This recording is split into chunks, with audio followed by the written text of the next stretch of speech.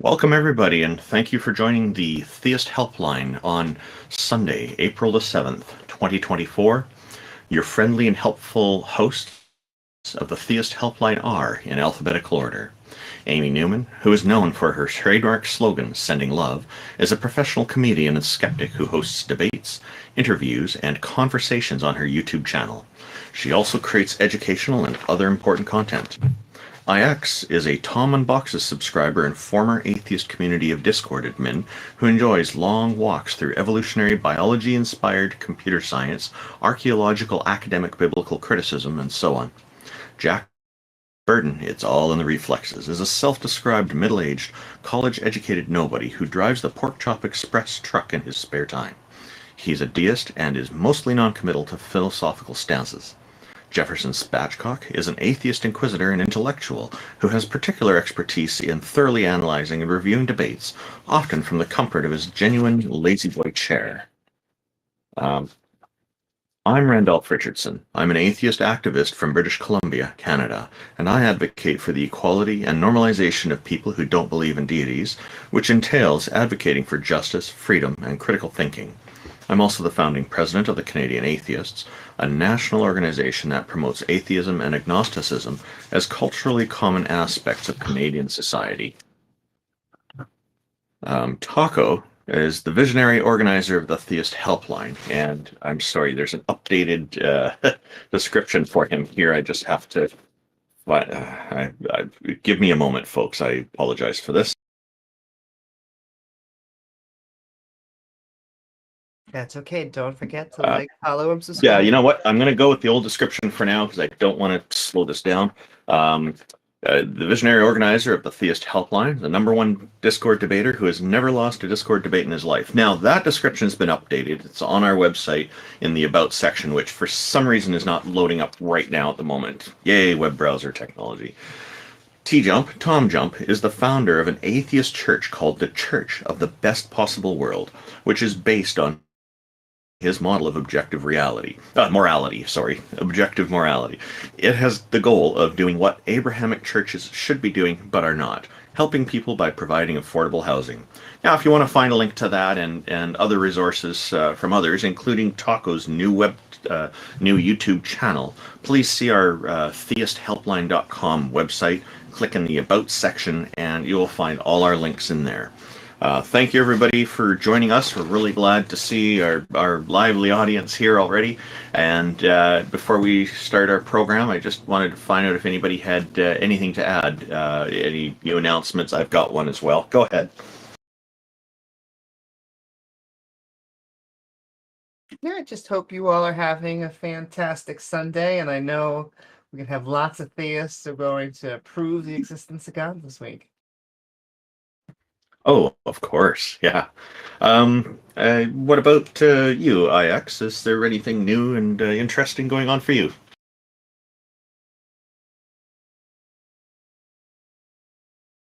The usual. I mostly have been just continuing my studies in academic, biblical, archaeological matters. I find that's a bit more interesting than the philosophical arguments, but I'm sure people are going to want to talk about this or that modal ontological argument for God today. Not actually look at the origins of the Bible. So we'll see. Ah, indeed. That's excellent. Well, I hope the studies are going well. TJump, what's new and interesting for you aside from potatoes? Say French fries. Nothing. What? Taco, you've been doing some work lately in atheist presuppositional apologetics. How's that going for you? Yes, it's going great. I developed a revolutionary method of atheist apologetics that's absolutely dominating all competition. Oh, wow, that's fantastic. I've heard some of that, and it is so interesting. We'll start the show in just a moment here. I've got some news. I recently, just a few days ago, received a copy of the Canadian Constitution, a portion of it, the Charter of Rights and Freedoms, signed by our Prime Minister. personalized to me, and it's such an honor to get this because it fits with the advocacy that I've been doing, because it protects our freedoms and whatnot. So I am planning to make a YouTube video about this once I get it framed. I just got to find the right frame for it because it is a big piece of paper. And he signed the backside in French as well, because I guess to people in Quebec, the French would be the front side, but to me, the English side is the front side because that's my primary language. Anyway, thank you everybody for joining us. I see the Taco. Did you want to bring up our first audience member here, who's got the raise hand option turned on? Yeah, I think you said NotFox wanted to come up prior to the event. Oh yeah, so he's first in line. There we go. Hello, NotFox. Welcome, and thank you for joining us. How are you today? Oh, he's not quite up yet. All right, we'll go to CompMakieRYT. Yeah, NotFox may be having technical problems. CompMakieRYT, welcome, and thank you for joining us. How are you today? Thank you. I'm doing good. What's on your mind? So what I want to ask is, what do you guys think about the eclipse? What do you guys think about that? I think nature's awesome. Yeah, but why do you think NASA's trying to shoot some rockets there? What do you think about that? Clearly, it's aliens. Okay, so maybe you can fill us in on the rocket situation. I'm not familiar with that one, and probably a number of our members aren't either. What's going on there? NASA's saying, the moon is rusting and stuff, and it's turning red and shit, No, it's purple. Yeah. Oh, purple? What? Nah, it's not purple, bro. It's because rocks rust. It's purple. Then it's purple. Then it doesn't matter. It's just rusting, and yeah. So they're shooting rockets there, and they're trying to look what's going there, bro. What's going on there? I want to ask guys what you guys think about that. About the eclipse. 100%. Because people were panicking. They're getting the whole army. They're getting the military army in. They're getting they telling people to stock up on food and hide in bunkers, bro. It's crazy, bro. It's just the moon's version of Y2K. Mackie, have you heard of the Antikythera mechanism? It was made about 150 or 205 BC approximately near Syracuse by people, something like the famous Greek scientist who built the death ray with the optical stuff and machines to smash Roman ships and so on before they killed him, Archimedes. So around 200 BC, they built a complete clockwork computer that could predict the eclipses of many of the bodies in our solar system. And it probably terrified people even back then. People were just as paranoid and delusional about eclipses and comets being, signs of the end times or whatever. This is nothing new. It's been happening since 200 BC. People know how to predict eclipses. Yeah, but people are saying this one is different. This one is actually a sign of God and shit. It's going across all the Ninevites, and it's going across it's making an X too. People actually what's it called? It's really a sign for them. This one is different. Specifically, this is the newest eclipse. Yeah, after the Millerites admit that Miller was wrong, then we can talk about belief in prophecies. Yeah, but some people actually think it's gonna actually come true. This prophecy. Why do you think the moon? Why do you think the moon is rusting? You did say it's rusting, and why and how is shooting rockets at it going to help? You mentioned that too. Because of the electromagnetic fields. They're trying to observe that. Science can't explain. These electromagnetic fields. That well. I mean, it's hard for them to explain. So they're trying to observe it. They're trying to observe how, if the moon would do this in this way, how would it affect, the universe? Wait, how doesn't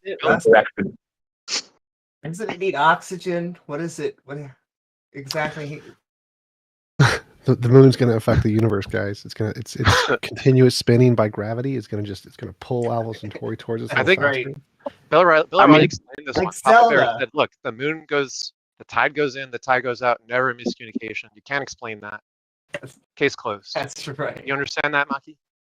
I mean, the electromagnetic fields can't be explained like that, you know. Anyways, like. Tide goes in, tide goes out. Never miscommunication. You can't explain it. That's all there is to it. Yeah. Now I just want to say, you know, like, you know, a lot of people like saying it, you know. It's a lot of prophetic stuff going on. Yeah. Yeah, You sound people really say concerned about words. Say words all the time. I think it's a message from God. Yeah, of course, bro. Why not? Exactly. He's just speaking through you. You're like speaking in tongues right now. That's why it's so hard to understand you. Yeah. Speaking of tongues. Yeah. Anyways, like, TJump. So, like, I haven't talked to you for a good long time, you know. So I'm trying to catch up, you know. Yeah. So, like, I wanted to ask you, you know, like, what do you think about, you know, the LGBTQ thing, you know? They're putting like $800 into that shit. GPT-2? What? $800 million into that. What do they put $800 million into? Into like people transferring, you know? Who? What do you think about that? I have no idea what you're talking about. Like, you know, they're giving $800 million to like help LGBTQ people to transfer into a male. Who's they? You talk about they like some kind of conspiracy theorist. Who's they? What do you mean? Okay, when you make a claim, they is not a valid party in a claim. You have to actually give a subject. Like, who are they? Who are they? Yeah, I mean the elites, you could say. The elites. Okay. Yeah, the elites. Yeah. Can you make a specific claim with a specific piece of evidence for us to actually address? Yeah, I don't know. Like, look, I don't even know the names of the elites, so like, I can't even say that. But like the Bilderbergers, is this, you know? Yeah, a company is more easy to graduate towards, but like elites, I don't know any names of any elites, bro. Davos, that's an elite, right? Davos. Yeah, presumably, yeah. Our podcast is sponsored by Soros. I don't know if you heard. Yeah, did you get your George Soros bucks? You should sign up online. I'm paid by NASA to say the world is round. I haven't received mine yet, but maybe they're yeah, but like, this is a theory coming up again, you know, because of the eclipse. They're saying the world is flat again. They've never stopped saying it's flat, man. That hasn't changed. Going to convince us this time. Yeah, this time it's more because you know, how could you call it? Because you sound like one of those people at the racetracks. Like, I've lost every time, but you know, this time it's going to happen. I'm going to get that jackpot. Lucky number 7 horse, the worst one, is going to win. Got this. But the people actually say there's proof. Good luck with that, TJump. You'll need it. There's literal proof for the Earth being flat, though. Literally, no one has ever said that before in the past 2,000 years. Hasn't happened. Never has that been said before. First time this year. Current year. Okay, but but I can I give you the proof that, you know, some people are telling me. Some people say, is that what you're telling us? Some people say? Yeah, I mean, some people I talk to, you know, like, you know, especially some of my friends, bro. Like, I can keep up with them. Yeah. You're kind of all over the place. I get the feeling that you're kind of new to all this conspiracy theory stuff. I suggest you find a new hobby. I like it, bro. I like conspiracy. But not all conspiracy are false. Like, most of them are true. You should check out Conspiracy Cats. He's very good with conspiracies. Cats? Nah. Yep. He's like the lizard people, but a cat people. He debunks flat earthers. That's not for me, bro. By the way. There's even a cat in our audience right now. Wait, really? Dude. Can we talk to the cat? Love that. If you're a cat in our audience, you but we'll only bring them on stage. We'll only bring them on stage if they raise their paw. Yeah, sorry, raise your paw. I'm sorry. Thank you. Yeah, so this is called Theist Helpline. So like, it's trying to help theists, right? Yeah, are you a That's theist? the goal. So what help do you need? I kind of need help. Like, what's it called? I kind of want help, you know, to understand you guys, bro. You know, it's atheist helpline. And we're on topic. Okay, tell us about your theism, sir. Yeah. So what do you think about like atheists? You know, like morals and shit. Well, Are I'm an Better than atheist, the Sky and Daddy moral drowning babies. determination. Well, Because, sorry, go ahead, like- TJump. I think that atheist morals are better than worshiping a Sky Daddy who drowns babies. That is my position. Yeah, I But, tend like, to agree this- that it's like, most atheists I know, I'm an atheist myself. Most atheists I know are not in favor of hurting people, are not in favor of drowning babies, as TJump mentioned, and all these other things that are promoted in various religions, such as Christianity or Islam, has some pretty horrible things in it too. So for me, my moral determinations are definitely subjective. I'm kind of situational is mostly where it's at. I look at things like not only deciding on my own, but also looking at other sources that seem to be quite reasonable. There's been a lot of discussion of ethics and morals in philosophy, for example. And one of the most contemporary ones would be John Rawls. That's Rawls. Read up on his Veil of Ignorance. It's mainly made for policymakers and lawmakers, but I find it's useful in moral determination as well. Yeah, but like I didn't hear anything about hurting babies. Like I didn't hear about this. Okay. Well, it is. Well, which religion are you favoring? Because maybe we need to work from there. That could explain a little bit. Yeah, so like I'm more in favor of Christianity. Like you know. Okay. Well, the Christian God did drown a bunch of babies when he flooded the planet, and he's also ordered a father to kill his own son. There's another time he ordered somebody to go and collect a bunch of foreskins, and the guy came back with twice as many, and there didn't seem to be any complaints about that. There's a lot of problems with Christianity. I mean, it just depends on how you view Christianity, because a lot of people can view Christianity in different ways. So, you know, this thing with the flood, like it would happen for a reason, right? So do you think that it's okay to kill people by drowning? Because I've drowned before, and it is a terrible experience. In fact, I blacked out. When I woke up on a cot, I was coughing out water. It is just an awful feeling to go through that when you're drowning and you're trying to breathe and you're taking in water, you're not getting air. It is terrifying, I can tell you. And because I've had that experience when I was very young, because somebody threw me in a pool. They were drunk. Now, if God is going to drown people to death, that does not sound loving to me. That sounds horrific. But you think it's okay? I mean, like if you're talking about like a more standard, like, and if you're using God as, you know, if your religion is using God as a moral standard, so I would think whatever God says, you know, it's right and wrong, that is final, you know. Well, there's quite a lot of people who use God as a moral standard. If you're saying that that's where you get your morals from, and you think it's okay for him to drown everybody to death in the flood, like you're saying there's a reason for it, that sounds like you're saying it's okay. I mean, I never said it was okay. It's just God's word is final, right? Okay, so why would you worship a God who's doing something that you don't approve of? Because it sounds like you're not giving your approval there. What do you mean? Do you approve of what God did, drowning everybody to death, or do you not approve of that? I mean, like you kind of have to understand, like, you know, the God's perspective in a way. Like, I'm asking you a very straightforward question. I'm assuming you understand all that. Do you approve of God drowning everybody to death, or do you not approve of that? Well, everybody save a few people on the ark, of course, but the vast majority of people on the planet and babies and kittens and other animals. Most of these people sinned, right? So like, so do you approve of God's decision to drown everybody, or do you not approve of it? I mean, if they sin, like if they sin and keep sinning, you know, then of course it's gonna happen, right?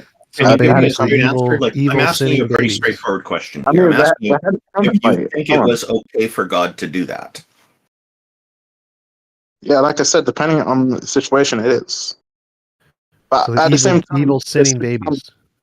At the You're same not answering time, my question. You are not answering my question. You're trying to dodge around it. I'm asking if you approve of your God when he in what's written in the Bible about him flooding the world and basically killing almost everybody on it.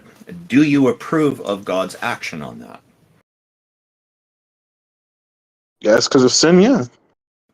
Okay, so yeah, and so this to me is I disagree with you on your approach here because I I don't approve of such an action. I think such an action is terrible. I think it's unethical. I think it's immoral. I think it's horrific, and it's torturing people to death because drowning is a horrible thing to experience. I've already gone through that. So I think you and I have a difference of opinion on here.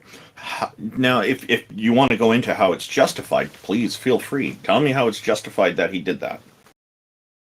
Yeah, I mean, we can go about justifying it later, but like, or if you want to hear it now, I can say it now. But like, I kind of want to actually. We'll give you a couple of minutes to explain it. Go for it.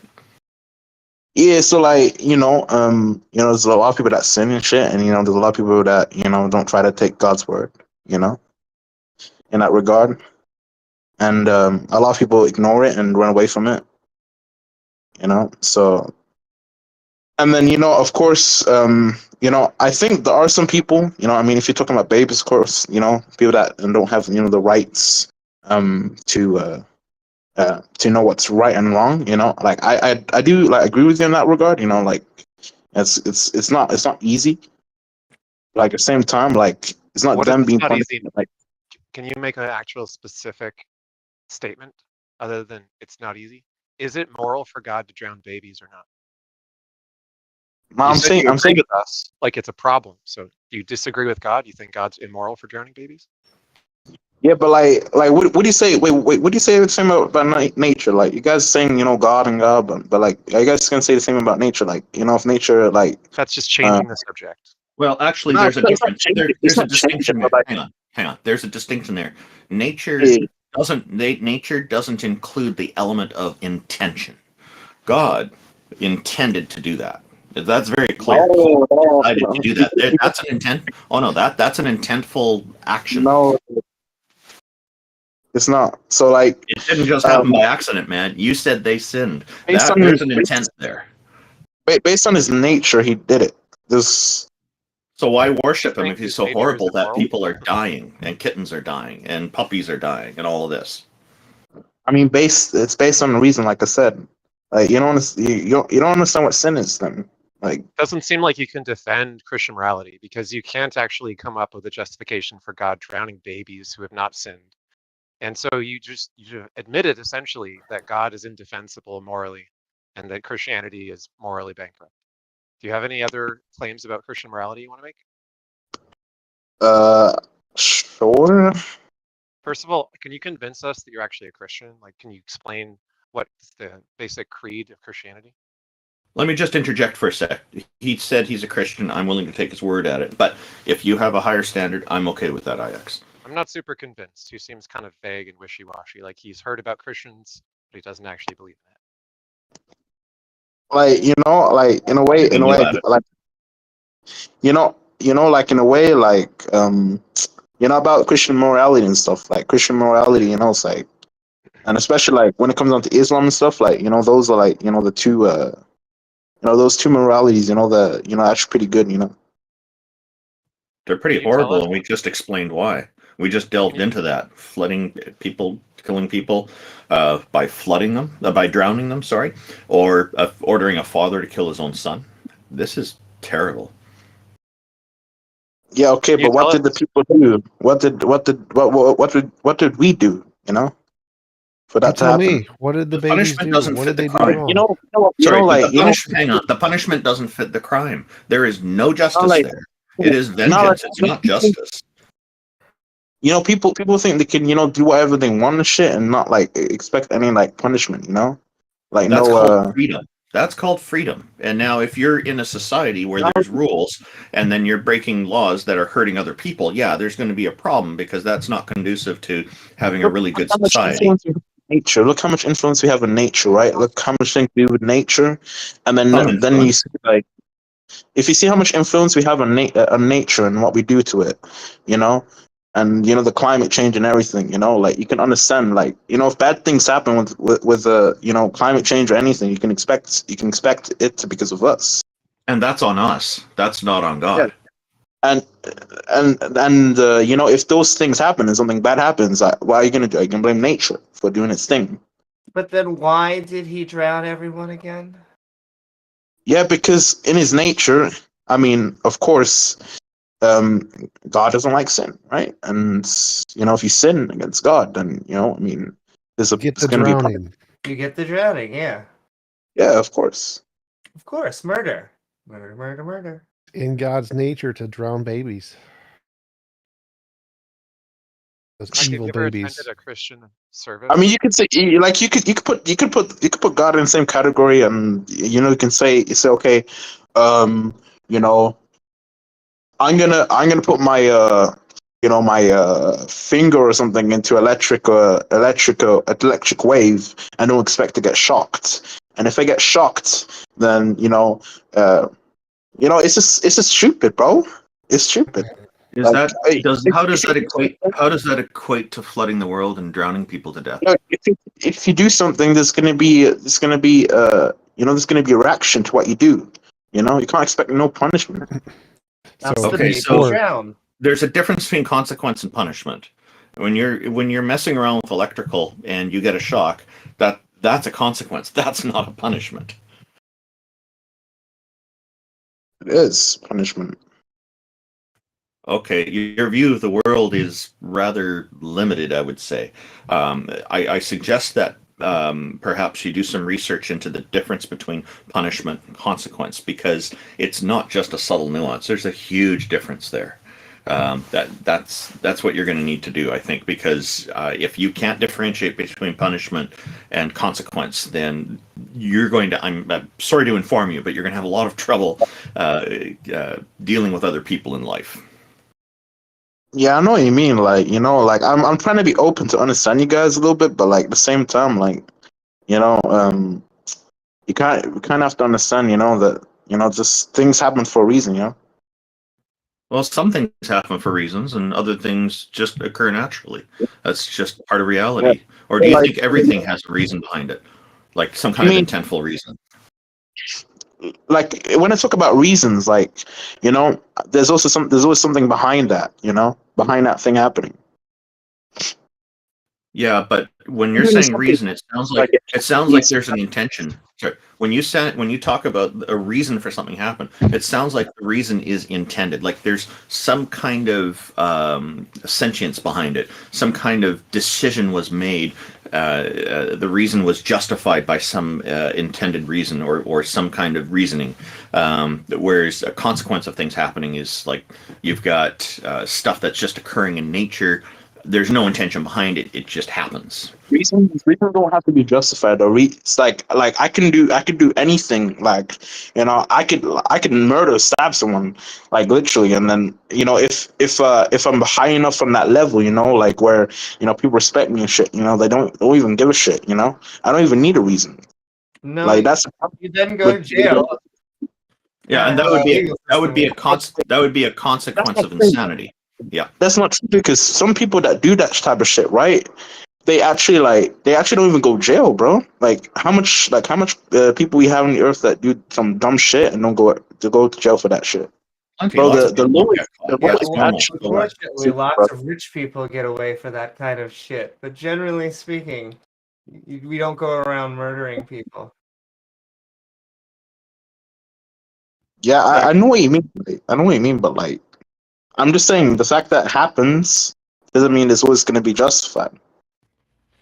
Oh yeah. Whether it's justified or not is a whole separate matter.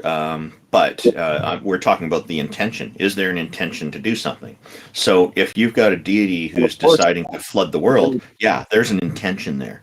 And because your deity is omniscient, knows everything, and is omnipotent, and so therefore capable of making things happen a certain way, his decision to flood the world, he would know that people are going to suffer terribly in a drowning before they die. And then he does it anyway. And he does it apparently competently, according to the story, because almost everybody and all those kittens and puppies died by drowning.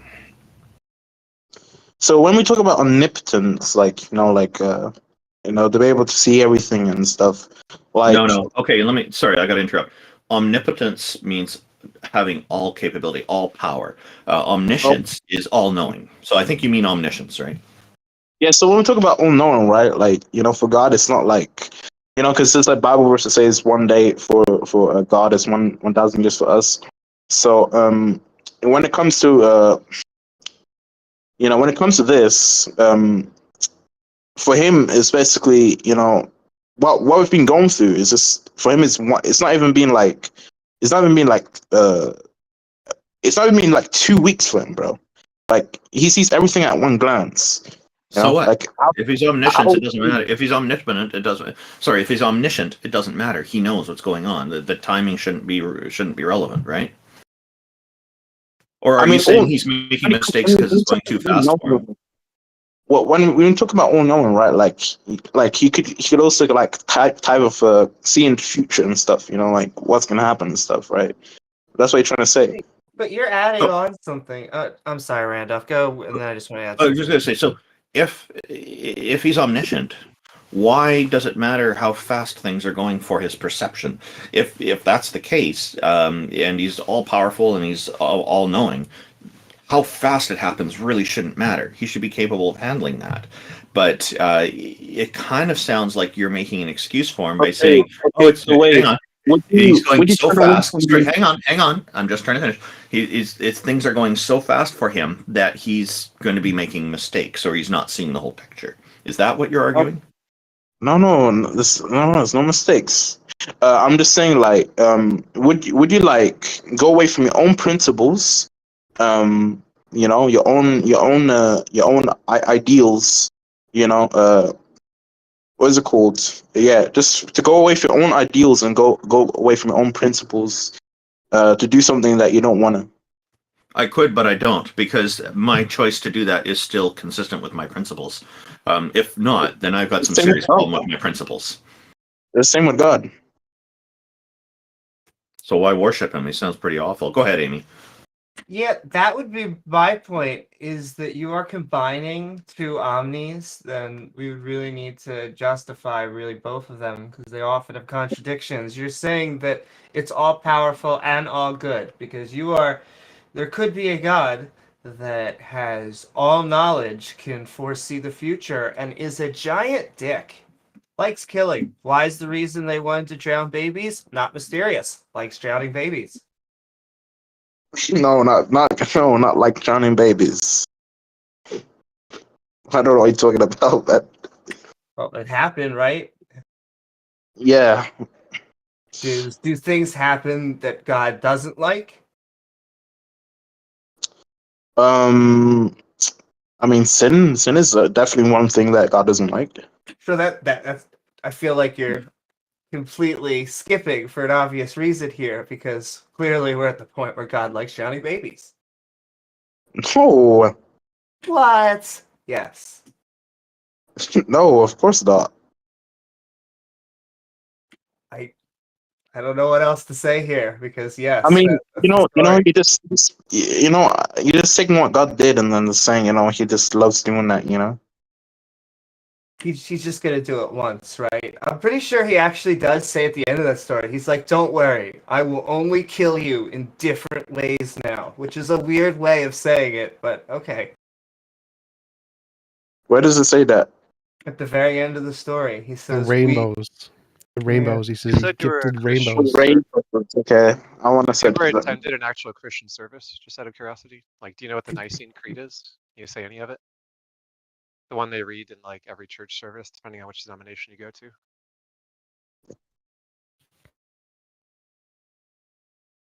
I don't think that's fair, because I went to Catholic grade school, Catholic high school, went to church like every day, and I couldn't ever say any of those sentences because I was asleep the whole time. I would accept like the first sentence. I can't give you the first sentence. I was a Christian for like many years, so I think you're holding Christians to too high a standard. I think only like 5% might be able to give you an answer to that. We believe in one TJump, God, I actually got Father questions Almighty, for you. maker of heaven and earth, of all things visible and indivisible. Like, someone who goes to church knows what that is.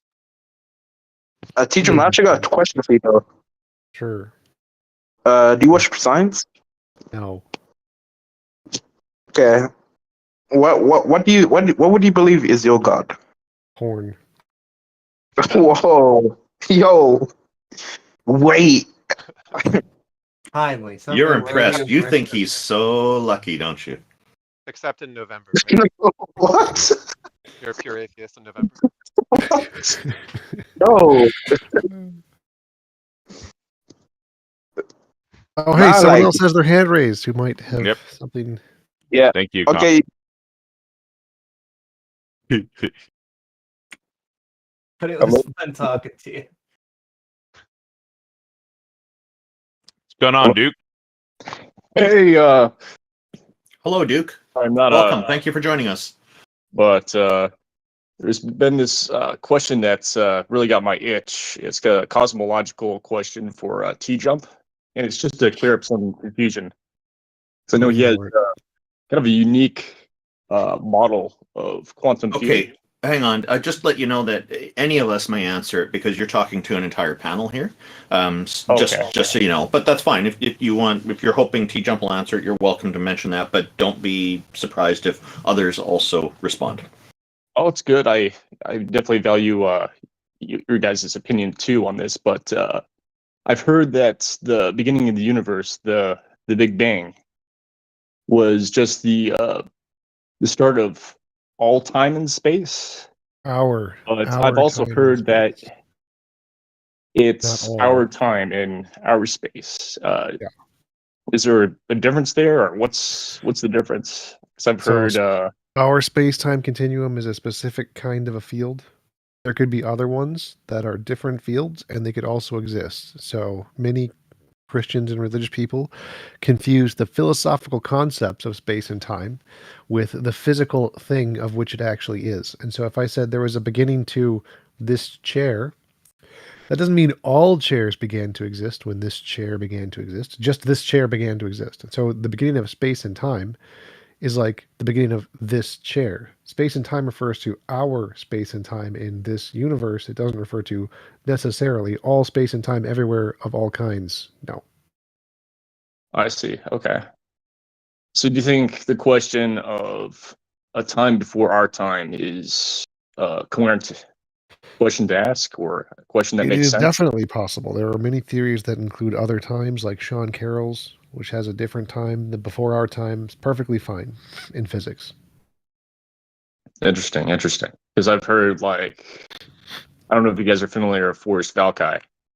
Yes, he makes some silly arguments. That, like, it might not make sense to ask whether or not if there was a time before time, or maybe I'm misquoting him. I don't know. No, that is correct. That is absolutely correct. That is a big popular thing many atheists say because they don't really understand physics that well, like Dillahunty and Forrest Valkai and other people who don't really have a good ground in physics. They don't really understand the topic that well. It's just a rhetorical thing. So yes, there can be other times prior to our time, not an issue at all.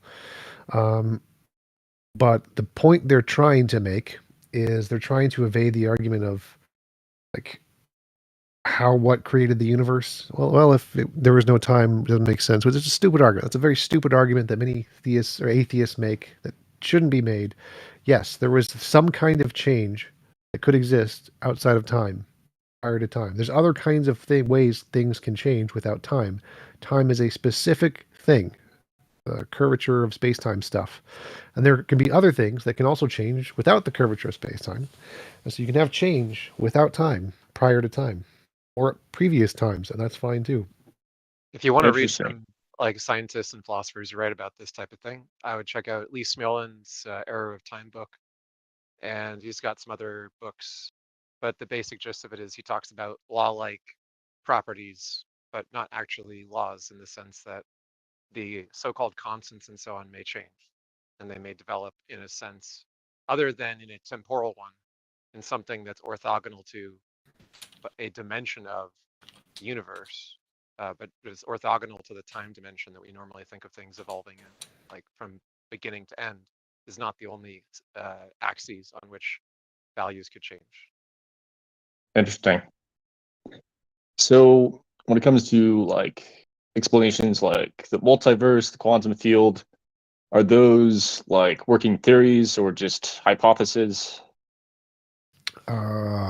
Well, so quantum fields have been confirmed to exist, and it's a hypothesis that they fluctuations in quantum field created the universe. It could have been lots of other things too. Right. But it is one candidate explanation that could fully explain the data that we know exists. So it's a plausible explanation, even though it hasn't been proven. Interesting. Okay. People are basically But trying to work out math for plausible versions of it under each interpretation of quantum mechanics.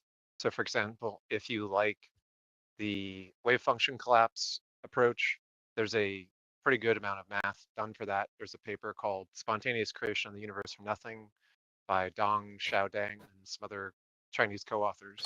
It does the math. It just says, look, if wave function collapse is the case, and what we know about the Casimir effect and virtual particle creation and annihilation is the case, then at the earliest evolution of the universe, the expansion of space-time itself is an inevitable consequence of virtual particles creating so fast and spreading apart that they cannot annihilate, which means that there are permanent particles rather than temporary ones. So in other words, the universe's background fluctuation just causes the permanent universe to pop into existence and expand to the universe that we observe. That could be wrong, Okay. because it could be that the wave function collapse approach is wrong. And it could be that, you know, the multiverse or some other like Copenhagen like interpretation is correct. And if that's the case, then there's probably different math that could explain it plausibly that way. All right, makes sense. Well, thanks for clearing that up. Sure. Thank you. Hey, thank you for joining us, Duke. If anyone else would like to come up, feel free to raise your hand. Oh, I saw your hand up earlier, JCC. Another physicist that's good to check out is Tim Maudlin. He is like a pretty harsh critic of a lot of other physicists, kookier ideas, but he's super versed in like the whole spectrum of the leading theories, and like talks about how they're not just interpretations of quantum mechanics, they actually have consequences and are actually different claims about how quantum mechanics actually works. What was his name again? Tim Maudlin. If you look for like any YouTube video or interview with him, he's interviewed by very smart people and he debates very smart people. He's on, you know, stages with the, you know, the top physicists of our time. And he's a pretty good kind of debater. Thank you very much. Challenger. Hey, yeah, we've got a new guest up. Sorry, I don't mean to cut you off too quickly here, but I don't want our guest waiting too long. That's great. We'll make a note of that. Welcome, JCC68. Thank you for joining us. How are you today? Oh yeah, thanks. Yeah, I was wanting to come up just to jump in the dialogue with the other troll. It was interesting, but I'm really interested to hear NotFox defend his Christian worldview. That'd be awesome to hear today. Okay, yeah, so we're not the kind of show that we're just bringing random audience members up to join in with other audience members. We just do kind of one at a time, but thank you for very much for sharing your perspective. I guess NotFox is up next. Welcome, sir. How are you? Thank you for joining us. It's good to see you guys. What's going on? You having a good day? Oh, yeah, I always like your avatar. Dinosaur looks like he's having a lot of fun. Well, you know, if you want to see my face, you've got to check out the face reveals on the YouTube channel, guys, you know? So what is it? Yeah, JCC69, you've got to give that guy a shout out. Much love. But what is it? Well, 60. I really came up. Oh, sorry. Sorry. I came You up have a dirty really mind, not Fox. I came up to ask you guys about materialism, and are you guys all like materialists, physicalists? Do you believe that anything transcends the physical nature of reality or anything like that? Just curious. Can you provide like a coherent explanation or definition for something other than physical reality? Well, I mean, obviously people have spoken about the supernatural, you know, some people have said ghosts, sort of supernatural, that's sort of an example, maybe. Mystic potatoes. God. I was gonna say I've had really good pancakes. I don't think pancakes are supernatural though, so. The question is not, can you tell a ghost story? The question is, can you provide a meaningful distinction and a plausible explanation that actually accounts for something other than physical laws? Yeah, so basically all things in the material world are contingent, and so they're going to depend on something that's non-contingent. which would transcend the physical material world, and so therefore would maybe be supernatural depending on your definition. So yeah, that's something. That wouldn't be a definition or coherent explanation of a supernatural thing. You're just saying, I assume material things are contingent, and so I assume there must be something non-material. That's all you said. So you guys hold the position that it's not contingent. The material world isn't in a contingent state. Yeah, there's no reason to think that all material things are contingent. That's not a rational conclusion at all. So you don't think that physical? So what, are you a necessitarian in certain ways? Do you believe that certain things are, a particular way they couldn't be otherwise, or do you think that the material world could be a different way? Well, that's a different argument that I don't really care about. Like, there can be lots of material things that change, and there could be one necessary material thing, or 2, or 10, or 1 billion. And so the fact that some material things change doesn't mean all material things must necessarily be contingent. That does not follow. Well, it's just because they've got so there's a possibility that they could be another way. That's what the contingency thing's about. So if it's not necessarily that way, or it could be a different way, then it's a contingency. But if it's necessary, then it couldn't have been another way. Right. So there could be a necessary physical thing, and that's perfectly fine. Okay. So you're saying that maybe that, but then all other things come from that. So there's one. Well, no, that's a different argument. Like, there could be just one necessary physical thing. I'm just trying to figure out what your position is on this, really. Well, so my position is that your argument is gibberish that doesn't correspond to reality. And you make the assumptions.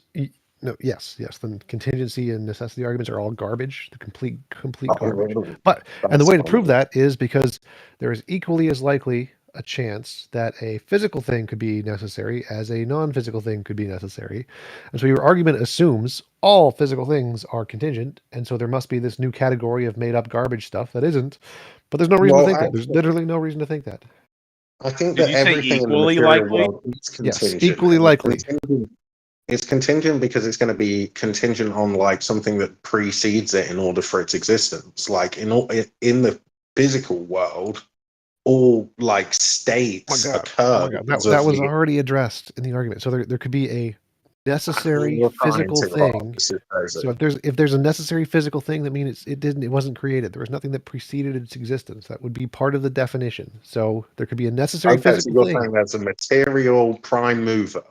Sure. Well, it doesn't need to be a prime mover. That's a second thing. There could be a necessary physical thing. It doesn't need to do anything. It doesn't need to so is it one or is there many? No. You're not understanding. You're not following the argument. So you are making the claim that all physical things are contingent. Now, to debunk your argument, I just need to prove that is bullshit. So I can say, is it possible that there is a necessary physical thing? It doesn't create the universe. It's not the prime mover. It's just a necessary physical thing that just exists and does nothing. Is that possible? Yes, it's possible. Which means the first assumption of your argument that all physical things are contingent is bullshit. Your argument fails. I don't think that's really possible. Like, what you're saying is like, there's something that's physical that isn't bound by like the laws of nature or anything. It's not. I mean, it's not breaking down over time. Sure, it's not law of nature. Yeah. It's not going to be affected by heat death or anything like that. Sure, but that's not a law of nature either.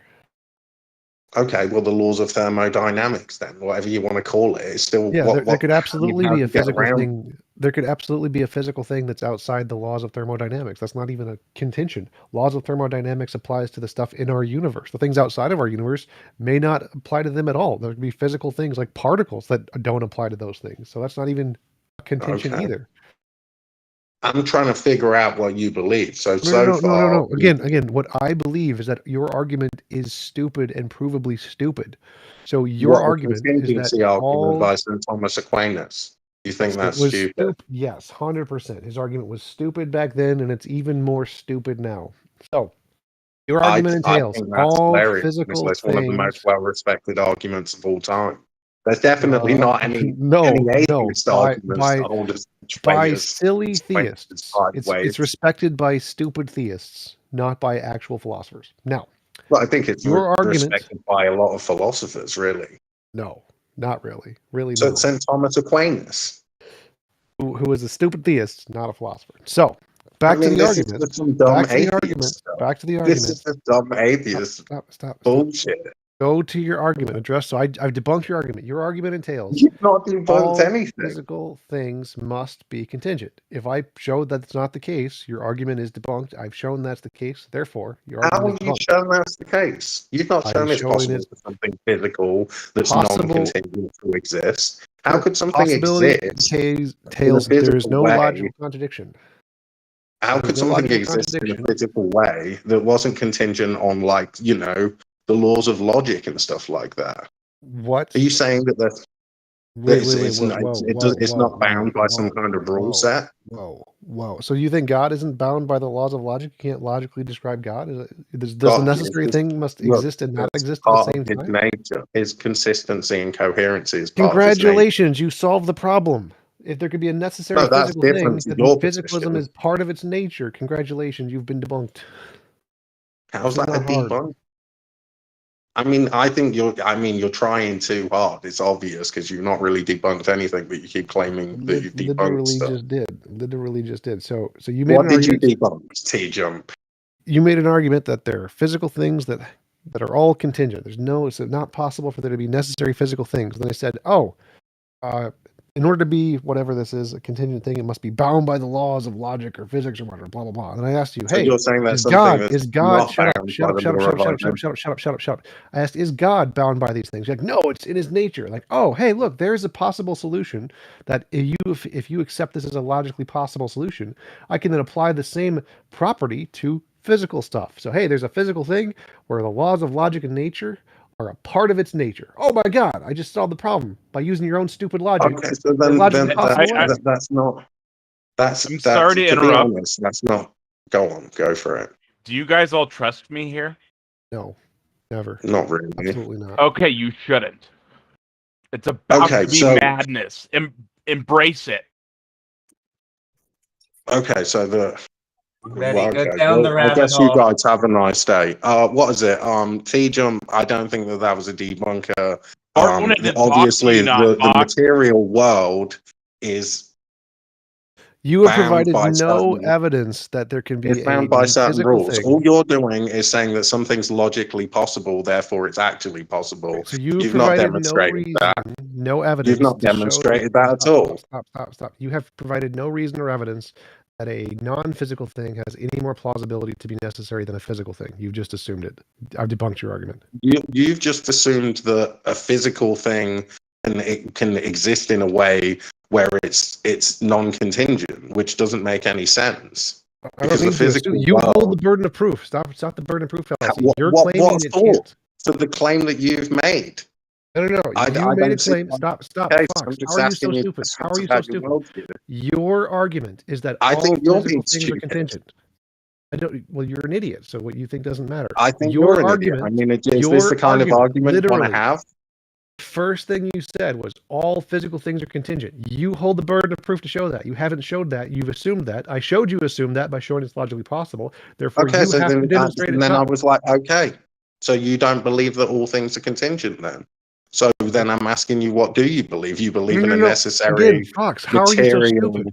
You hold the burden of proof. You have to show. No, I'm just trying to figure out what you believe, TJump. I told you, I believe your argument is so stupid that I can debunk it without ever having to talk about my belief. I'm not really making an argument. You did. You literally did. All physical things are contingent. That was your argument. You're wrong. Look, that's Thomas. If you don't accept that, that's fine. Okay, I thought you'd accept that because that's like a in the philosophical world, everybody accepts the contingency argument. Literally no. No one accepts it. You have not debunked that. That was not a debunking of the contingency. So NotFox, your refusal to accept his answer notwithstanding, there's a big fan here wants to talk to you. His name is Barth. Yeah, I don't want to talk to Barth. If you let Barth speak, I'm going to drop out. Is that what you want? Barth, you brought me up just to kick me off. Fox, barthology sent me a very nice message. Life in an incredibly rude manner. No, we're not bringing multiple people up. We're just doing one guest at a time. Randolph, just gonna shout at me, oh, you're a dumbass, instead of like actually having a conversation. I said about the contingency argument. I guess you don't accept that. Normally people accept that. So then I'm asking you. So No, do you normally believe they in don't. Normally they don't. I'm trying to ask a question. Well, no, you said an objectively false thing. Are you scared that of the you question? don't understand? So we're going to debunk your objectively false thing. Most philosophers I've not reject even got the to ask a contingency argument. question. Stop. So most philosophers reject the contingency argument as garbage because it is garbage. No, they don't.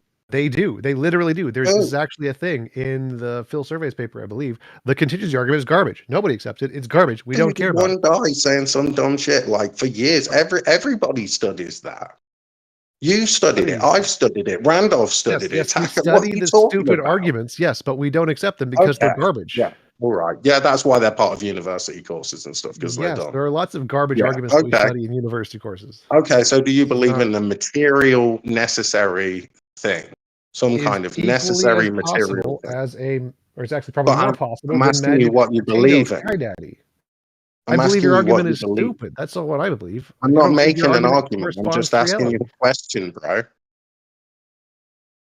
I'm just asking you a question, man.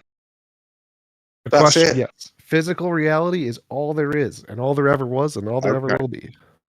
And so do you think it's like a satiety? Do you think that everything in the world sustains itself in some kind of like balance? Well, a satiety is a non-existent property that was made up by stupid theists and does not correspond to any properties in reality. Oh, it just means that it's, it can account for itself in and of itself entirely in every way. A stupid property made up by theists that doesn't correspond to anything. So then you don't believe that about your material world then? That word does not correspond to anything. No. Okay, so do you believe that your world can account for itself in a coherent way? Counts are not relevant to worldviews. You don't need to account for anything. I'm just asking you if you think that again, you can. You made up this is word. So ridiculous, man. It doesn't mean anything. That this word does not correspond to reality. I didn't make that word up. It's a word that's in the dictionary.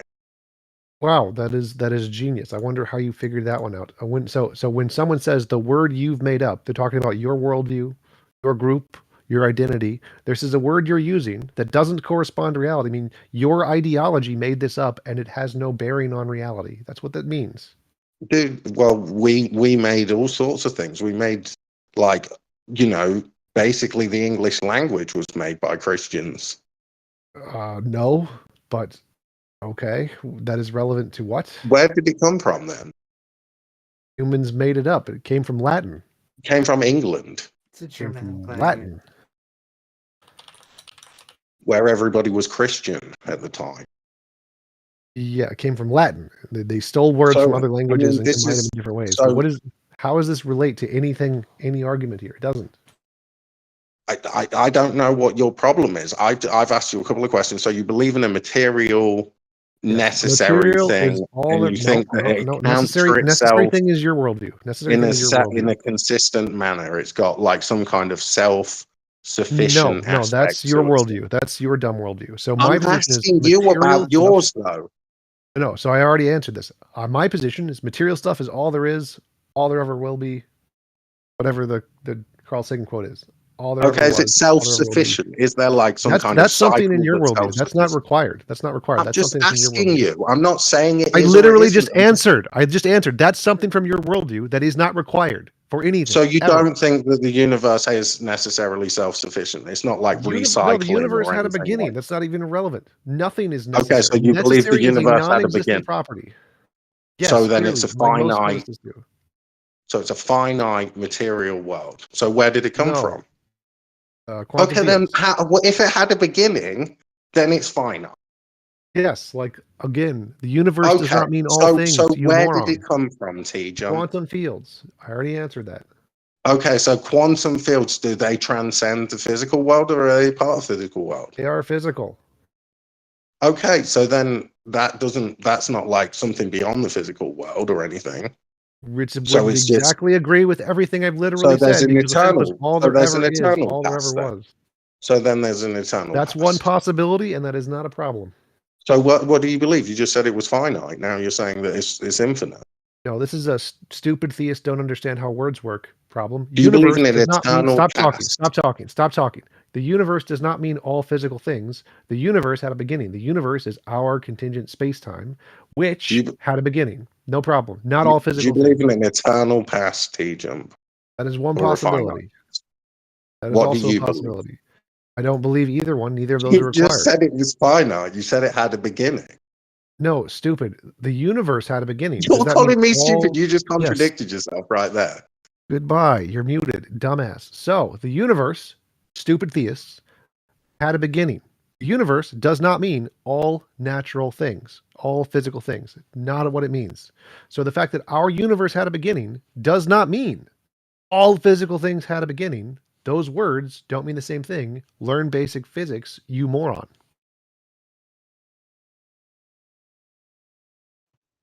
Oh, it's too bad. NotFox just left. I wanted to ask him if he'd be interested in talking with barthology. But I guess we'll just move on to the next guest here. Who's up next? Taco, do you know who's next in the queue? We'll pull up Son of Atlantis. Hello, Son of Atlantis and Son of Yehova. Hey, I think we've spoken before. Welcome, and thank you for joining us. And let me just turn off the mute thing there. What? Oh, server muted. I can fix that. There you go. Oh, perfect. Hey Thank guys, you. how you doing? Hey, welcome. Thanks for joining us. How are you? I'm wonderful today.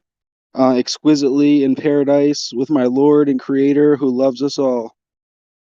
Except babies. And who would that be? Yeshua HaMashiach. Is that Bless you. Jewish or Christian? Please help me out here. He's the Hebrew king of Israel, of his chosen people who chose him and who he chose to choose him. And so He chose God to choose them. God is sovereign. So what you choose in your heart will determine whether or not you see the messages that God is trying to synchronize with your consciousness. Can you explain how this ties into Atlantis? Are you an Atlantean, or do you think Jesus was an Atlantean? Yes, he was an Atlantean, and as a matter of fact, the Tartarians and the Atlanteans have correlations with Genghis Khan and many other historical figures throughout history. And these bloodlines are sacred bloodlines of Hermetica. I don't know if you guys know what that is, but it's a study of spirituality, metaphysics, basically the source of all truth, the source of all truth, the source of all life, the source of all light, the source of all illusions, the source of all things. And that's what the study of Hermetica is the seven principles of Hermes Trismegistus, or Thoth the Atlantean, which correlates directly to Yeshua HaMashiach, the savior of the universe, who is the king of the universe, who created the universe. And I can prove it. Also, there's a documentary on this by DC. Right over to you, Alex. Are you confusing Jason Sledge's YouTube channel Hermetica with like Hermeticism? Because Hermetica is a channel. No, I'm just saying that Hermeticism is from Hermes Trismegistus, or a.k.a. Thoth the Atlantean, a.k.a. Mercury, otherwise known as Enki in the Sumerian Gilgamesh epic. And, great, that's great. And Harry Potter comes from J.R.R. Rowling, who was killed by Voldemort. Yeah, that's a fictional story. These are historical documents. These are historical records called tablets, which are recorded through thousands of years of generations. Harry Potter wasn't recorded yours through is a fiction. Generations. Harry Potter was only recorded throughout the span of like 20 years. Yours was a fiction. Demonstrated it was not. Go ahead. Okay, so it's not a fiction because there's archaeological evidence, and as well as there's tablet evidence that communicates. We have archaeological evidence in Harry Potter too. Well, there's contextual evidence that prove that it was a real occurrence that happened. Yeah, these cataclysms have contextual evidence of Harry Potter too. Us, and we were once way more advanced than we are today. We have contextual evidence of Harry Potter too. Yeah, Son of Atlantis. Do you know what syncretism means? Like, do you know what the concept of syncretism is in theology and spirituality?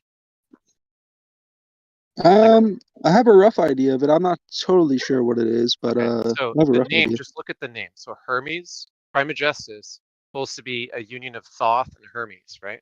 Now you know that Thoth is an Egyptian god and Hermes is a Greek god, right? Well, technically it was Kemet, but yeah, Egypt was after Kemet. But yeah, the dynasty of the Khufu dynasty and stuff, that wasn't like the Atlanteans. That was the descendants of the Atlanteans. Okay. And So you understand that when Alexander the Great conquered Egypt, it became Hellenized, and the rulers of Egypt became Greek rulers. After he died, were the Ptolemies, right? So what happened is two different cultures, a Greek culture and an Egyptian culture, became syncretized. In other words, they got blended. The ruling class wanted to take religious ideas of the existing Egyptian gods and the new conquering Greek gods, and they wanted to combine them. They did this a bunch of times. You know, Serapises, like the Library of Alexandria's Order of Serapis, they literally made up a god named Serapis. It's just like a combination of all the cool gods. yeah, this was a seraphim. This was the seraphim, the fallen angels, actually attacking mankind and infiltrating mankind from the inside out, and destroying mankind with lies from the devil. The devil is the king of lies. His name is the king of Eden, the king of the world, the king of lies. His name is Azazel or Satan or Enlil or Yahweh. That's bro. Stop with all of the narrative. We don't need to hear more of your fictional things and the connections of your fictional characters. What we need is more like evidence. No, these aren't fictional characters. These are stop. I don't care. No, I don't want to hear the anthology of your fiction. Because you live in your la la land where nothing is anthology of your fiction. You live in your la la land where you discount everything that's been proven historic. Okay, stop talking. I don't want to hear the anthology of your story. Your made-up fictions, your fictional characters and their fictional lineages. It's like listening to Lord of the Rings, where they list, I am glowing son of glowing, son of glowing, glowing, glowing. I don't care. I want to hear the arguments. Focus on the arguments. Skip the anthology. Yeah, so as I was saying, you can't deny these historical documents called the Emerald Tablets, called the Broccolus of Kings and Sages. What did I literally just tell you? What did I literally? Don't tell me what they're called. I don't want to hear the son of glowing, son of archaeology. It doesn't make a difference. Just give the arguments. The Sumerian Kings list also proves that Thoth the Atlantean ruled over I have to interrupt. for 16,000 years. And in one lifetime, he ruled over ancient Kemet for 16,000 years. So you tell me that mysticism isn't real, and you tell me that divinity isn't real. I and will. You tell me that magic isn't real. When we all are magical beings, and we all are here. Stop talking over us. And so, yeah, I looked up your document. What you're trying to say is alchemy is true. That is what you're quoting, right? Wow. No, I'm trying to inform you of what you are in disbelief of and in denial of, because denial is not just a river. It's actually, you know, a mental illness that you guys partake in. And you guys are in denial of your own origin and your own source creation of your own magica that lies within your chakras of your. Do you have an argument? Do you have an argument? Evidence. We hit chakras. There we go. I got my answer. Does anyone have a big? Well, you do have chakras. This is proven. You have energy centers in your body that hold your soul, and your soul travels throughout. Do you have any evidence? Do you have any evidence? 33 vertebrae of your spine. Okay, stop. Do you have any evidence?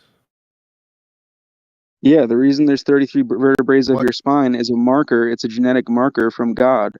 God died at age 33. That wasn't a coincidence. The reason why you have 33 vertebrae is because God died at age 33. Prove it wasn't a coincidence. Prove it wasn't a coincidence. 33 numbers. Go ahead. Prove that wasn't a coincidence.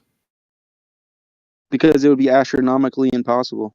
No, 33 is a very common number that happens billions of times. So there's 33 grains of sand on the floor right now. Is that a coincidence? That's not true. There's not 33 grains of sand anywhere. Yeah, what? I can literally pick up 33 grains of sand and put it in a bowl and be like, hey, there's 33 grains of sand. Yeah, that's... There are 33 grains of sand in lots of people's shoes. Grains there of are millions sand of people. Can chip off, and grains of sand is like glass, so it's brittle. So grains of sand are going to be in pieces and fractions. It's not. Stop. So there are millions of people in the world who have shoes, and in their shoes is 33 grains of sand. Millions of people. Is this a coincidence, or is this a message from God? No, well, it's not true that 33 people in the world have 33 grains of sand in their shoes because that's never been recorded. So millions that's just a made fantasy from your point of view. That millions of people have shoes which have 33 grains of sand because there are millions of people with shoes that have a bunch of sand of all numbers and varieties all over the world. This is because it happens a lot. Sons of Atlantis, can I ask you a similar question? So my partner came to me and they said that they were a prophet, and just You go ahead and show me the evidence that somebody has 33 grains of sand exactly in their shoes. Go ahead. Go show me the evidence. Coincidentally, they're 33 years old. My partner show me is the evidence. 33. Go show me the evidence right now that somebody Does has. this lead to evidence that they are a prophet? Since clearly 33 is a biblical message. Show me the evidence that they have 33 exact grains of sand in their shoes. No, but they are 33 years old right now. Until then, you're a moron, and your whole entire worldview is incoherent. I knew you were going to try to escape with that, even though nothing about what you say is logical or rational whatsoever. So what if it was? What if there were 33 grains of sand in a shoe? Would that just destroy your worldview? Would you cry?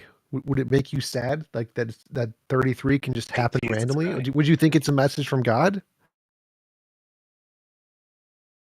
Do you necessitate the revelatory nature of God revealed in all things? So the question was, if we found a shoe. Necessitate the revelatory? The question was, if we found a shoe with 33 grains of sand, would that make you sad? Or would you think it's a message from God? You hate God, don't you? You just don't want God to exist because you hate God. TJump. Bro, the question was, if we found a shoe with 33 grains of sand, would you start to think that 33 isn't really that special, just a random number? Or would you think it was a message from God? Which one of those two? If I gave you 33 ways of repentance from turning away from your wicked sin of worshiping the world. Okay, so I'm done with this guy. Anybody else want to? So just fun fact, I posted a couple of papers about the evolution of human spines. The average number of vertebrae that mammals have is somewhere between 26 and 27. Orangutans have slightly less. They have 25.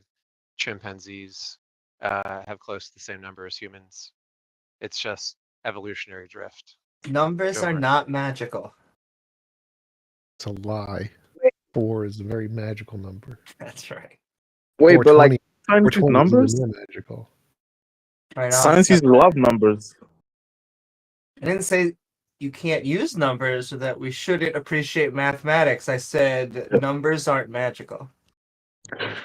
I mean, do you know do you know gematria? You know that?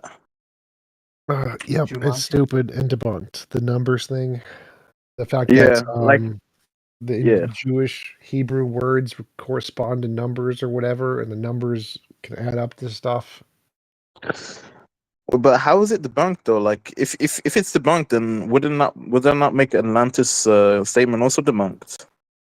They did. So Hebrew words have multiple meanings and multiple numbers, and you can add them up in many different ways. It's called numerology. There was a guy who focused on this. It's like Pannin or something, and he tried to find that there were patterns in these numbers in the Bible, and they found out that it didn't work. It doesn't work ever. But like there can't be number combinations, right? Because like, for example, there's a lot of I wouldn't say it's coincidence, but a lot of things, you know, is just like I feel like you know, as you know, a theist, you know, like, you know, I know you guys can't believe the fact to wrap your head around that, you know, this is happening because, you know, God did it, you know. I know you guys can't wrap your head around that, but like there's a lot of prophecies, you know, coming to truth and stuff. So like coming to light from the Bible, of course. No, there are no successful prophecies. There is some wrong ones. There is one I can tell you already. You know, the one about what's it called? The dawn of the second day, that you know, Jesus' kingdom will rise up again, or Israel. 1948 exactly. Abraham was born 1948 years after Adam and Eve. What's the prophecy? So the prophecy is just, you know, that Jesus' kingdom, of course, Israel, raised up before the second day, which would be 2000. Where did you get this? Where's this second day equals 2000? Did you just make it up? Because it sounds like you made it up. No, it's not made up. So most Christians agree that one day is 1,000 years. I don't care what the Christians think. I want to know where it actually says in 2,000 years. Where does it say this? like the actual thing that this actually corresponds to a number. It says that on the isn't just made up. on the dawn of the second day, which for No, God, this is called an ambiguity fallacy. Ambiguity fallacy. Dawn of the second day. It didn't happen. That could refer to 2 weeks, 2 years, 2 months, 2 decades, 2 millennia, to anything. And Christians have made up that it corresponds to something. No, it's like, not oh, made. It's not made up. It's literally what it is. Peter said one day for God is 1,000 years for us, and that's what most Christians agree upon. That's great. And where did they show 2,000 years? Because the day is used many, many times, and it doesn't always mean 2,000 years. All over the Bible. Every historian can agree that Jesus died around 30 to 33 AD. Stop. And where does it show? Historian. What? Did he say historian? Probably. So where does it show that day refers to 2,000 years? Because day refers to many different time frames in the Bible. 2 weeks, 2 months. It can refer to years, to decades, to millennia. It can refer to all things. How do you distinguish which one it refers to? Where's the evidence? Prove it. What do you mean? What is the Bible uses day thousands of times to refer to thousands of different instances of time. So basically, for it says that God, created the world in 7 days. But if we take that literally, then we're not getting anywhere. But if we take it as Peter said, where 1 day is 1,000 years for God, we're still wrong. So it's still wrong either way. How is it wrong? Because it didn't happen in 7,000 years. 7,000 years ago, there were Egyptians. No. So this is after Adam and Eve, of course. So he created the world after Adam and Eve. What? No. So I don't get it. So 7,000 years after Adam and Eve. The Bible explains this a lot, So the Bible is used as a parallel as to our world. So when God created the world in 7 days, do those 7 days refer to 1,000 years?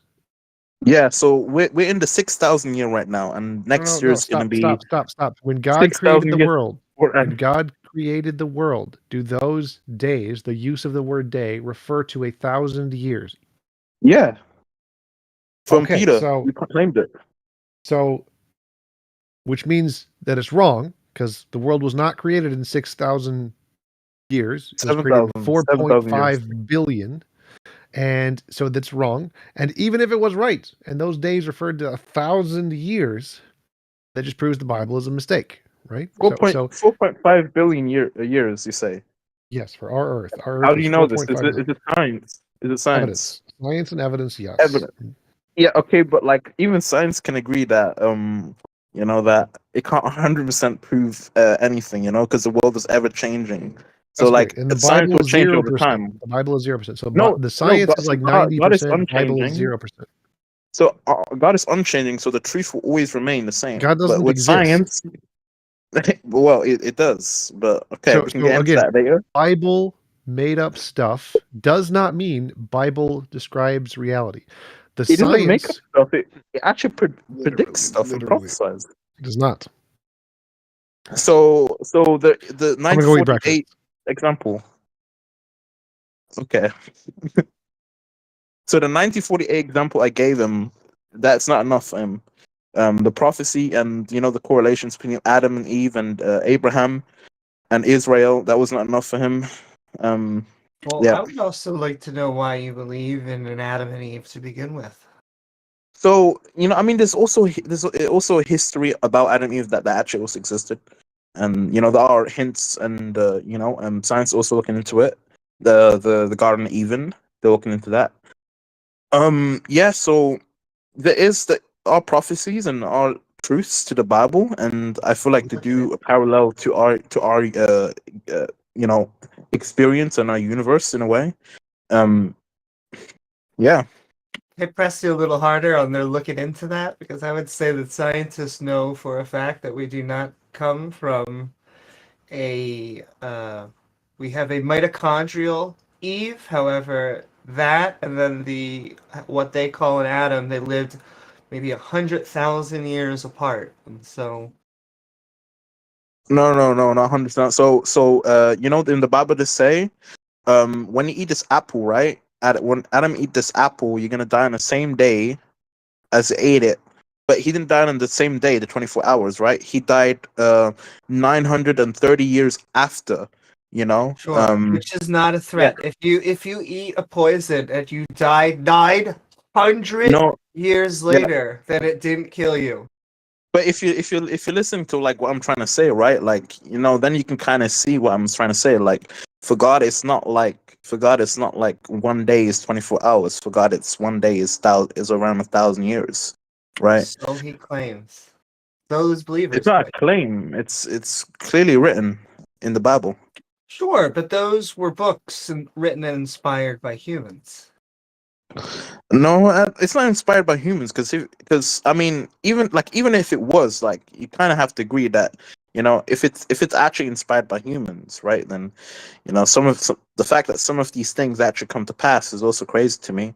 You know, Babylon, and you've seen this today, and you know, people, you know, I mean, even if you're not a Christian or a theist, you can agree that, you know, some things in the world right now are crazy.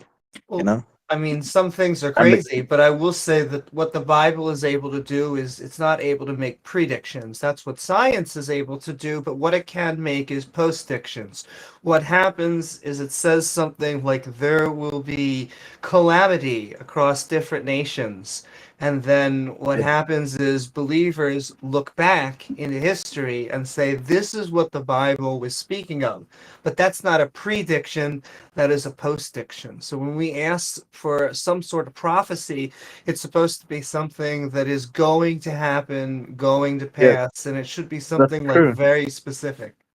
Yeah, the Israel thing is a good one, you know, the one with Abraham and the connections between that one. And even then, like, you know, if you look at you know, the days and stuff, the days equal 1,000 years. I mean, we're pretty much near the third day, start of the third day of when Jesus Christ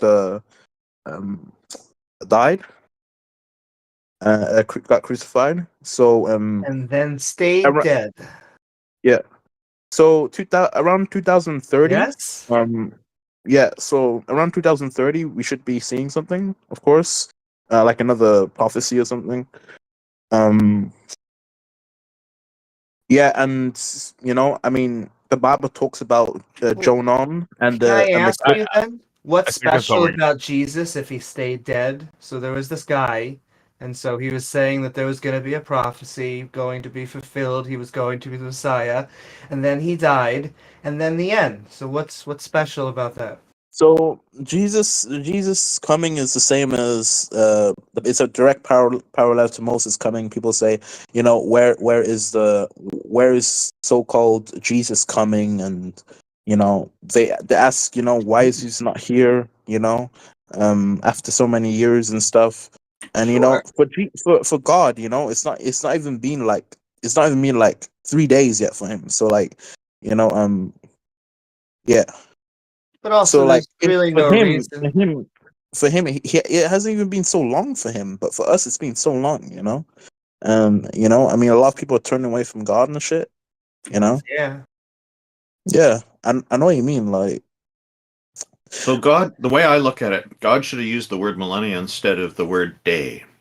So the Bible's got some problems with the way it's written, and there's a lot of people trying to change what it means. And to me, it's pretty clear. Lots of Christians say it's the infallible word of God. You can't change it. So if you use the word day, then it's day. We're the intended audience, so our perception of a day is 24 hours. That's how I look at it. To turn it around and say it's 1,000 years just doesn't compute for me. No, a day for God is 1,000 years for us. That's what I'm saying. Well, then why did he write a book for us to read? Yeah, you know, I'm not convinced. Yeah, to tell him to show himself to us, he gave us the Bible, obviously. But also, why is it 1,000 years? Why is it 100,000 years, or 1,000,000 years, or 1,000,000,000 years? I mean, it's the simple answer. Just if you look at Adam, like he died before he didn't last a day in God's eyes. You know, you know. And he lasted a very long life because he did what the snake said. We call the snake the first truth speaker because he said the truth when God had lied. And so they then went on to live a happy life after being thrown out by their horrible parent. Yeah, I get what you're trying to get. I get what you're trying to say. Like for us, actually, 930 years is a really long time. Yeah, but when God says a day, when God says a day, it pretty much means 1,000 years. Yeah, but it could be 100,000 years. It could be 1,000,000. It could be 1,000,000,000. 1,000 is just made up. And what else is a really long time? If it wasn't. Okay. Another thing that's a really long time for me was when I was sitting in the principal's office or something really bad I did, and it took about an hour before he could come get out to see me.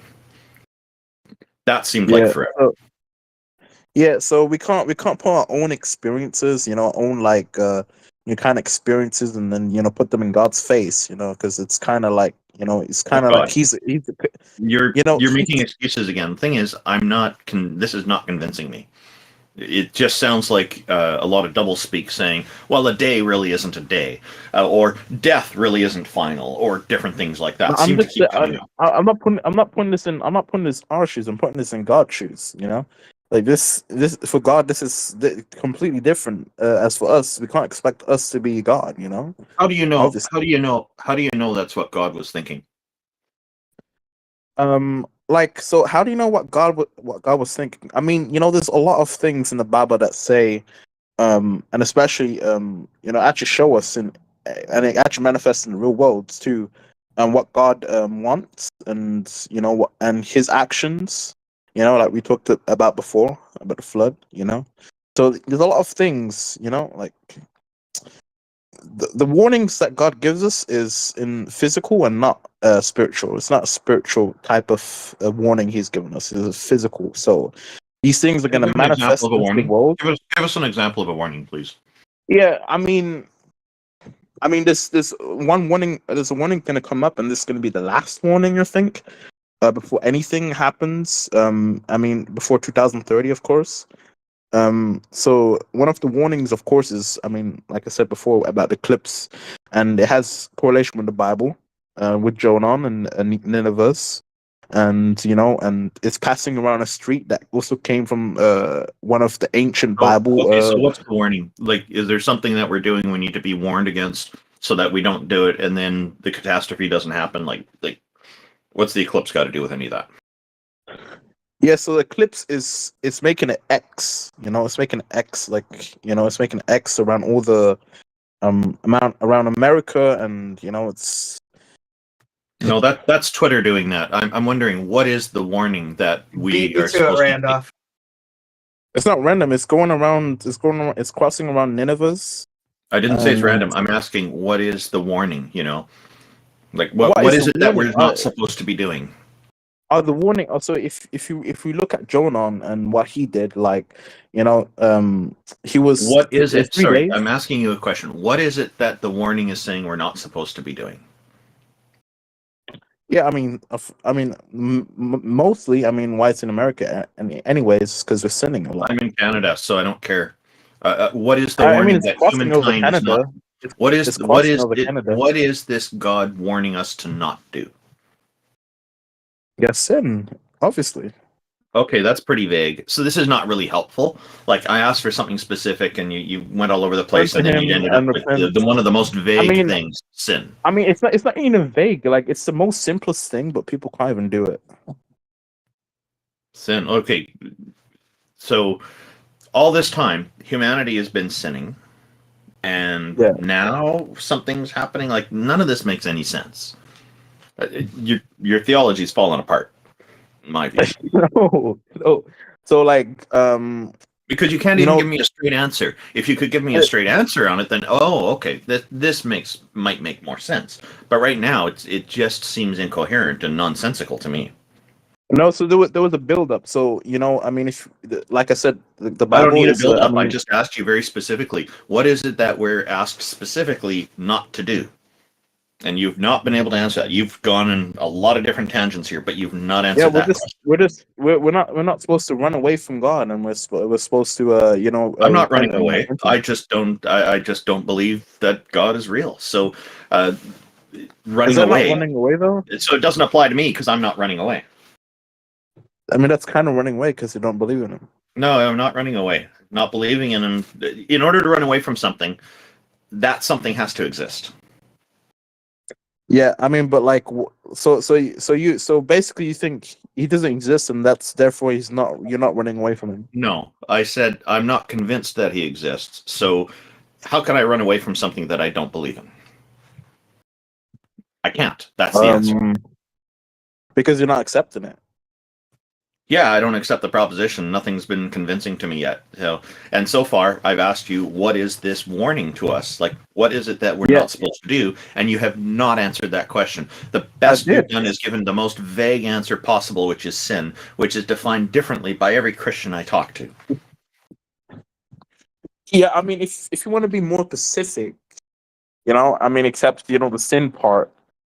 I mean, we of course, I wanted to add this one thing. We're in the year of the dragons, in the Jewish calendar. I mean, what a coincidence. Yeah, so change the subject again. We have three or four hands up now. And we're running away from not trolling, so let's move on. What? Yeah, and Year of the Dragon is a Chinese thing from Chinese zodiac. What I'd like to do is move on to another guest, and maybe that guy can come back another day. All right. Who's up next? I think Gregory. What about Christian Yellow? He was waiting for a long time.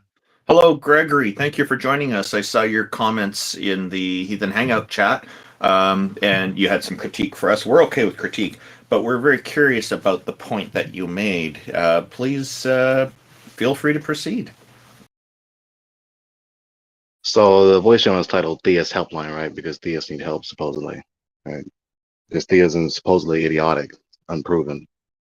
And so what I haven't heard yet is any specific objective premise that is supposedly the logical prerequisite to verify, to prove that theism is true, especially biblical theism. So my first question is, this will be the test for whether or not the panel, especially the likes of Amy and TJump, are they being disingenuous and pretentious with their pretense of critical consideration, or do they really want to critically consider the arguments being said? The question is, what is logically required to prove that the God is concretely real? Good question. So I know that although I would accept many different forms of evidence, I think the best evidence we have right now is empirical evidence. And I think that a God should be able to withstand the test tubes if they are all-powerful, all-knowing, all these omnis. Okay. So this I is have what an answer Dr. too, but I'll wait for TJump. Go ahead. No, You said you wanted to add something? Okay, so I think TJump is busy right now. Yeah, I have a requirement as well, which might not be quite the same as Amy's. I've put out what's called the Cosmic Challenge, particularly to Christians, but to any religion that has this. So because the Christian God in this case is omniscient and omnipotent, all-knowing and all-powerful, and has other omni properties, what would convince me is if that God were to grant me omniscience and omnipotence for a fortnight, for 2 weeks, so I could do some experiments and confirm this for myself. That would convince me. But let's go with Amy's stuff. It's probably more interesting. People have heard my Cosmic Challenge before. Now, remember my question was, what's logically required, right? Surely you agree that you have to appeal to specific objective and true premises for there to be a valid criterion or criteria of truth, right? Sure. Where's this going? Okay, the reason I'm asking that is because Rich's answer, I'm going to address Amy's answer. Rich's answer was subjective, not objective. Randolph, right? Yeah, that's not. It is subjective. That's true. I agree. Yeah. And of course, if you are trying to do an internal critique, which is what is logically required for you to refute any other worldview with any other given ultimate authority, is being consistent with that worldview. Now, it's not logically valid to demand that the God grant you his nature to you to verify his existence.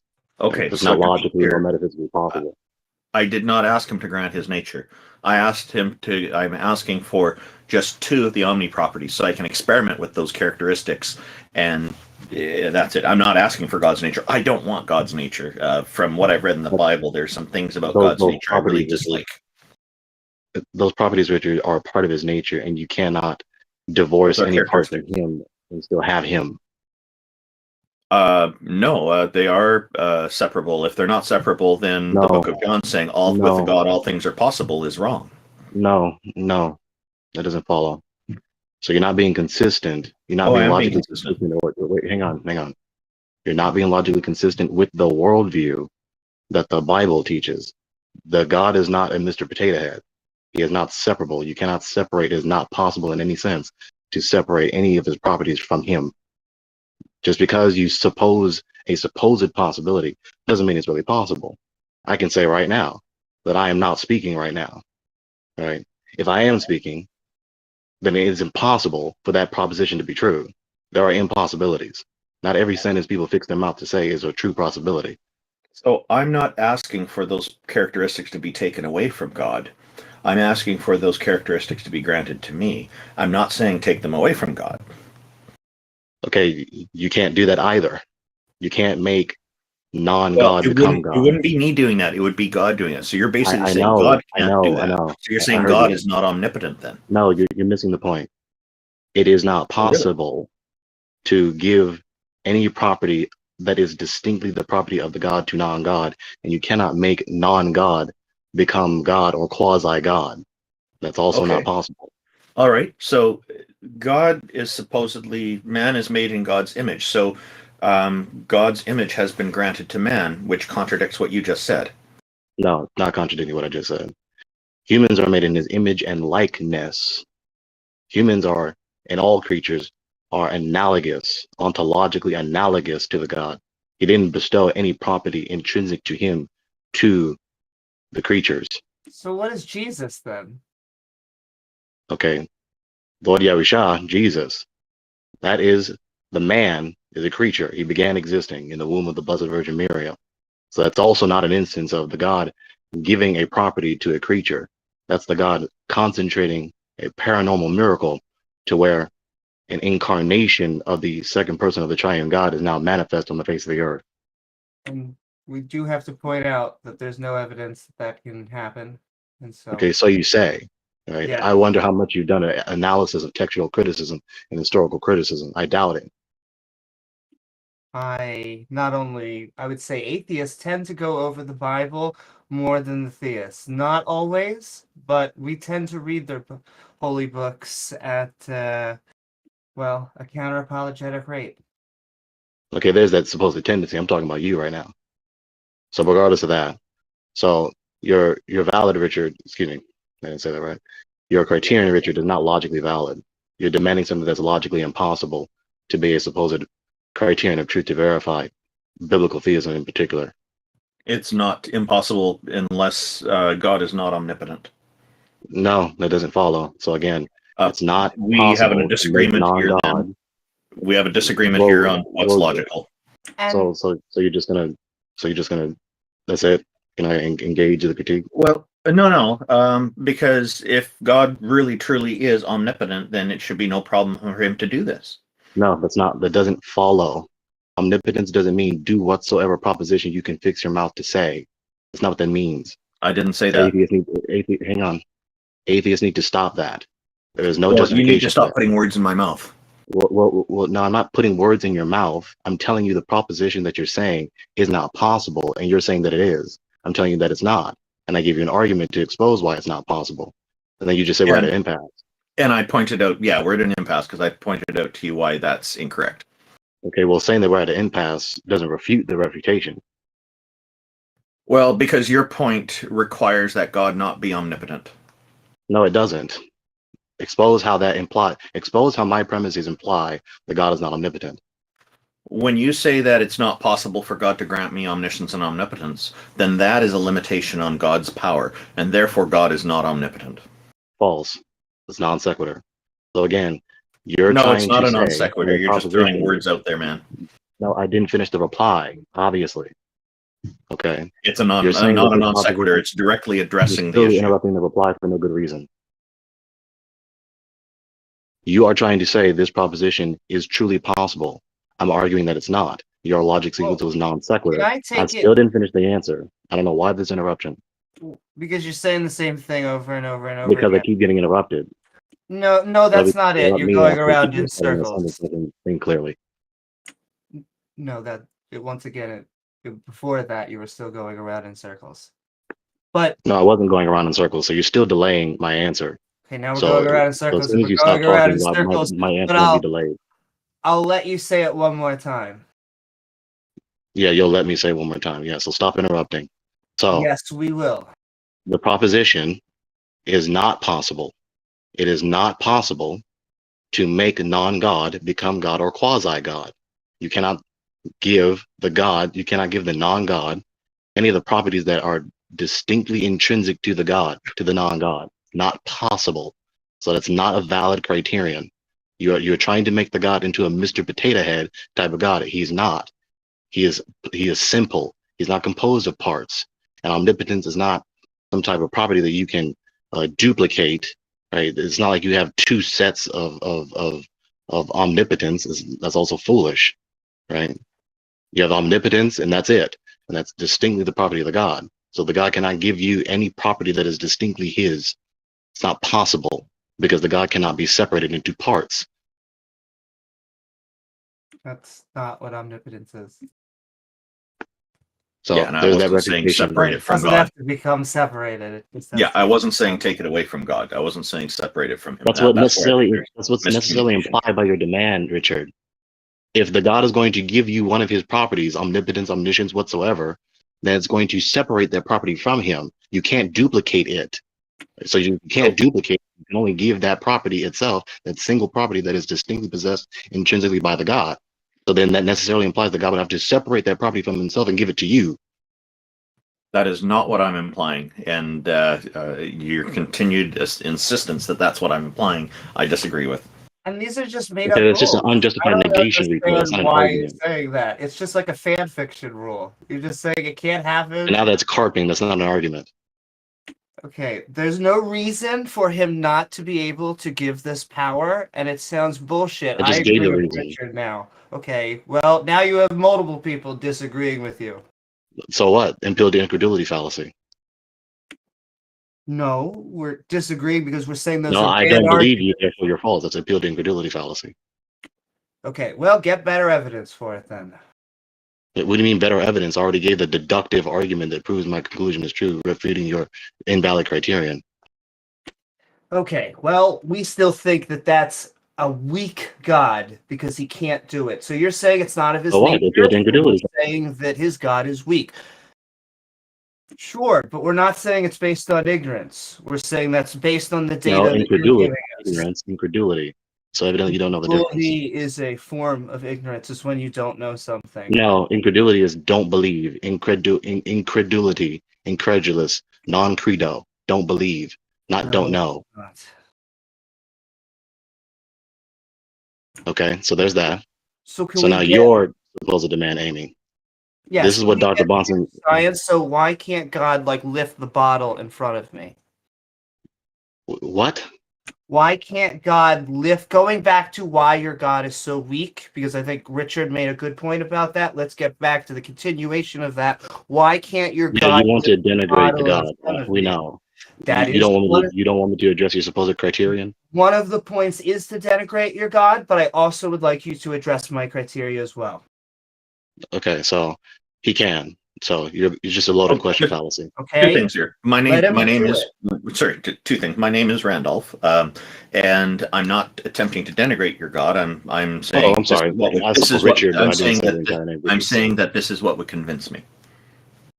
Yeah, so that's just a heuristic, not a specific objective premise of verification. So there's that. I confirmed earlier it's subjective. Yeah. So it's not valid. So so Amy, it's not valid. Yeah, Randolph is nicer than I am it's because not he's objective. Canadian. It's your I'm heuristic. your biblical God, and I am trying to basically say that we should look down on that type of God. However, I don't look down on you. I think you're an amazing person.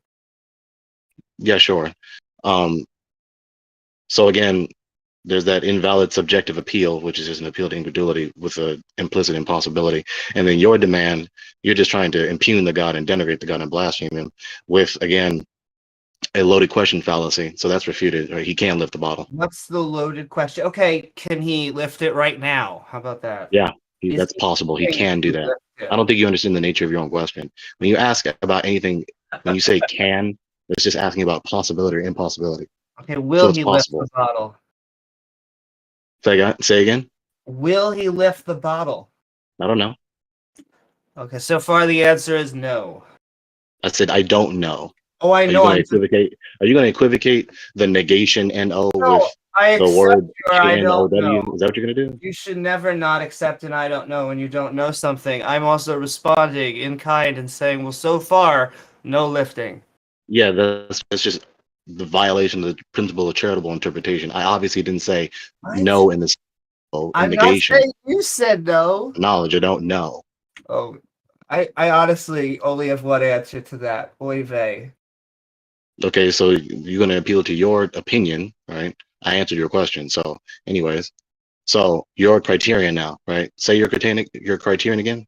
I'm looking for an empirical standard, something that this COD can actually do in the physical world.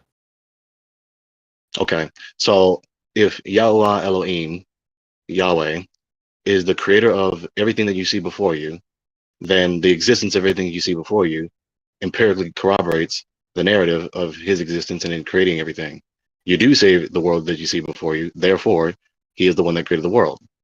Now, you see, the problem is it's not a lack of empirical evidence. It's not what it comes down to.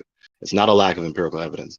There's a whole lot you need to learn as it concerns the historicity of the scriptures and all these things here, especially the prophecies. So it's not a matter of lack of empirical evidence. It's a matter of you having a different worldview through which you interpret all empirical data. You see, when you read Romans chapter 1, it clearly teaches that the sum total of all the concrete particulars is inductively indicative of Yahuwah Elohim being the eternal and divine creator thereof. So there is no logically possible greater data set of empirical data to empirically corroborate that he is concretely real. So it's not a matter of us lacking data. It's a matter of you having a different worldview through which you interpret the empirical data contrary to his revelation. Sure, the first, I would at least have to go over your first argument, but it seemed very circular, like a God exists, therefore we have to believe that God exists.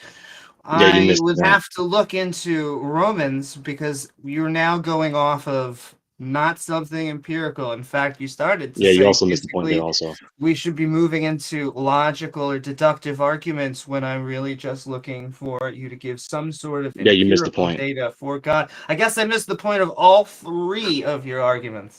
Mm-hmm. Yeah, it's really bad. So I just said a modus tollens, right? If then, right? If P then Q, Q therefore P, right? That's what I just said. And so then I also address the fact that within my worldview, in principle, which you need to do an internal critique thereof, that's what's logically required for you to refute my worldview.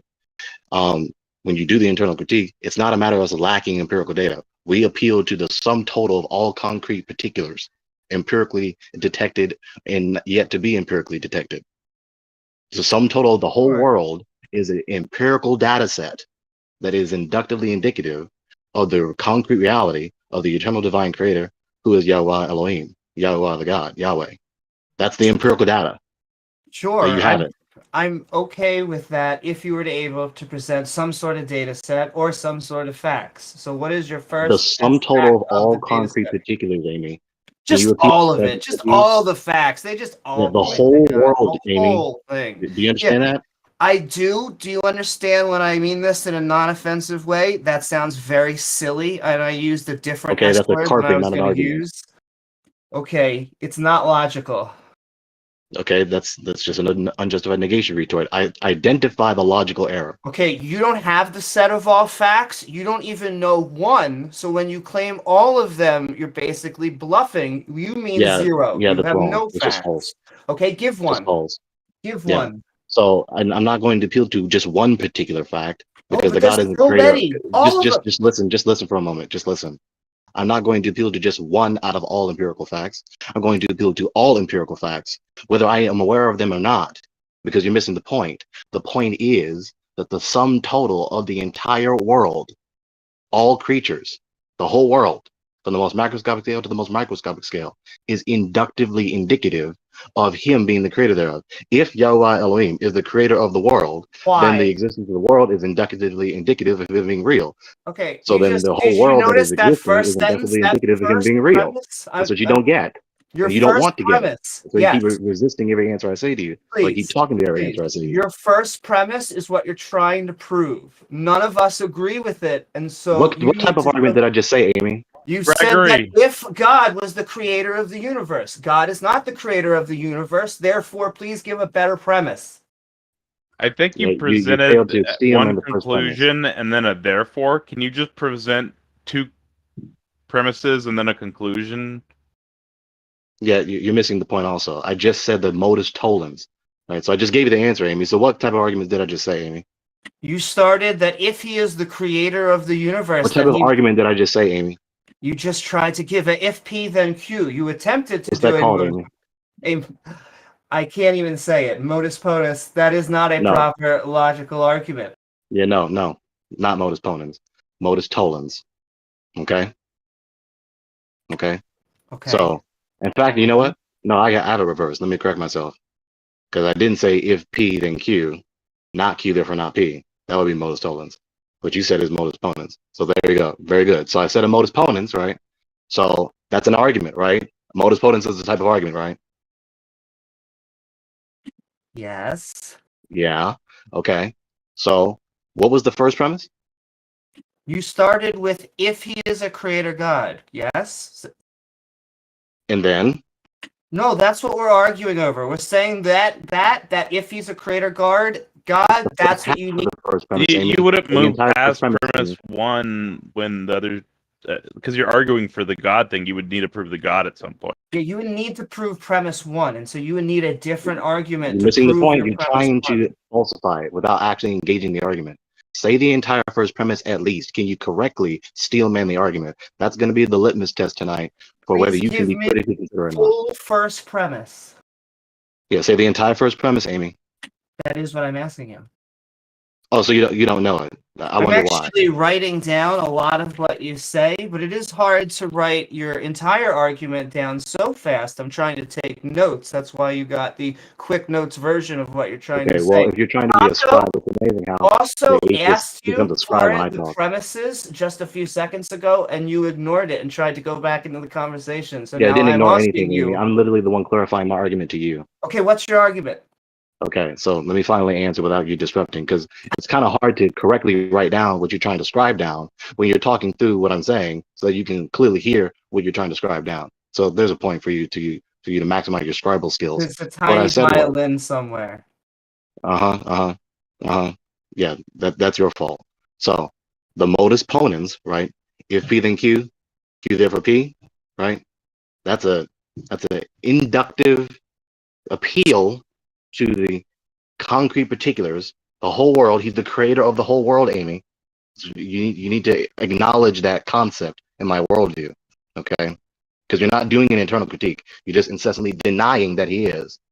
Right? You're not exposing any incoherency in my position, which is logically required to refute my worldview. So there's that again. So if Yahweh Elohim is the creator of the entire world before us, then the entire world before us is patently indicative of his concrete reality. We are in this world that is before us. We exist in the world that is before us. Therefore, that is patently indicative of him being the creator thereof. There's no incoherency in the premises. You just incessantly doubt the first one. Get the fuck out. He asked for an internal worldview critique. Oh man, that's hilarious. Oh, hang on. I think you're laughing for what reason? It'd be interesting to hear Gregory asking Jefferson Spatchcock the same question he asked us. Well, you're just providing a deductive argument. I don't see why anybody would accept a deductive argument, right? So what? You're blind, therefore I'm false? Appeal to incredulity. No, you're literally just saying that God, like literally your argument is God created everything. That's literally your argument. You're just saying that wasn't the argument. Empirical evidence for that. You're missing the plot. Category error. The creation category you're using. You got it wrong. No, you're missing the point with what I'm saying. You're attacking a straw man. You've created an You're error. attacking a straw man. You're not being honest.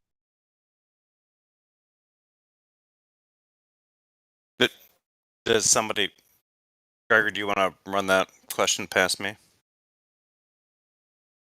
What question? The question that you came in here with. Yeah, Randolph. Oh, the very first one. Okay. What is logically required to verify that the God is concretely real? He's concretely real? Not just an idea in someone's imagination, not absolutely not real in any sense. He's concretely real, just like you and I, and greater. Right. So what's logically required to verify that theism is true? What's logically required to prove that the God is concretely real? It depends on the system that you're imposing, right? Like, so if you wanted to verify it empirically, it would need empirical data. You'd need to be able to test it and repeat it. If you want it to be concrete, yeah, I don't know. Because there's plenty of different ways that you can set up a God for a debate or for a topic, and where he's logically consistent or something like that, but that doesn't necessarily mean it's real, right? And just for the sake of the argument, it holds. But if you're trying to say like it's concretely like I'm thinking that you're meaning objectively real, right? Like unambiguously true, despite concrete in the ontological sense. Yeah, not ontological dichotomy. You would need demonstration, right? You would need to demonstrate it. At least for human epistemology, you need to do that. What do you mean by demonstrate? Demonstration in terms of like some kind of proof that it actually exists, other than Okay, so various types of arguments.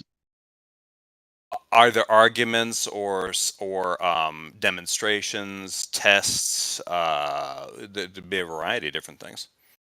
But it would have to be something other than it would have to be something other than rhetoric, which is usually what we get with Christianity. Okay, so you need an inductive argument. Yeah, in our world, our worldview, in the actual reality that exists. Just let me reply, please. Just let me reply now. Just let me reply to him, please. Thank you. My God. So that's a vague answer because, of course, proof demonstration becomes a variety of forms. Right? There isn't only one type of argument for every proposition. But right? You're looking for one thing. You're looking for concrete demonstration of the God. So, I mean, hang on. Like providing you a vague answer, like you would need demonstration. Can you just hang on? Sure, go ahead. Okay.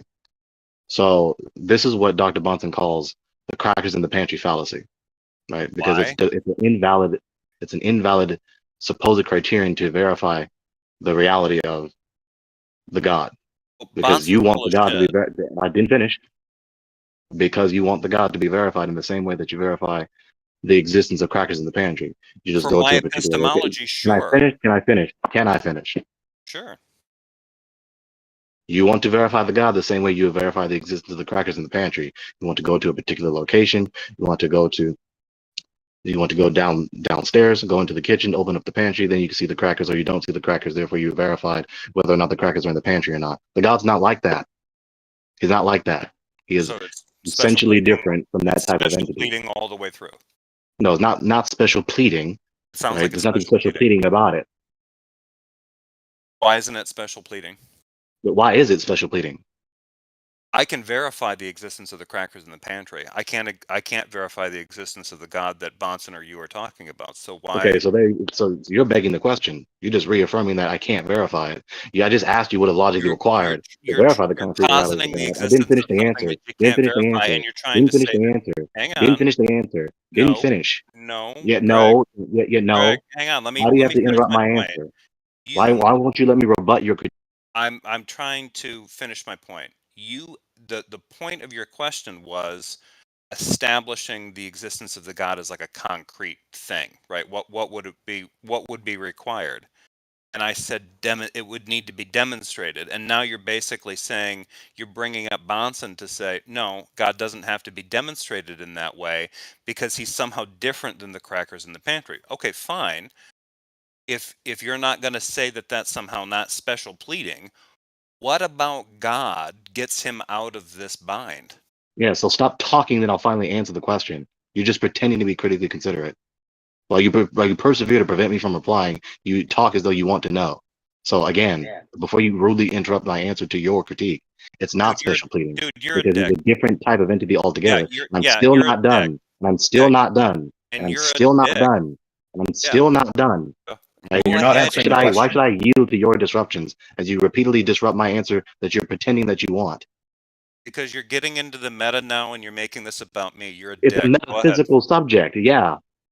Yeah, that's categorically what we're talking about. It's a metaphysical subject. Didn't you know? You want me to respond to that? Or are you, are you done disrupting my reply? Are you done? Because you obviously don't want to know my answer. You're exposing yourself. You are a dumb piece of shit. Yeah, you don't want to know the answer as you carp. As I carp? What are you talking about, Greg? Yeah, what are you talking about? Yeah, you have a computer. Look it up. CARP. I know what the word means. What are you doing? Okay, so then why'd you ask? Now why are we talking about this? Dude, you are wasting everybody's time. Yeah, so as you continue to carp, What's are you done interrupting? Yes. What's your next point? Go on. Okay, well stop talking now. I'm gonna wait for you to stop talking. No. I'm not. No. Here's the thing. You're not going to give me instructions and act like you're running the show. Yeah. So as you continue to carp and disrupt, because you don't want to know. Do you have anything to offer other than Christian fascistic nonsense? Yeah, didn't give you that. Yeah. So what I'm trying to offer, you keep rejecting. So you're pretending that you want it as you ask, but then you reject it when I give it to you. You're refusing to even let me do the act. You're refusing to let me complete the act of presenting to you the answer. All of the audience here special pleading. You're still talking to my answer. God is not the crackers in the Yeah, you're still talking to the answer again. You're exposing yourself. Dude, exposing I could You're a bigot. turn my camera on and just do You're a belligerent bigot. I wanted to expose myself. What are you doing? I'm going to continue this until you stop disrupting me. Gregory, don't call people bigots here. Nobody's being bigoted. Yeah, he is being bigoted. He's being. No, he is not critically consider. He is. He's not critically considering and self-scrutinizing himself. That's bigotry. No, you don't know what bigotry is. Obviously, I do know what bigotry is. It's someone who refuses, who obstinately refuses to consider the words of others. Yes, that's bigotry. So, Gregory, you're gonna address some substantive point and talk directly to Jefferson, or yeah, as soon as he stops disrupting, as soon as people stop disrupting my answers, I'm trying to give. Bro, we're not doing this. You came up to the stage that we organize once a month, and we've been doing that for a really long time. If you want to talk with us, you can talk with us, but stop being a dick. My answer. I'm literally waiting for you to stop disrupting so I can finally finish the answer.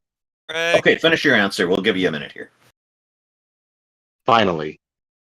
So, it's not special pleading for the following reason, right? For the following reason. He's an entirely different entity. So given that he's an entirely different entity in his essence, ontologically, categorically, that is not the logically valid and logically required way to verify his concrete reality. You're not being consistent with the worldview. You just want to superimpose your epistemic standard into our worldview. That's not valid. It's a different worldview.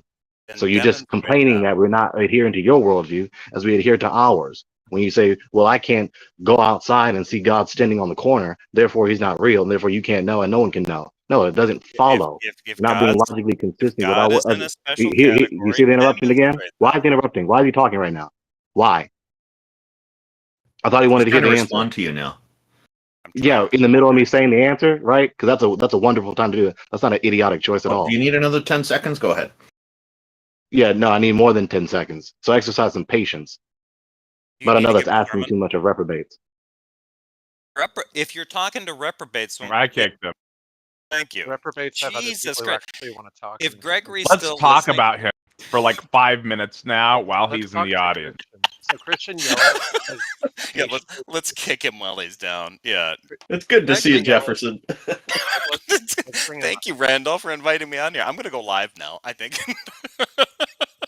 Can we bring up? Oh, this is live right now. Oh, I know it is, but I was going to do my show. I was setting up another thing. I was going to talk about some other stuff. So, but this is fun. Thank you, Randolph. Oh no, Christian Yellow is that PMars? Hello, Christian Yellowbone. Welcome. Thank you for joining us. How are you doing today? I'm okay. Yeah, I'm PMars. Hello, how are you doing, Jefferson? Doing good. I'm eating a salad. Nice. What do you have for us today? I'm reading a book called The Objective Proof for Christianity. Okay. It's mostly like Bonson. And Seriously? Sorry. Yeah. I know Amy said she would accept empirical proof for God. The book actually goes over the types of proof. Like it goes over there's rationalist proof, empirical proof, pragmatic proof, and it says all these proofs bottom out in subjectivism, which bottoms out in skepticism, like with empirical proofs. I think Hume You're said. triggering me by saying bottoms out. I had 2 colonoscopies this week. It's triggering me. Oh my. Well, I hope you're recovering well from that, Spatchcock. TMI. Yeah. He's getting flashbacks. I've been well photographed. P Mars, are you still reading that like Jacques whatever his name is, the guy that hates society? He's still into that stuff? Well, yeah, that's that.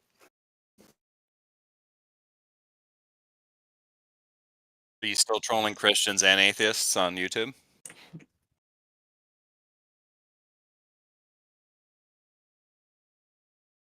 Can I? Oh no, continues, Jeff. Please.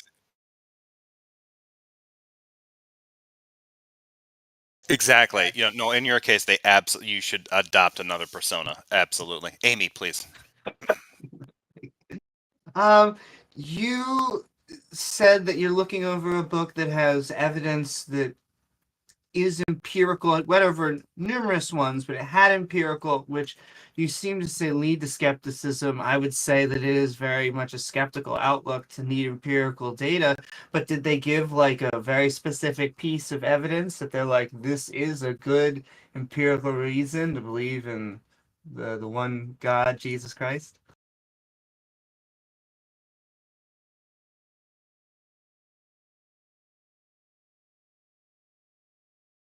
Is it proof of a creator God or the Christian God specifically? Because that seems like kind of a leap.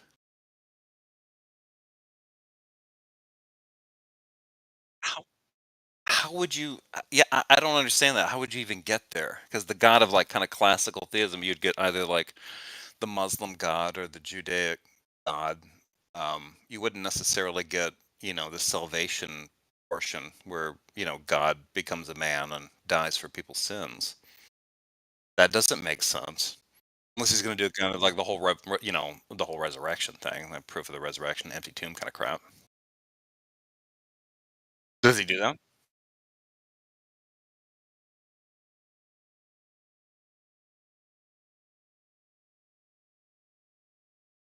And so it mainly talks about like philosophy in the book. It doesn't really talk about Christianity as much. But it would be an argument for the worldview as a composite. So is it a book by Dr. Bonson? It's his like I think lectures that someone transcribed the various lectures and then edited it into a book. And there's Can you post like the Amazon link or the ISBN link into so that people can look I'll this send up? it to Richard. He asked for it. Oh, yeah. He was a theologian. Keyword Yeah, theologian. No, he was a philosopher. He had a PhD in philosophy. I mean, Bonson did, yeah. I mean, his primary role was theologian, but yeah, he did have degrees in philosophy. I think he did. He had a PhD. I would, I guess, keep on pressing because I know we can go through like things like the transcendental argument, which I think you're gonna find some pushback from here. But when I am looking for empirical, I guess I'm looking for something that we can all observe and I guess lay peer review as just if it can be peer reviewed from scientists. Yeah, I'm with Amy too. I'm looking for something that is within the boundaries of human epistemology. Christians popping up like Gregory did and saying like, "Oh, well, you just don't understand. Categorically, this God is outside the bounds of that." Like, well, then what are you talking about? Then none of those rules apply. So if you're going to ask me like what would be necessary for you to determine whether or not this God is exists or not, I'd be like, well, like the way that I determine most things exist based on my limited human epistemology and understanding, my limitations. And they're like, yeah, well, God's outside that, bro. Like, then cool. Why did you ask me that from the jump? If he's categorically outside of that, then you didn't need to ask me that. If you're just going to say like, oh no, it's it might be special pleading if you're trying to say that this God is something different. But if it is something different, really something different, demonstrate that. Don't get coy and say, oh well, the theologians have said it this way or said it that way, blah blah blah blah blah. I don't give a damn about that. What is it? What are you? Would you accept a transcendental proof? No. Why not? You're just talking about rhetoric because you're only talking about something that is a proof within an argument for the sake of argument. You're not talking about something that's meat and potatoes, crackers in the cupboard, meal on the table, cards on the table. Yeah. What is it? The stakes are this. These people, Christians, are telling you that God's going to get you if you don't get in line with him. And they can't back him up. They can't back up his existence without getting into these weird ass arguments where, well, he maybe no, maybe not, maybe nonsense, petty Annie nonsense. Can I say why we can't? Well, we can accept them, but just to tie it back to the original thing, I think there's many ways that we can be convinced for things. Sometimes it's just what flavor ice cream do we want, and we can just use our opinion. Yep. Sometimes we are going to be using argumentation, and some like in the court of law, and then sometimes we're also going to be using empirical evidence. You have better empirical evidence probably in the peer of law if you have empirical evidence, but like in the lab. And so we can talk about arguments like the transcendental one, but I guess the point is, are you either conceding or moving away from empirical evidence for a God? And just in case anybody's interested in the book, I shared a link that ChristianYellowBone just provided to me, both in the Discord chat and in the YouTube audience chat. Thank you, Randy. Yeah, thank you for that. Like the crackers in the pantry, right? Like, so you would prove crackers in the pantry in a different way than you would prove, say, like a math equation. And I think like the same thing would be with God. So we wouldn't use like the types of proof, like empirical proofs to prove God. We'd use like a transcendental proof. Right, but you wouldn't use a math equation to prove the existence of your car. Right? Like it's Right. and that's the trick, because the idea here is like, well, hang on, guys, hang on. You know what? We can do this whole thing where we can prove 2 + 2 = 4, and that's totally abstract, neat and tidy. But that is not how Christians are operating. Christians are operating under the assumption that they have a personal relationship with Jesus Christ, who actually came here, lived as a man, died at the tender age of 33 at the hands of the Roman Empire for their sins. And if they believe on him, they will have eternal life. There is a literal, actual belief there. So if you come at anybody else with this idea like, oh well, it could just be like the same way that you're proving like a perfect circle or something like that, like that's not the lived reality for believers, and that's not the lived reality for the faith tradition. The faith tradition is they literally believe that this being exists. That's fine. And I have no problem with that. The issue pops in. How do they go about demonstrating the actual existence of the being that they believe in? They can't. They can't do it. There's nothing wrong with that. There really isn't. There really isn't anything wrong with that. It's just that they seem to have a problem with atheists being like, hey, you can't, that thing's not real. Well, you're saying I can't demonstrate my God, but I'm saying I can demonstrate. You can't. No, The only That's way that what you the can book demonstrate the only way that you can demonstrate your God is from the statements of other people who are claiming to demonstrate that God. You can go to the Bible, you can go to the prophets, you can go to these statements. That's it. That's all you've got. You on your own cannot demonstrate the existence of the God that you believe in. I can, because I can give a transcendental proof. No. The form of the argument is going to be like X is a necessary precondition of Y, Y, therefore X. All right. So if I gave you a transcendental argument for the existence of the Ferrari in my parking ramp, would you accept the fact that I have a Ferrari in my parking ramp?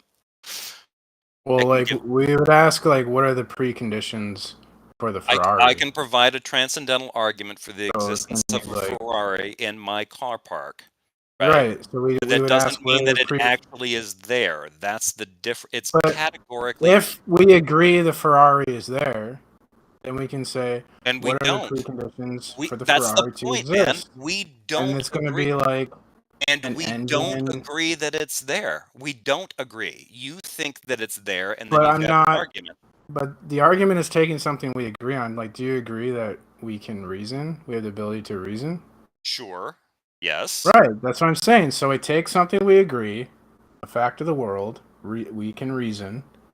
I go, what are the necessary preconditions for that to be true? And when you work it back, you end up with God, and there's no other way. Go ahead, Amy. Well, no, the necessary precondition for that would be a brain.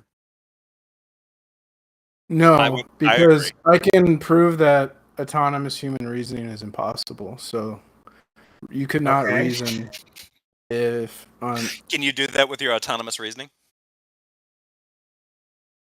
Can I do that with my autonomous reasoning? Can you prove autonomous reasoning is faulty with your I mean, autonomous reasoning? Are you going to do that with your brain?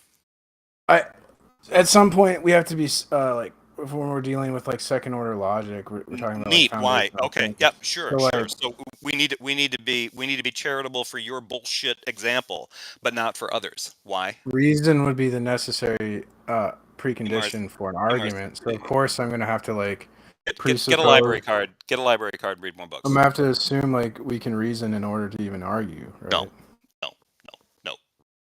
No? How could you argue if there was no ability to reason? No, I'm arguing. I'm just saying no to you. All right. I'm not. No to me. Like if you were to argue that language has meaning, you would have to use language in your argument. That's like agreed. That would be circular, right? So like sometimes like which is what you said. You said that like, oh, your autonomous reasoning. I mean, you were going to use your autonomous reasoning to prove autonomously that the God exists, right? You were going to do that. because you're just stating like Gödel's incompleteness theory, which is like a type of transcendental argument that shows like, you know, we have to use math to prove math. We have to use logic to prove logic. We have to use reason to. Right. So that would actually, I mean that's what I'm saying. Yeah, you verify your subjective experience when you call it into question. Yeah, no, I get that. That's kind of the point of my entire existence. So, what are you talking about? I'm saying that if any philosophy that employs autonomous human reasoning, it reduces to like skepticism. All philosophy employs autonomous human reasoning. They're all based on. No. That's not true. What philosophy is independent of autonomous human reasoning? My metaphysics has. Do you have a metaphysic that's different? Yeah, I use theonomous reasoning, meaning that there's God's mind, and God creates the world, and He creates our mind. You can tap into God's mind and then get his download. Okay. Not that, it's that God designed my mind, so it could. Well, God designed my mind too, right? Even as a reprobate, He designed my mind. Yeah, but in your model of reality, there is no God. So my model of reality is the mind of God. You have. Wait, are you? I thought you don't believe in God. I don't believe in God, but the reason I don't believe in God is because my mind, my worldview is dependent upon God, right? God is the absolute foundation for all things. You understand in your model, if your model would not have a God, so that would be autonomous reasoning. In my model, there's a God, so we. No, that doesn't follow. my worldview and What? if your worldview is the same, if your worldview tracks, the reason that I don't believe in God is because God has allowed that. You understand that? Okay. You don't understand that, do you? You're saying if there is a God, God lets you be an atheist. Yes. Okay. You Yeah. understand that? Because he Yeah. has to. He has to, because the only way that I can believe that is because God allows it, right? The Bible says he what is it? Gives you to a delusion. Lets people delude themselves, something like that. Parts of it, Yeah. yeah. So are we getting there? I don't know. What's the point of that? Do we have different worldviews, or do we have the same worldview, P-Mars? We have different worldviews. How do we have different worldviews when only one worldview is possible? Because you don't believe in God, so you would. No, you do not. You fundamentally do not understand presuppositional apologetics or anything that you're reading from Bonson. Nothing. Oh yeah. No, nothing. Well, You don't God, get it. thank God you're here to teach me. You're welcome. So what You should thank him directly. Can I ask you? Oh my. Can I ask you if we could compare just for a moment, because you said that our minds come from God's minds and that we can only do reasoning because of God. However, I have a different model. I think we do reasoning because of our brain, and that God's, in fact, we could say God's mind is contingent on our mind because they are our creations. So how do we know which model is correct?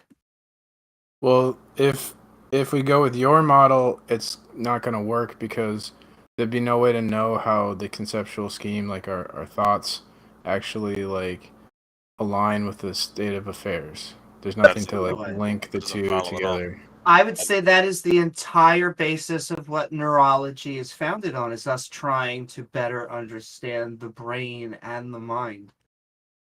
Mm-hmm. Well, that's what my book says.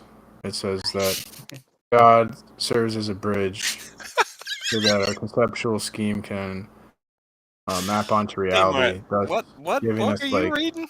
What book are you reading, man? Metaphysical justification that like reason is even possible. I posted it in the chat. I can post it again. Oh, you did? Okay. The objective proof for Christianity. And I disagree with it. I would say. I mean, you can disagree or laugh or whatever, but the guy's like a PhD in philosophy, so it's not like. Just appeal to authority there, yeah. I mean, and I'm not trying to denigrate him in this. I was trying to denigrate the God, but I'm not trying to denigrate him. I would just say we disagree here. Trust me when I tell you there's good philosophers and bad philosophers.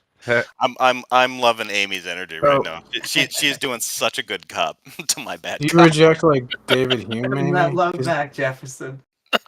David Hume would say like all of our knowledge comes from sense data, but then we never sense ourselves experiencing anything. So like, there's no way to you don't sense like the relationship between your experiences. So you'd have no way to like. You wouldn't have like a self identity that like holds all these experiences. I think that we can understand that our experience come from an emergence. We generally like to call that label something like conscious or consciousness.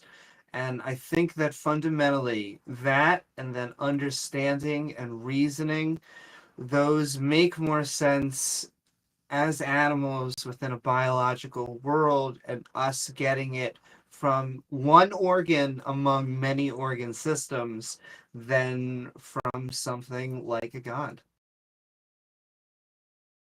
So would you just say like the self is like it's an axiom or something? Well, we make a self.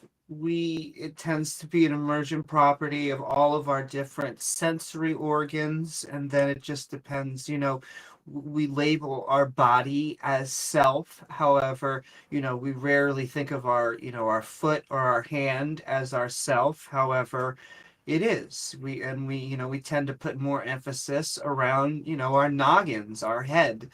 Yeah. Our self is not an illusion, but it's a creation of the body, of the brain, and the mind. Hume would say if there's nothing that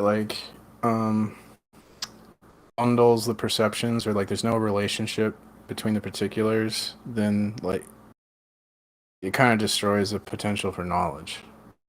So that's why I would argue that I don't autonomous human reasoning is impossible because of what David Hume was saying. No, I don't think that. And David Hume wasn't saying that autonomous reasoning was impossible. Well, this is what it says in my book here. It says. God damn it. David Hume was not saying that autonomous reasoning was impossible. He was probably saying that it was weak. Right. It's limited. He wasn't saying it was impossible. Obviously, autonomous human reasoning is the thing. Hume's problem was that he thought every sensation, sense data, was separate from every other sensation, so that rather than my perceiving someone as a human body or humanoid, that is, rather than talking to you as a whole object, what I am perceiving is the color of your shirt, the shape of your body, the numerical quality of how many eyes, ears, and so forth that you have. Okay. All these sorts of things are coming into my mind, but according to Hume, I don't know that there is anybody here who can receive that and make sense out of it. So you are loose and disjoint, and I am loose and disjoint. You can see now how that picture of knowing destroys the possibility of knowing anything. Yeah. That doesn't mean that autonomous human reasoning is impossible. It just means that it needs to be called into question. It needs to be criticized. If every proof or every philosophy of autonomous human reasoning ends up in you can't know anything, I mean, that seems like an impossible. If you're an epistemological nihilist, sure. Are you an epistemological nihilist? I'm not talking about the theory of knowledge. I'm talking about is knowledge even possible? Okay, knowledge in what sense? Knowledge as in knowing something to be asserted. Can we reason? How do we know that our reason, actually? Yeah, this always faffs about. I'm a reliabilist, so yeah. That doesn't matter because you keep going back to first order logic, and we're doing second order logic in the argument. Well, can I jump in? It doesn't matter what your position is. What matters is can you account for the possibility for us to reason at all? Because we're asking what are the preconditions that would be necessary to reason in the first place. The question that I would ask is who gives a good shit? Why on earth would you care? We're talking about our ability to even be able to think through things, and you're like, well, can we even do that at all? Well, I guess we can't. We can navel gaze about this for as long as we want. It's not going to change anything, right? But you set the stage up for us to have these discussions, and then you're saying, well, who cares? I mean, I just think that we're here. Well, that's what I mean. That's the point of the conversation we're having. No, it isn't. Okay. Well, the point of the conversation is not to call into question the capacity for humans to be able to reason in the first place. The point of this entire discussion, this channel, is to talk about whether or not a God exists. And very specifically, what that argument was, we can get knowledge. It's a justifiable, true beliefs. We have beliefs. Some of those beliefs, a subset, are knowledge. We can have them without a deity. So the argumentation that you're presenting is a very reductive one, where you're going to reduce every single premise that we present, and PMARS has done a beautiful job presenting to you the necessary the preconditions of every single premise. Yes, every single premise. He has not. He was brought up. Yes, he has beautifully. He has not. And now you're saying, why does it make sense to have a conversation about knowing things? It doesn't make sense. When you reduced it. We reduced it down to God is a necessary precondition for knowledge. God. The first time when a you wanna Christian reduce tells that, me, so hang on, Barth, when a Sure. Christian tells me that he's going to prove to me that there's a God, and he's going to use his reason to do it, and then wrap up his entire sales pitch with, by the way, our reason doesn't matter. I check out. I check no. That right wasn't the out point of when that. Maybe Yeah. maybe you misunderstood what he was saying. And I'm sure he doesn't mind bringing it up again. Well, But I would that's definitely actually, if I maybe could there was a just misunderstanding. interrupt, I do not think that God is a necessary precondition for knowledge. That's the counterclaim that we are trying to suss out right now. Well, Yes. can you present an argument because P. Mars did a beautiful explaining premise, gave you an explanation, even additional arguments. Can you give an argument now against premise one? What is Went premise over, I one? was going to say, we didn't go actually into two premises and a conclusion. We didn't get a syllogism. We didn't go into the transcendental argument specifically. We talked around it.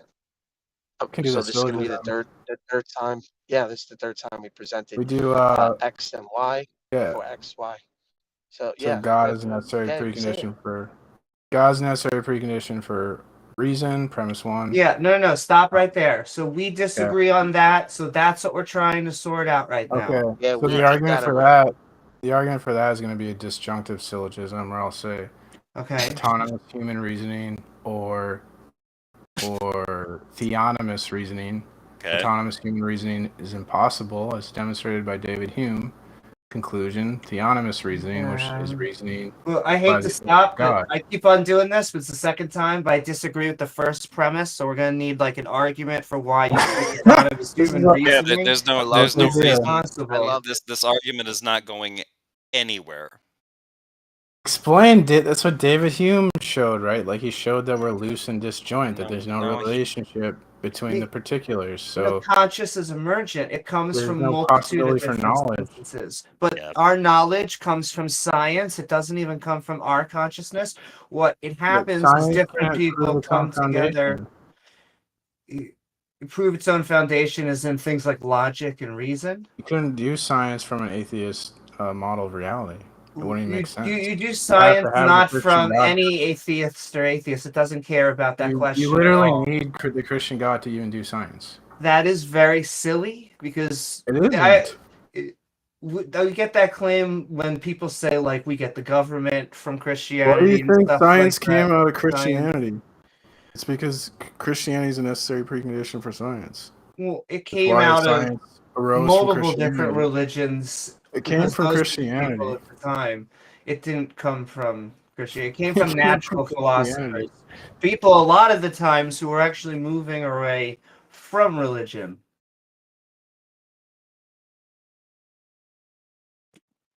But yeah, I mean, our reasoning it comes from our brain. I respect that. When you say brain, are you gonna where are you putting the mind? You're saying the mind is the brain? As the operating system of the brain. So the mind is not separate from the brain. No, it's housed in there. Running off it, just like our operating systems are running off our physical computers. Okay. Is there any more questions about premise one? Because I mean, that could be reduced, and we're reducing it down to the foundation, to the ultimacy. You're saying your brain. So what is before your brain? Then you're going to say your brain is necessary for premise one is a mind job. All right. Yeah, and what do you mean before? Because it's an organ of an organ. What is the necessary precondition for you to have a brain? It's not a necessary precondition. It's a necessary precondition if you can demonstrate that. Necessary means demonstrable. You can't do that. Just because you say necessary doesn't mean anything if it's not demonstrable. So demonstrate why that is. Give us the argument. Sure, and I could also wait. You're giving me another. You're going against, which I respect. I would just love how you got to that conclusion for you to make that objection. I think that's what we're here for. Because we gave the argument. I gave you the explanation. No, you don't get to do that. I'm going to be childish here and say I asked you first. Prove Jeebus. Okay, so We explained the autonomous reasoning. Did you? We gave you the David Hume. You didn't. You got both Do you of want us those to wrong. run Go through? on. Oh, so you didn't agree with any of those? You got all of that wrong. All of that about epistemology was wrong. Now, what's step 3? And yes, we did disagree with all of that, just to answer that question. Okay. I mean, have you guys like solved skepticism or something? Because we're basically just citing skepticism, right? No, you guys are citing a solipsistic God that you happen to be allied with. No. Which is I'm kind saying of autonomous. a weird take to have. I'm saying because of skepticism, autonomous human reasoning is impossible because it leads to skepticism, right, David? It's like David Hume talked about. Oh, it doesn't. It does not. It doesn't. That's what my book says, and the guy is a PhD Your book, in philosophy. your book says that. Can you and- point that out? Can you? So your book says that, so it's true, huh? He read Well, it. the guy's an expert in philosophy. Like, Oh, he's a expert in philosophies. You just point to that and be Mhm. like, it says here in the book that that's how that's how philosophy works. Mars, you're not stop. I don't think what I'm saying is controversial. You're at the kids' And, like, table. you You just- were you just arguing don't know like how to you're at the respond to kids' the table argument. at this point. This is weird. But Don't Mars, I don't do think that. I'm saying anything controversial. You You're guys just don't know how to also respond. you're also talking about how it leads to skepticism. That's what Hume's saying. But then you're also trying to tie that somehow that back shouldn't to be God. controversial. And Hume, let me tell you, would probably be the last person to agree with you on that point. So why Right. should Hume take you seriously on that point? Hume would be skeptical of your skepticism. So, transcendental arguments started with like Kant, or I mean, you can go further back, but like Yes, they do. usually- They do. They go usually back we to the go Greeks. Kant, and Kant was responding to David Hume's skepticism. So he did the whole point of the argument is to defeat These skepticism, are which is arguments. why We're it is talking so about completely devastating to the non-believer. talking It about absolutely rhetoric trounces them, versus and then you get reality. this performance like Jefferson Mark. Spatchcock is demonstrating. Hey, Mark. They can't respond to the argument. Rhetoric versus reality. Meet on the Give table. Cards on the multiple table. logical arguments and explanations for the argument. I don't care if you've got a reality. It's not. You can't just claim rhetoric, man. Respond to the logical arguments. That's all you have. You have a I'm saying theory. multiple logical arguments. If you guys have some kind of goofy ass theory that may or may not prove the existence of a creator God, but you can't demonstrate very the actual respectful of it. existence of that creator God when you're ridiculous. trying to You tell won't me let the that I need to argument bow follow. down to it and ask for its forgiveness, then I don't give a We never mentioned goddamn any of what that. you're talking We never about. mentioned any of that, and I heard you it- say that before, and I have scriptures actually that Then explain what are exactly you what you're here saying. for? What I are have you doing? perfect. What I have, are you doing? you want me to What are quote- you doing, you want me to- Barth? You want me to quote to you the scriptures? I could give them to you. I'll put them in the chat if you want. Why would you quote It- the it scriptures at me when I can quote them right back at you? No, I'm just saying that actually answers. I the can question quote that you them posed, right you back posited. at you to prove the exact opposite point. Why would you do that? Why would you do that, Barth? Well, because it is part of human reasoning, and that's the whole point of PMARS presenting this argument to you. That's just you pushing dogma on me, bro. That's not you doing anything to prove your case. What are you doing?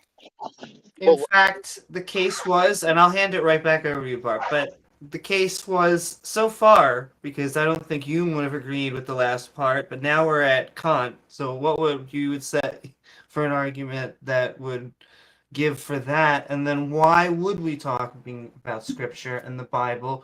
Because I think what Jefferson is saying is really, it's a book that we don't accept or think is true anyway. So why quote a book we don't think is true?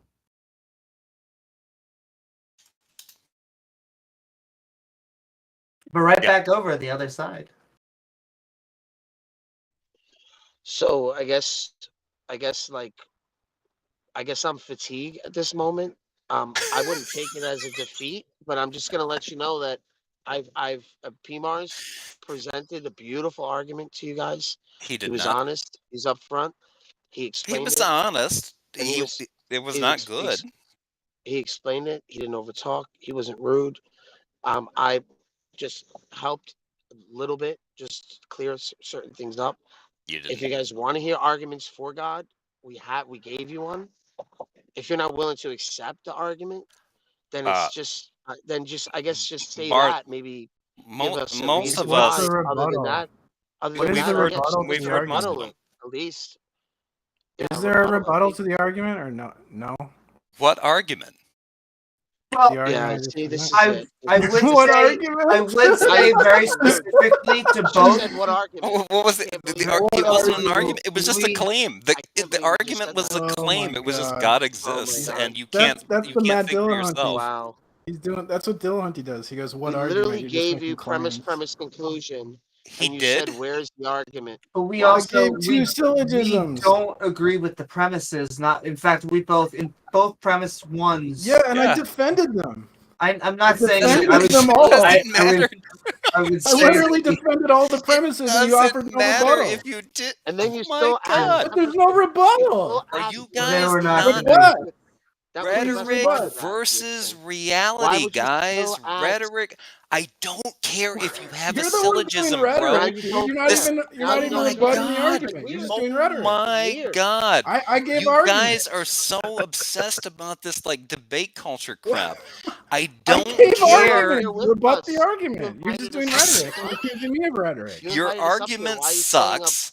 Get a better argument. Why does it suck? Oh, okay, that's great. the Why rebuttal. does it suck? That's the rebuttal. And I just want to say, I do no, agree with Barthology that this has been a nice civil discussion. So we'll go with that at least. I haven't made Well, it he that said simple. we I suck, apologize, so, Randolph. You're doing just fine, but yeah, it is a bit. This gets a bit rough and tumble here sometimes. I need to wrap it up. I need to be able. No, that's okay, Jefferson. I agree. Sometimes we need both cops. Amy is being so great. She's so She always keel. is. Like she'll step in, like, "Hey, you know what? I think you're a moron," and she doesn't say that. So there is a question on the floor. ChristianYellowBone has asked what is the problem with the first argument. So let's the first premise. Sorry, the first premise. And I could very specifically, we do not think that God is the necessary preconditioning for reasoning, and I don't think that. And the second argument was that I do not think that our faculties. I think that we are able to think rationally. I don't think that's a physical impossibility. And I know that he's trying to quote Hume for that, but I think Hume is trying to quote more of a skepticism that we have subjective experiences, and we can't fully fully trust our subjective experiences, but how we do that is to use science. That's how we get around it. Absolutely. Totally agree, Amy. You're just kind of like taking it for granted that you can reason. Did you listen to Amy at all? Did you listen to what Amy said at all? But we can Mars, reason. did you do that? Did you listen to Amy? Yeah, I mean, she essentially said like it's an axiom that we can reason and that our minds work or whatever. Yeah, she did. Yeah, she did that. Do you not think we can reason? Well, the whole point of meta logic is to ask the question like, how do we know Because they just ignore these questions and they just keep doing philosophy. Hang on. The question you just asked actually is a really good question. So, yeah, why don't we try to wrestle with that? Yeah, that's the argument I was making, is that without God, you could never answer that question. God's the only thing that can bridge. No, that's a hell of affairs. How do you get there? That's what the book says. What book? The objective proof of Christianity. That's the art. That is the crux of the transcendental argument. It revolves around. I love that you were pointing out, like, hey, I got a book right here, and you like point to a chapter and verse, like the book tells me. Oh, P. Mars. I do feel that P. Mars is asking, ChristianYellowBone is asking sincere questions here. He's obviously put time into reading this book, and he's trying to test the ideas here, and I do appreciate that. You're welcome. I appreciate you guys having me too. Yeah, I appreciate P. Mars also. This is awesome. Is it? I appreciate Yeah, I mean, you've reduced yourself to laughing at us and calling us names. I mean, pretty much, if you had an argument against it, that's what I I'm mean, here you wouldn't for. just keep I mean, saying that you wouldn't. Your objection is just saying I just don't accept it, and then you're not even giving justification for it, last name is Spatchcock. I'm as here if to we're talk. not giving you justification for the argument and explaining it Yeah. beautifully like you did. So right now, you yourself are not really showing a good faith, or even I'm not. as if. Well, yeah. So I mean, I guess that's fair, right? Well, I'm trying to. I'm not trying to be operating in bad faith, I guess I should say. Okay. But when it comes to like PMARs, I do not like. Well, then as you see now, you're doing. See, that's just rude. Yeah, that's just rude. Yeah, but hang on, I'm gonna say this. I don't like PMARs. He is a troll. He is a porn spamming troll. Oh. What? There is some history there, that's for sure. He's done that. He's done that. He has done that in the past. He's porn spammed me. He porn I spammed did my not. channel. You know Whoa! I did not do that. I'm pretty sure you You're in did, our Ben. space, buddy. We're not No, yours. I've never. You came into one of my live chats, and it was just a video of. It was a close-up video of a man's dick. I didn't do that. That's not me. That wasn't you. Okay. That was not maybe me. that wasn't So you're you. gonna automatically. Have you contacted him about it? Oh, I would admit but that's not my style, Bart. I don't post porn, right? Like Bart's. It's That's not just my ridiculous. Style. This is I just like a never ridiculous post Dude, you porn. were accused by other people of porn bombing. Really? So yes. you're automatically. Other people Oh, that's accused because you of there's a porn guy bombing that was long framed. before I did. Yeah, they That's did. because on Flat Earth, there's a guy that framed me for that. He would like. He would join a hangout, and then he would play a clip from my webcam that he had like saved on his computer, and then he'd play porn right after that. Like it was obviously framing Can you me. be So can you be a little But more flat serious earthers here, can't Jefferson? figure that out. So Yeah, they're almost as bad as the anti-vaxxers. I don't know. I think we've given the argument, Bart, and they don't want to rebut. So should we just move on to the next person? I don't think we're going anywhere. I mean, I think you're being very professional, and I still think you're being professional. And right now, he's just trying to attack your. Yeah, I don't know why he brought up this porn. Because he can't attack the argument. All right, you know, And PMARS is not a real Christian, right? Just maybe. Like he's like a Hindu We've Christian. been friends. We've been friends for a very long time, buddy. So if you think that you've always been in these spaces like we have, we're gonna have a longer reputation than you are. Plus, you're probably not on here as much as we are. You think I'm reading this book just to like troll you? Yes. We gave you the book. We literally gave you the book. Wow. So you should take into consideration some of these arguments, so that this way you're better equipped instead of just laughing and attacking why would I listen to any of these? character. Why would I listen to any of these arguments? So then why even be on the stage or critique these sort of arguments? Why are you Because saying my name don't is care when Spatchcock. you're I am here? here. I aim to misbehave. He's one of the hosts here officially.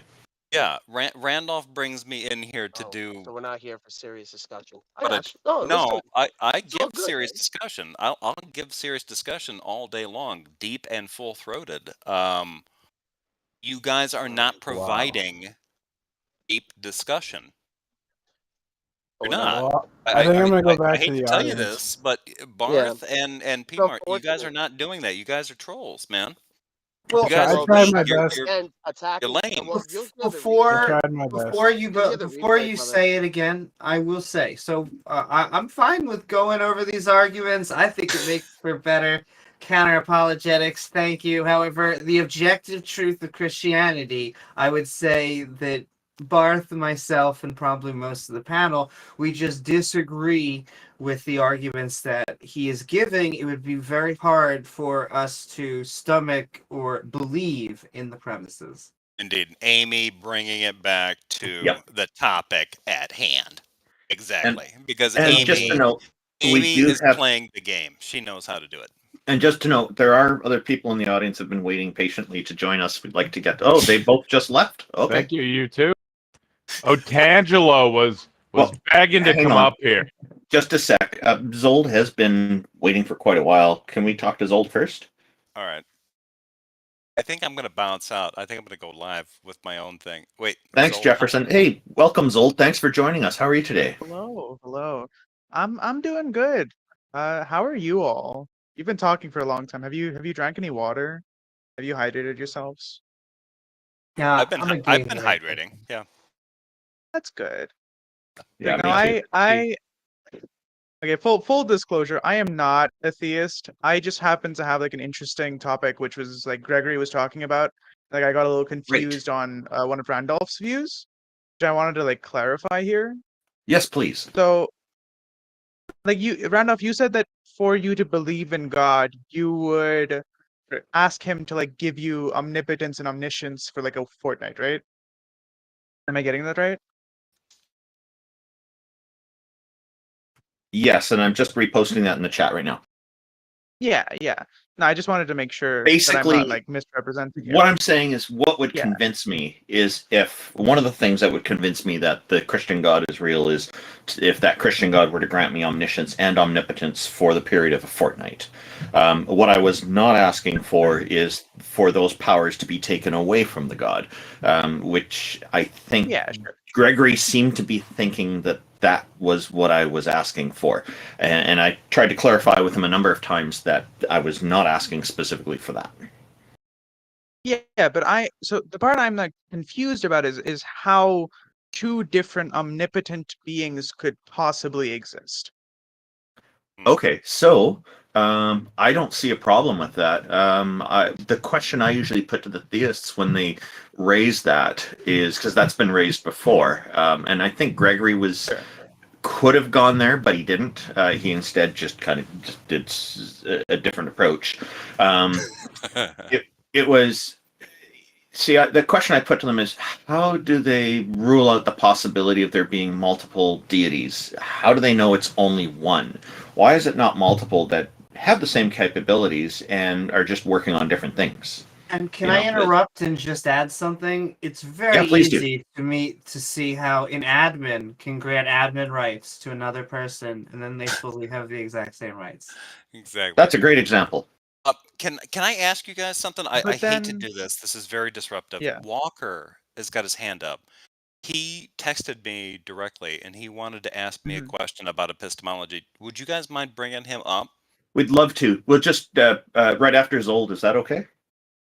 No, that's fine. Yeah, that's fine. Yeah. I guess it's like the admin thing, right? Imagine you promoted someone to admin. What happens if they depromote you from admin? Then they're the only one who's an admin. They have all the power. See, but you're saying, what if they depromote you? But what they are basically saying is that you can't have someone be promoted to admin. There can only be one admin. It is Highlander. There can only be one. Giving the power away somehow gives away my powers. Actually, there's also concepts of IRC. That is the problem with this. All right, sorry. That is the problem with the system that is reality, and there is nothing that I'm aware of in the definition of omnipotence, and the same for omniscience. But for omnipotence, we're talking about that states that there's any kind of limit on it. The whole idea is there is no limit. So that doesn't mean that you'll always be omnipotent. It just means that you currently have this capability of doing absolutely anything you want to do. You have the full power to do it. So if there's two of you, I agree to that. Yeah. Okay. Yeah. And then I IX agree was to going to that add something. insofar as something that's logically possible. Like, for example, you can't have a square circle because those are two different things that can't be the same thing. In the same way, you can't have an impenetrable shield and a spear that penetrates through everything because it's impossible. One of them will have to like win, and the other one can't. You can't have a spear that penetrates through an impenetrable shield, and an impenetrable shield that doesn't get Right, penetrated it's a through paradox. anything. Anyway, you can't have a square circle. It's a paradox, yeah. Yeah, what I'm proposing is not a logical paradox. But what you suggested here, you gave a great logical paradox. I'm sorry, IX, I interrupted earlier. You were trying to say something, and I was trying to answer. Oh, I was just trying to say, as long as we're talking about like the hypothetical example of permissions being granted within like an access control system, it's a well-known fact that if you try to take over a channel on the network like IRC, where ops can be granted, there's multiple ops. If you happen to get ops and you happen to try to use a command like mass deop, you're automatically removed from ops, right? So it's entirely possible for there to be convoluted strategies by which powers can be granted Yeah, to but then you aren't omnipotent. sub-licensors without the sub-licensors being able to usurp the licensor. Yeah, but so I mean that means you aren't technically omnipotent, right? You don't technically have access to every possible command. Correct. Well, I can type the command. It's just that if I try to execute the command, Yeah, I but am you can't removed. do it. It doesn't work. Yeah. Well, the point is I can Yeah, so attempt you're it, not. this will fail. Yeah, but I mean, if that's like saying, oh, I can attempt to lift a truck. I'm just not going to lift the truck. It It's like doesn't mean I can't lift the truck. It's like letting you launch the nuclear weapons. It's just that if you launch them, they're deactivated, right? You can push the button. It's just not going to So happen. you can't launch them. That's not the same action. Pushing the button and launching the nuclear weapons are not the same action. I didn't say they wouldn't It launch. means you It don't just that have they the would be ability inert. to. They would cease to be nukes, right? Yeah, but like you don't have the ability to launch nuclear weapons then. That is not an ability you have. Well, you can use the ability. It's revoked after using it. Yeah, but I mean that's no. If it's revoked after using them, the ability is used. That means that nuclear weapons would be launched, but they aren't. You aren't Well, actually they were able nuclear to. until the moment after you launch them, and then they stop being nuclear. Okay, now that sounds a little off, right? Okay, so assume that I want to launch nuclear weapons and have them land somewhere. I can't go through that whole thing, I assume. I can't do that full sequence of commands that I want to do. That's not an ability I have. It means You're I'm not entitled to omnipotent. actions, but you're not entitled to outcomes. Okay, I don't think that's omnipotence. I mean, maybe we have just very, very, very different definitions, but I don't think that's omnipotence. The idea is can you have a temporary or limited form of omnipotence? And the ability to do everything except there are going to be some consequences, such as like having omnipotence revoked, is still a form of temporary omnipotence.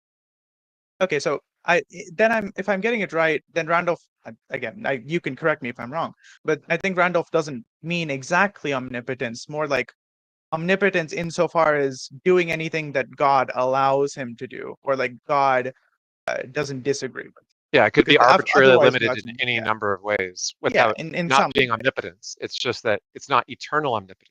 Like the thing is, I mean, when you it's- say you it's just don't want not all the omnipotence. omnis, when you say you don't want all the omnis, and one of the omnis is Yeah. something like omnipresence, which is something like eternality, right? Then none of the properties that you're being granted are guaranteed to last forever because you don't last forever, right? And on top of that, I would say if there was, and some Christians have said to me, what if you do something to God and take away his powers? They understand. And so I said, okay, I'm okay with it being omniscience with a limitation, that I can't interfere with God's power. And that's fine. So I'm willing to do that too. That would be also sufficient for me. Yeah, I mean that sounds like at least somewhat reasonable. To me, it's just like, oh, you can't have two completely omnipotent beings because one of them it can override another, which means the other person disagree. will like not be able to override. No. Yeah, No, I it disagree. seems Like off, man. Amy pointed this out, the administrator access example, which was excellent, because two could have the same powers, the same capabilities, and if one of them interferes with the other, then they're exercising their omnipotence. They're using their power to get rid of the other, or maybe they just don't do that. Who knows? Like it really depends on, I guess, their relationship or their awareness of each other. I can't think of anything that would be a limiting factor to say you can't have two, other than that arbitrary rule being added on that says you can't have two. And that's why No, if I take a pose it mass like deop this. on IRC, it's also within the power of all the other ops to remove me the moment that I try to take all of them out. Right? No, let me try to like pause it like this. Imagine two people are given omnipotence. One of them creates a command that says my omnipotence can never be revoked. The other one tries to revoke the first one's omnipotence. What happens? Okay, by instituting such a command, they would be then imposing a limitation on the other's omnipotence. They're already taking it away at that point. Yeah, it's contradictory. I mean, yeah, that's why having two omnipotent beings itself would be contradictory, because you won't be able to do that. You're assuming that, it sounds like you're assuming that there'd be nefarious purposes. I didn't even get into nefarious purposes. I'm just saying. No, regardless of like in the example, in like zold, Yeah. in the example that I gave, which is IRC, There is no power higher on that channel than op, right? So op is omnipotent. For the sake of IRC, all the powers that an op has are the same for all the ops, and there are multiple ops, right? If an op issues a command which tries to systematically remove all other ops, the first thing the other ops do is they automatically remove that op. And since they can't simultaneously destroy all the other ops then they're guaranteed to be removed before they can do much damage. And then the ops just fix whatever they fucked up. And just for our audience benefit, ops is short for operators, and it's the highest administrative status. IRC is Internet Real-Time Chat or Internet Relay Chat, and it's been around long before the web came about, and it's still a very active technology today, mostly used by developers, like software developers. So I guess the thing that's like bothering me is that by having multiple different ops or multiple different omnipotent beings, you create a thing that an omnipotent being can do, right? An omnipotent being can't interfere with a different omnipotent being's omnipotence. I wasn't asking for that. Is like the idea. They actually can. They can interfere with like one of them, right? But the idea is that there's multiple. So I can deop like one person, right? But then other people are going to react. But if I try to deop everybody, if I deop multiple people in a row, I automatically get taken out by the other people before I can do more than one. I think it's like two. I understand that in an IRC, but I don't think that's what we're like specifically talking about. There's like minute differences that make it so like two omnipotent beings and two ops on an IRC are just different, right? They're a good like analogy, but they're not exactly the point is the same. There's no contradiction. There's no highest god. It's just that if any one god tries to take out all the other gods, they just get taken out instead. Yeah, but that means that there's a thing that an omnipotent being can't do. They can attempt it. They'll just fail. Yeah, but if it fails, it means they couldn't do it. Yeah, but you're not entitled to an outcome. You're only entitled to actions or powers, right? Like it sounds like what you think. Right? Because it sounds like what you think is the only definition of omnipotence is like the ability to just dictate like the state of the universe or the outcome of all things exactly as you wish. Oh. And yes, that power. Well, yeah, is contradictory if everyone has it, right? Unless there's an automatic mechanism by which anyone exercising it can be checked by the others since they all have it, which is an example that we have with IRC. Yeah, but like think about it like this, right? If you say that it's like omnipotence, I think necessarily means that they dictate the outcome of something. Because if it's just like the ability to attempt something, I can do that right now. I don't need to be omnipotent. I can try to fly. I'm not going to fly. Try this, Zold. Okay, imagine the nuclear keys on a submarine. Okay, and there are three keys. Let's say it's the weapons officer, the captain, and the second officer or whatever, right? And if all three keys are not present, no nuke, no launch, right? Now it's true that all three of those men have the power to launch nukes, right? And maybe in principle they agree that the captain, unless they're decommissioned, should make the command or whatever, and the other two should follow orders and go with it. But the idea is that just like with removing ops, if any op tries to remove ops that the other ops don't agree should be removed, then that op gets removed. If any one of the crew tries to launch nukes the others don't agree to, they're violating the other's omnipower, right? So they all have the power to destroy, a city, but they have to agree on it, because if they exercise it without agreeing on it, then there's a contradiction. But that's a limitation on their powers, because they have to it has to be cooperative in that case. It's really no weirder than like Christians believing in the triune God, because Christians believe in a triune God. They believe like God, the Father, and the Holy Spirit, right? And so they're already believing. I mean, I could be wrong, but I think they believe all those three are like one consciousness. If I'm not depends on the denomination. Yeah, there's a bajillion different Christologies about what they think that means, right? But generally speaking, they think that it's possible for there to be three essences in one person, or three persons in one essence, depending on which day of the week or which Christian you ask. Point is, I could just stipulate that the way that the omnipowers work is that anyone who has them is a part of the omnipower system, in the same sense that the triune God can be, in three places at once, but still be unified. I can say there is just one omnipower. It's just it appears as though it's divided by three. Yeah, but I could just cut Randolph into the deal temporarily, and then when this time expires, he's out. Again, that I think that just means it's not true omnipotence, right? I'm trying to define omnipotence here, and it's like if Was it's Jesus omnipotent? possible for that, I think you're just straying away from the Sorry. topic, man. I don't know. The objection I have to that. So to say it's true omnipotence, there could be two or more that are truly omnipotent, and that would be fine. But to say that because there's others, then that's not valid. That's an additional requirement that's been stacked onto it. That's just not part of what omnipotence is. Okay, so what do you mean by true omnipotence? Define true omnipotence for me, Randolph. Well, you brought up the term true omnipotence. Well, I'm basically meaning fully omnipotent. Omnipotent means it's redundant to say fully omnipotent, but omnipotence means you're all powerful. You can do anything with your powers. Yeah.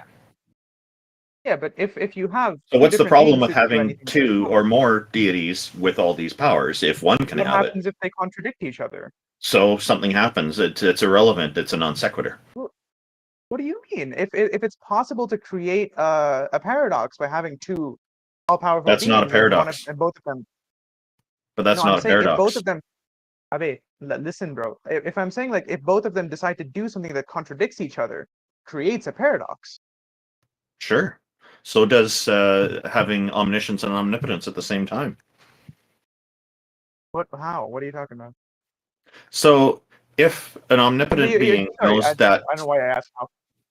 Okay. Like, again, if it creates I'm trying to answer your question. I'm trying to answer yeah. your question. So if an omniscient and omnipotent being knows that tomorrow there's going to be snow in my neighborhood, and right after midnight, right after all balls, it decides that it's going to change the weather to rain or sunshine, and does that using its omnipotence, it has then, therefore, invalidated its omniscience from the day before. Therein lies the paradox. No. So, yes, it would know with these things, they can create these paradoxes, but these are, like, to me, these are imaginary powers in a way. I disagree. If it's omniscient, it would know that it's going to change the weather to rain, right? Did you just hear what I said? I suppose it's, like, possible for an omnipotent being to be like, oh, I am going to... Let me do this. Let me explain it again. Okay. What I said was this omniscient and omnipotent being knows that tomorrow my neighborhood's going to be snowy weather. Okay. Tomorrow rolls along. Yeah. They decide to use their omnipotence to change the weather, therefore invalidating their omniscience, what they knew the day before, as being correct. It's now incorrect. They have then rendered that invalid, and so therein lies the paradox. Well, I think that's a paradox. That wouldn't be possible, right? Right. That's why it's a paradox. Well, then that wouldn't be possible. Yeah, I guess fair enough, sure. But again, I think the same lies with like two omnipotent beings. Then you can't have two omnipotent beings. Sure. Oh, okay. Oh, there we go. And simple enough. I'm not arguing as a theist. I'm not a theist. I just wanted to. Oh, I know. You made that clear. That's no problem. Yeah. Yeah. So I'm basically I don't have a problem with there being two different omnipotent beings, but I do recognize that yes, there could be a paradoxical situation arising from them both being omnipotent. Yeah, I suppose. So I think it's necessary that if there are two omnipotent beings, it's impossible for them to contradict each other. Then they can't be omnipotent. Yeah, exactly. So you can't have two omnipotent beings. Mm-hmm. Yeah, okay, I'm good. That's my piece. Yeah. And at any rate, as I did clarify, if there was supposed to be some kind of rule, some limit imposed on receiving omnipotence that I can't interfere with God's powers, then God having those powers, I'm okay with that, because that would still give me what I need to verify that all of this stuff is real. I don't need to take away God's power to do that. That's fair. No, thanks for pushing the question. I appreciate it. Yeah, of course. Anytime, man. It was good talking with you. We're just going to bring up Walker next because he has a question. Walker, welcome. Thank you for joining us. Hey, how you doing? Good. You and Jefferson Spatchcock know each other, apparently. Well, he was talking about a subject I've actually had a question on concerning both the apologetics he was facing from the presuppositionalists plus just basic epistemology. And so I was trying to figure out exactly what the right answer was. And I thought maybe it'd be edifying for everybody if my question got answered. Sure, feel free. I just sent a note to Jefferson Spatchcock to let him know that you're here in case he's not monitoring. Okay, well, I have no problem repeating it. When I was deconverting, one of the things that I was trying to do was understand sort of the philosophical origins of some of the apologetics that I had been taught to regurgitate. And I was first confronted with something called the Agrippa trilemma, or Munchausen trilemma. And I understand that some people may think that there's more than 3 options there, but for the sake of the discussion, is it okay if we just accept that the trilemma has these 3 foundational points for epistemology? Do you have a problem with Hack's crossword analogy for not having a sacred starting point and creating a web that is deductive ultimately? No, I actually really like her stuff, and I think that it's possible that you could combine all 3 of them. And I've actually had a personal conversation with her about the option of being able to include infinitism into her model as well. Cool. Okay, so what did you want to talk about with regards to the 3 original options? I mean, there's also the original trilemma is not even a trilemma. He had like 4 or 5. Yeah, there was like 5 or 6, wasn't there? Yeah. But just for the sake of keeping the discussion from going too far into the weeds, I'll stick with the main 3 of the trilemma. And so if I come to you and I say that I'm making some sort of foundational claim, some axiomatic claim, some claim that can't be reduced further without becoming absurd in some way, then I'm a foundationalist, correct? I have not misunderstood something? If you think you have a single starting point, you're a foundationalist. Okay, and so if I start to then create an epistemological web, even if I include that first point, all I've done is make coherentism. I'm still using a combination of coherentism for most of the claims about reality, but there's this one foundational claim I'm making about myself, which is included in the group. And so if you are not trying to go down the path of coherentism, if you're trying to just stick with the differences between a foundational epistemology and a coherent epistemology, then if someone comes to me and says, I want you to do an internal critique of my theology, and all I'm really expected to do at that point is address the internal consistency in the coherentist way of what they're saying. Even if it means, for the sake of the argument, I steel man their position and I accept, say, God exists in that, and I completely acknowledge that under their worldview, God is the reason why there's intelligibility. But that's still just an internal critique of their worldview. It's not actually relevant to the real world, which, if I understand correctly, is why foundationalism is important in some fashion. Because you are making a claim that, well, in theology, there's a good example. Theology, there's a differentiation made between theism and deism in the fact that some deistic models don't even include that the first cause has agency. There are non-agent deistic first cause arguments. But then when someone tries to claim that this first cause has a name and an intent that is interacting with the universe, it's that claim of interaction that then crosses from deism to theism, which is why in philosophy it's so difficult to ever bridge that gap between deism and theism. And as far as I'm aware, no one has ever successfully bridged the gap between the two. Yes. So if someone is asking a question about to me to do an internal critique of their system, and yet they're making foundational claims about reality, about the nature of reality, then they've deviated from an internal critique just by the question they're asking. And they're actually doing a bait and switch. They're making a comment that only really applies as an axiomatic starting point, and then asking me to do an internal critique on the rest of their system, which is where I think precepts, that's the main level of dishonesty involved in the argument, is that they've just been taught to think that they're not making a mistake that they are. That's a good point. I like that. Also, Walker, I'm sorry, I was a little bit late. I stepped away for a little bit, but you had texted me correctly and said that you had an epistemology question for me specifically. So I'm here now. Did you already ask that to the audience, or do you Kind wanna... of a little. It was mostly just me expounding on what I just finished. Is that if I'm engaged in an internal critique of someone's worldview, as was posted by what's his face, then I can engage in that as long as I'm keeping in mind sort of the visual philosophy of what's going on. That I'm engaged in looking at all the different nodes of this coherent web that they've constructed. And I can say, sure, yeah, if you accept that node, then that node's connected to this node, and that these nodes support this node, and all of these nodes web together in a coherent web of epistemology. Well done. Bravo, bravo, bravo.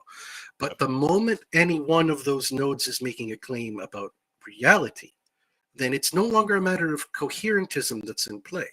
Because if it's about reality, it's not about me. It's mind independent of me. It's something everyone anywhere at any time can go and take a look at, because it's not dependent on me. So it's not a node in a coherent web. If they're saying, for example, a God exists, then that's a foundational claim.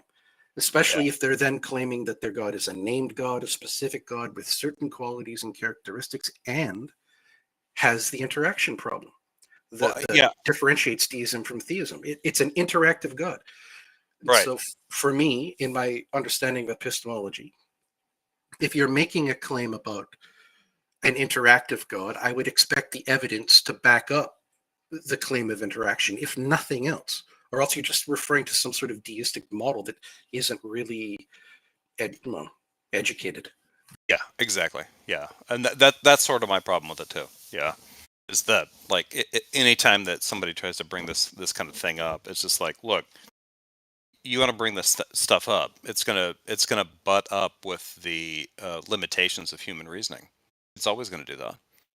Yeah, You know? not that the Kant guy, he was talking to you about that. Or was it? No, he was talking about Hume, about how Hume was like, everything breaks down to skepticism, as though that wasn't the point. Exactly. You're supposed to be doing that if you want to claim the title of intellectual honesty. Right. Because exactly. the whole point is that I don't have to prove that I exist. I can't possibly not exist.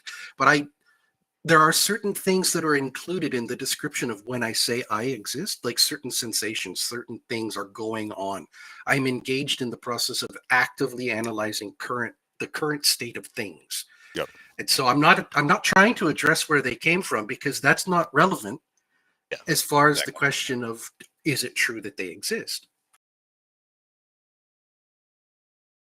Exactly. I think you got a good handle on it. I like your take on it. Anyway. Yeah, no, I was just trying to figure out, because when I was a theist, I was pretty hardcore into what I then learned was called presuppositionalism. I didn't know that word until I deconverted was even a thing. It was just, these were the arguments that we were given. They were completely circular in nature, which is the argument a foundationalist makes against a coherentist, is that on some level your argument is circular. And but yeah, that seemed to be the case. And the only way I could find to break the ultimate barrier there was, tell me how your God is interacting with reality. To qualify you as being a theist, you're claiming your God interacts with reality in some fashion. Yeah, I think that's so. key. And there's a principle you might want to look up.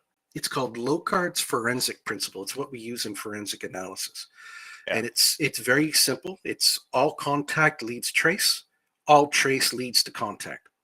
Yep. So if you're claiming a God interacts with the universe, if you claim to be a theist, there's something about your God belief that your God is interacting with the universe in some way. Right. That's an evidential claim. Right. Because if you're claiming contact, I should have trace evidence of that contact. Exactly. And so present me trace evidence. Everyone who wants to know what evidence a theist or an atheist is looking for, I am looking for the trace evidence equal to the claim of interaction that you are making. That is, at the very least, the one that's inherent to your claim of being a theist. Otangelo is the perfect person for that. He likes to make foundational claims about reality. Angelo Walker. No, Otangelo makes empirically false claims about evolution and science. He It's does. much more fun to talk to than the others. Walker, I want to say this because I'm going to get out of here. I'm going to do a live show. Great to hear from you.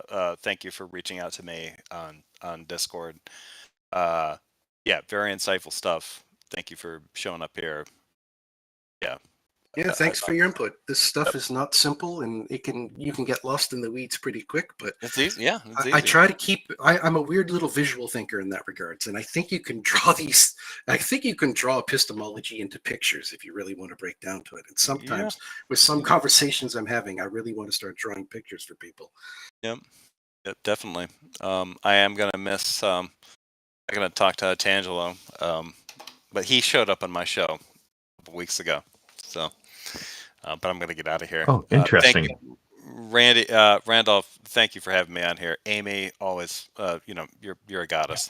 Good to have you in. Taco, salute. Jefferson, you are always welcome here. I'm okay with First Sunday of every month, you're always welcome here. Thank you guys for doing this. Always a gentleman. This is always fun. I'm sorry that I was kind of a dick to some people in here. You were entertaining. It was actually kind of warranted for one of them. Gregory pissed me off. I'm sorry, guys. Wow, yeah, that was an interesting. Gregory got me good and pissed. Sorry, is Gregory? Yeah, Gregory. That's the name he uses. Yeah. Yeah. I don't like him. I don't. Stop carping. Also, stop carping, Jefferson. Stop carping. Oh, stop carping. Oh, stop carping. Yeah, I will. Yeah, I'll do that. IX. Okay. All right. Well, have fun with that. I'll stop carping when they stop floundering. Carping is the word of the day. That's right. By the way, Walker, I found a science article about Locard's exchange principle, and so I've shared the links all over the place. This is why we can catch you if you break the law. See you later, everybody. Take care. Thanks, Jefferson. What have you got for us, Otangelo? Thank you, Walker. Well, I just heard that I'm making false claims about evolution. Can you point out anything that I said that you think? Yeah. Sorry, Otangelo. Could you turn up your volume? Your mic is coming through very low. Yeah. Why don't you make a claim today, and we'll see if it's false or not. I just can speak closer to the microphone. Oh, that's so much better. Thank you. Okay. So, yeah. So someone said that I make false claims about evolution. Can you give an example? Yeah, so every single time we've ever spoken, I've never let you live down that you claim that clay cannot synthesize long polymer chains. And you brought up like bogus objections. I gave you copious evidence your objections are bogus. I showed that the evidence for polymerization in clay substrates is not limited to a single test or a small number of tests in cherry-picked clays, that there are many different examples of this, and that there are clays that produce much longer polymer chains that occur in nature commonly, which have been tested, for example. So you've still yet to make a single meaningful claim to refute anything about clay polymerization, and I'm still waiting for you to produce that or show any evidence that you've actually read the literature on it. Yeah, so first of all, the question of RNA polymerization is not an issue that regards evolution, but the origin of life. These are two different problems.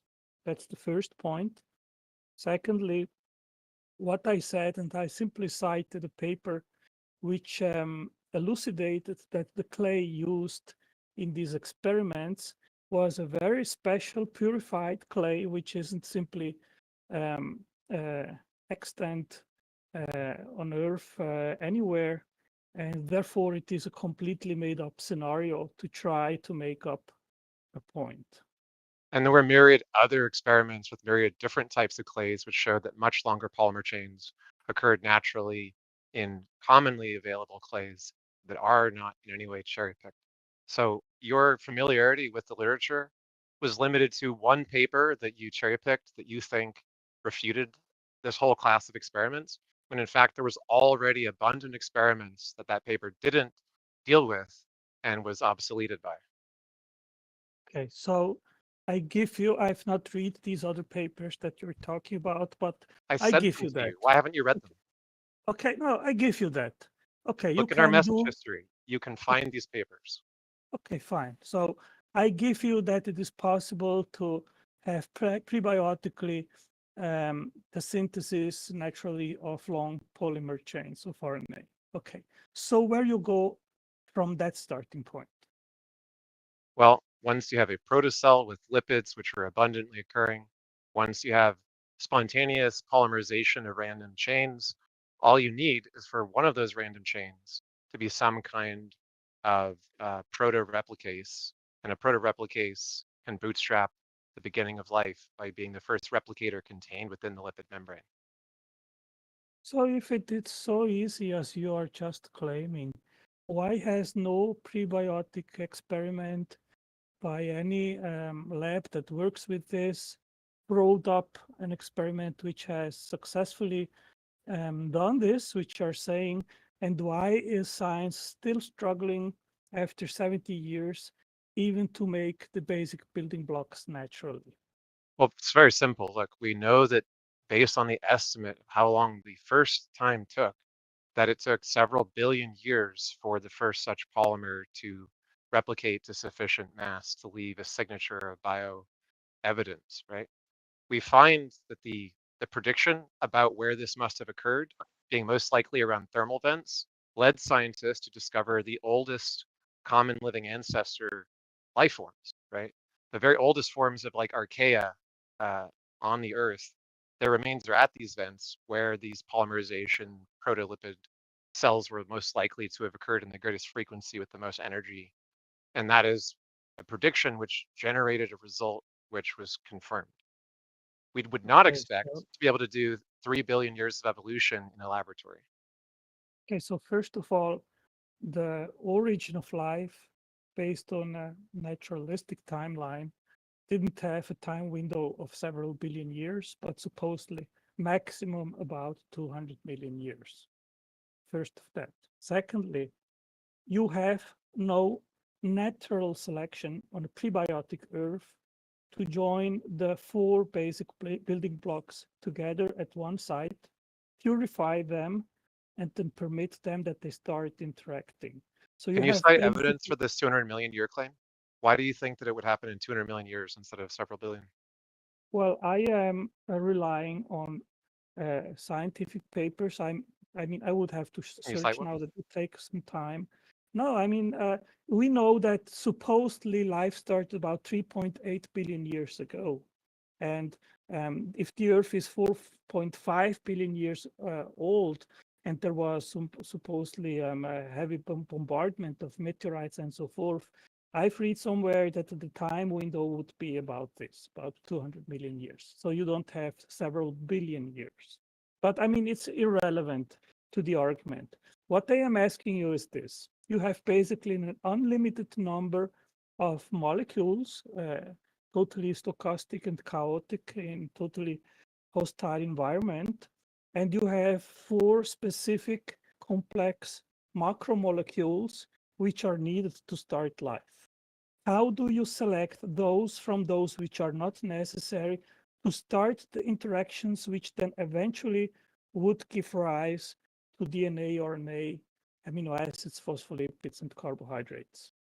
So first of all, like you just admitted that it's 1.2 billion years of opportunity for life to have begun, not 200 million or whatever. Maybe you have some claim about asteroids that somehow is going to narrow it down. But we have a 1.2 billion year window in which life somehow bootstrapped. And then the second question is, like, what's the specific pathway by which the first replicase was able to bootstrap? The answer is we don't know. There's multiple plausible scenarios. There's multiple protocell experiments where people are working that out. We don't really have to know, and we may never know. It's a very long time ago, and the evidence is not available, right? So all we can do is try to reverse engineer and reproduce what were the most plausible pathways for it. I've read a lot of papers. It's honestly like way more technical than I can remember all of them for, but I don't see what the problem is. Well, I just mentioned one of the very basic problems which makes basically all abiogenesis scenarios impossible, which is the fact that there was no natural selection to sort out those molecules, macromolecules, which are necessary for life from those which are not. And Why don't you second, cite a you have paper? no, So and you're just you making have. a claim. Otangelo, can you It's give us not an actual that, paper? no, it's not that. Well, I can quote you here, even from Rational Wiki. Give me just a second.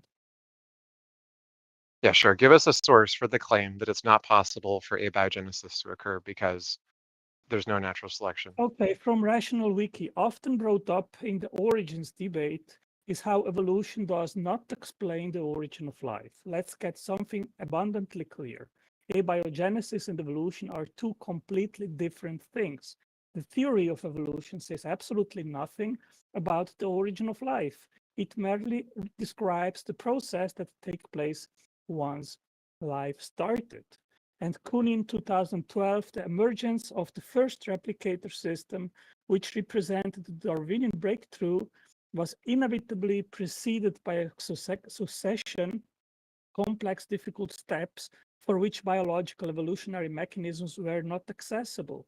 The Logic of Chance, The Nature and Origin of Biological Evolution, book from him from 2012. Then there's another one, and the Prost 2012, Darwinian theory is a biological theory and therefore details with biological systems, whereas the origin of life problem is a chemical problem, and chemical problems are best solved with chemical and physical theories.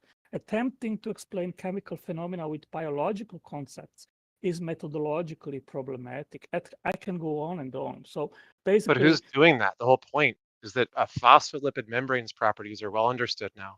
They spontaneously occur and they provide the necessary membrane for a Markov blanket between energy on the inside and energy on the outside to be consumed for the reactant replicated elements on the inside to be preserved and so on, right?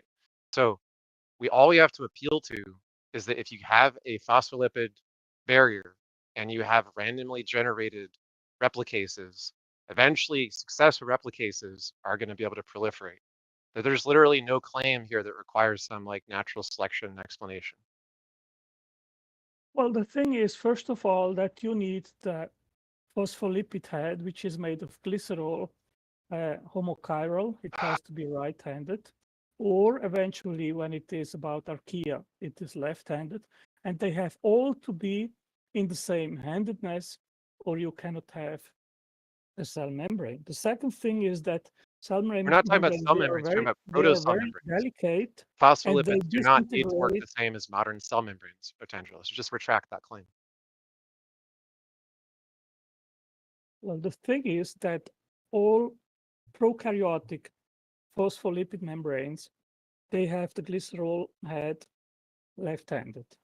You're just making claims about modern cells. That's irrelevant to the protocell. We don't know how you go from a protocell to the particular types of cells we have today, right? We're just saying that abiogenesis doesn't require the things that modern cells do because the phospholipid membrane spontaneously forms from lipids. They're self-organizing. If you have a liquid and it has lipids in it, it forms protocell membranes. Well, the problem with this is that these membranes, they are very delicate.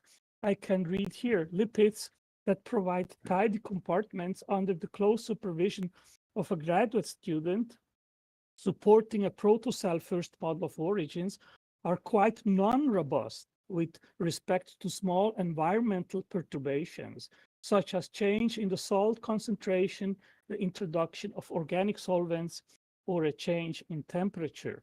That means they would dissolve very rapidly and easily, which is a huge problem. Well, then it's a good thing that they spontaneously generate and that there's an infinite supply of them, right?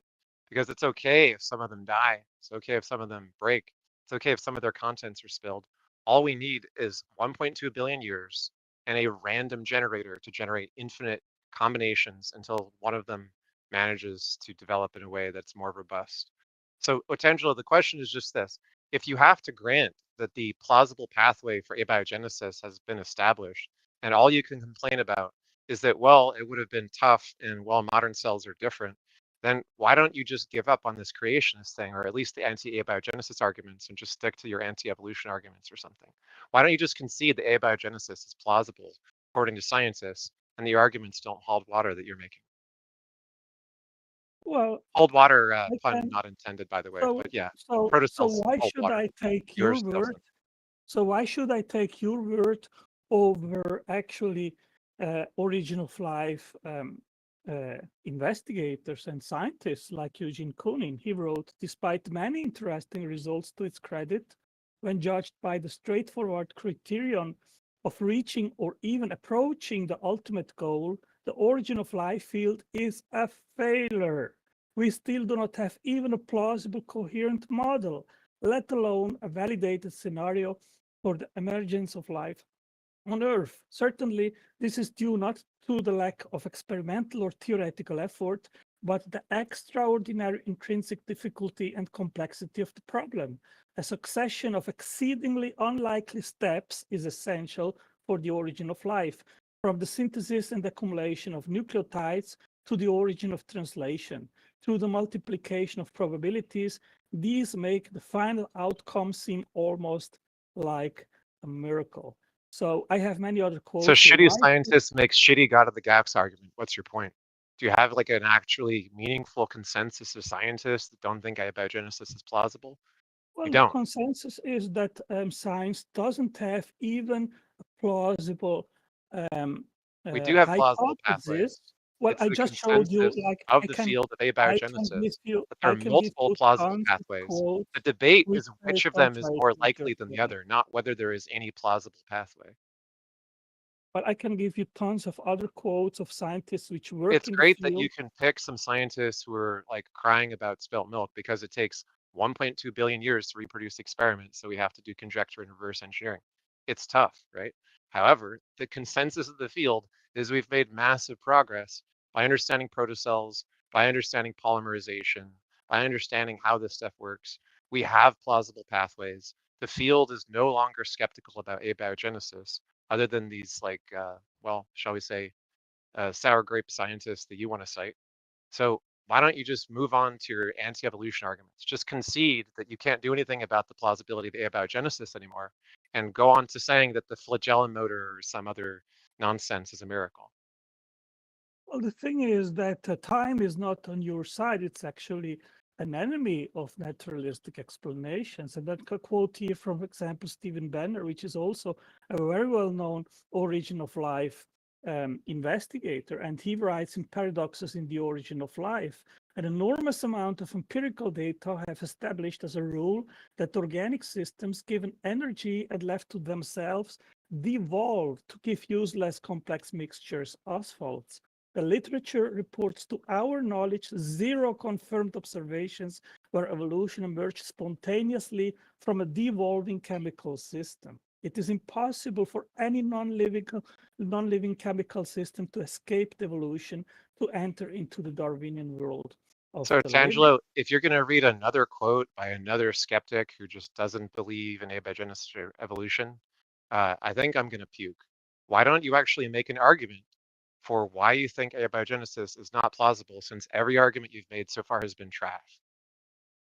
Well, you are just ignoring the evidence, which is on the contrary. And I am not making a God of the gaps argument, as you just accused me. I'm making No, the person you quoted made a God of the gaps argument, because the person you quoted was the trash. Okay. I am making an argument of eliminative induction. In 70 years, science has not been come even a bit closer to explain how a life could have emerged from random chemicals. And therefore, if we have 2 options, one where intelligence was involved and the other where intelligence was not involved, and the option where intelligence was not involved is a failure, then automatically if the other option becomes more plausible, even if we don't have and know the details how an intelligent creator eventually did it. Well, that is my argument. That's not the God of the gaps argument. And furthermore, what I am saying, we know that intelligence makes factories. We know that intelligence makes information codes, it makes machines, it makes production lines, it makes energy turbines. So I can logically infer that if we as intelligent beings are able to make such things, and we have never experienced or observed or shown scientifically that non-intelligent mechanisms can do such things, I am warranted with a positive argument and not with the God of the gaps argument that an intelligent creator is a more plausible and case adequate explanation for the origin of all these things rather than unguided random events. Ix, I know you have an answer, but I want to respond after. Yeah, go for it.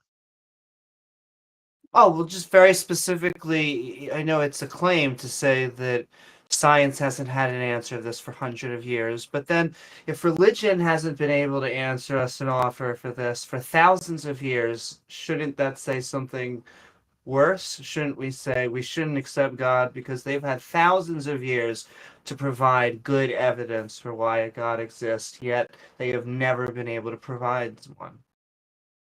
Louis Pasteur, he said a little bit science brings us more distant from God, but more of it brings us closer to him. And the answer of the Bible is God created life. And science is confirming that precisely by these arguments which I just provided, because science has failed to provide a naturalistic explanation. Therefore, the intelligent design explanation is the more case adequate one, and it converts with religious biblical claims. Well, The first claim Oh, no, go is ahead. just false. The first claim is just false. Saying that it has failed to produce an explanation is just false, right? You're just relying on cherry-picked idiots who conclude that after looking at a field where they don't understand or don't appreciate the significance of the discoveries, right?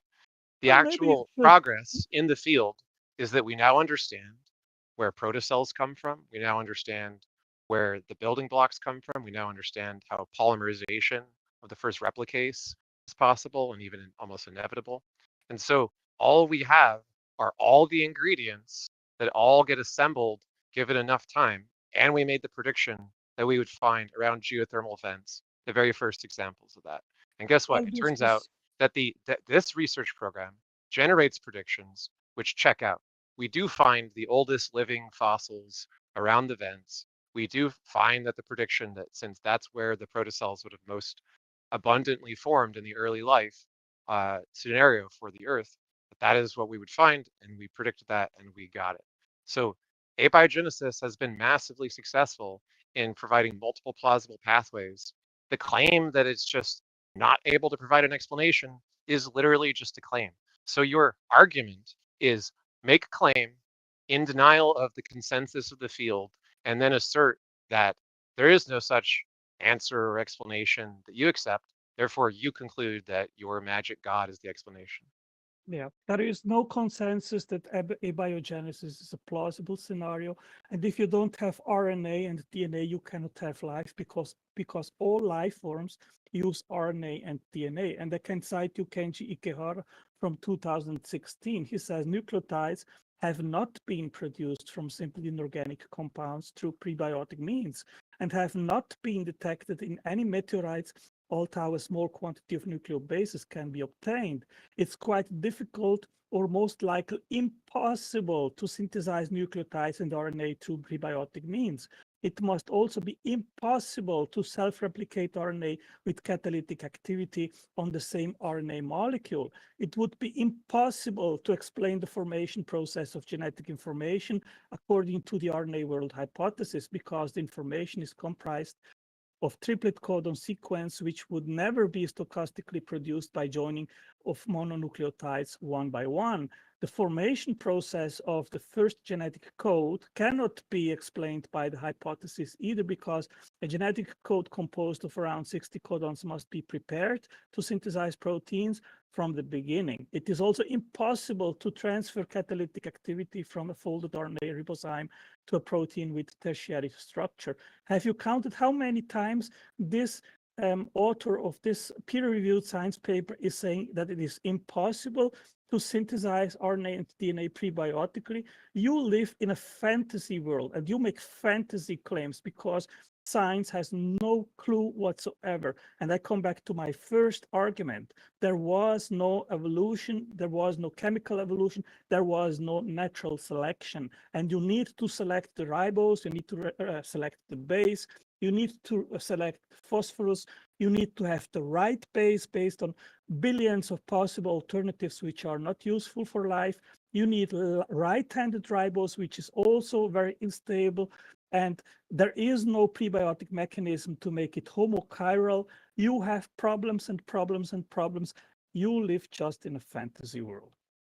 So we have multiple papers exploring and conjecturing about what the chemistry is for creating nucleotides, saying that there's no progress in that field is a joke. The claim that if there's something about a modern cell, we have to explain all of that before we can understand how cells began is just contradicting your earlier claim that abiogenesis is not about natural selection explanations. It's about chemistry explanations prior to that, right? So you can't bring up, oh, abiogenesis is false because how did this thing evolve in like later cells, right? You don't need to explain that to explain how the first protocell begins. You can't deny that the first protocell beginning is plausible according to abiogenesis claims about protocells and clay synthesis. So once again, you are just claiming that scientists are living in a fantasy world for being quite optimistic and bullish about protocell synthesis being the origin of life. I'd also like to ask how God made the first codon.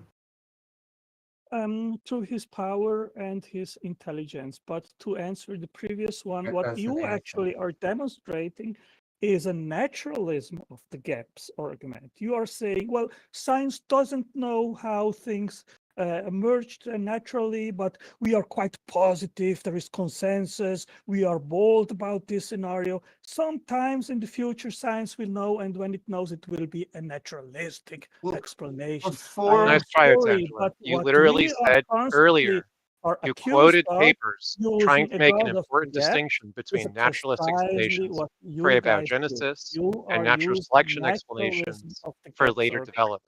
And then you went back on it and you tried to bring up the evolution of specific features as an argument against abiogenesis, which doesn't work because if abiogenesis didn't involve ribosomes, then that's a completely specious argument. You're just bringing up irrelevant shit again. Why don't you stop equivocating between abiogenesis arguments and natural selection arguments and just pick one and be consistent? Well, the thing is that abiogenesis is about the quest of the origin of life. And there is no life form which doesn't use the ribosome. The ribosome, in fact, is the most complex protein complex. It has 1.4 million atoms. It has more than 50 proteins. It has 3 ribonucleotide parts. So just to be clear, are you conceding abiogenesis and changing the subject to natural selection now? Is that what you're doing? No, what I am saying that you have no explanation whatsoever in regards of the first living cell could have emerged prebiotically. That's what I am saying. Can I just an argument about modern day cells does not hold any water about protocells. So protocells are a simpler replicase that doesn't involve ribosomes. It's just an irrelevant argument. So are you conceding that abiogenesis happened and then you want to talk about the natural selection of modern cells? Is that what you want to talk about?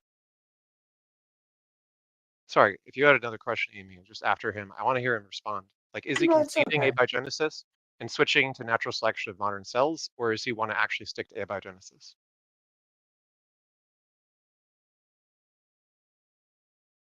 And I guess while he's not answering, I just want to point out something being complex is not a sign of it being created or made by intelligence. And so how complex a cell is does not in any way put for or against a creator. Yeah, Amy, we are talking about 2 different kinds of complexity. One is specified complexity, which is basically that instructional information like a blueprint, which instructs how to make a machine or a turbine or a chemical factory. These kind of instructions, we know that intelligence is capable of making them. I'm a machine designer by profession. I know how to make them using my intelligence, while we have never observed that random unguided events can produce this kind of information which is stored in DNA in the natural world. Well, hold on. Before you conceded the abiogenesis point, then you just switched to natural selection. Is that what you want to do with Angela? Hold on. I want to split out 2 things here because blueprints very specifically. So those things only come from either humans or from, as far as we can tell, creations come from animals.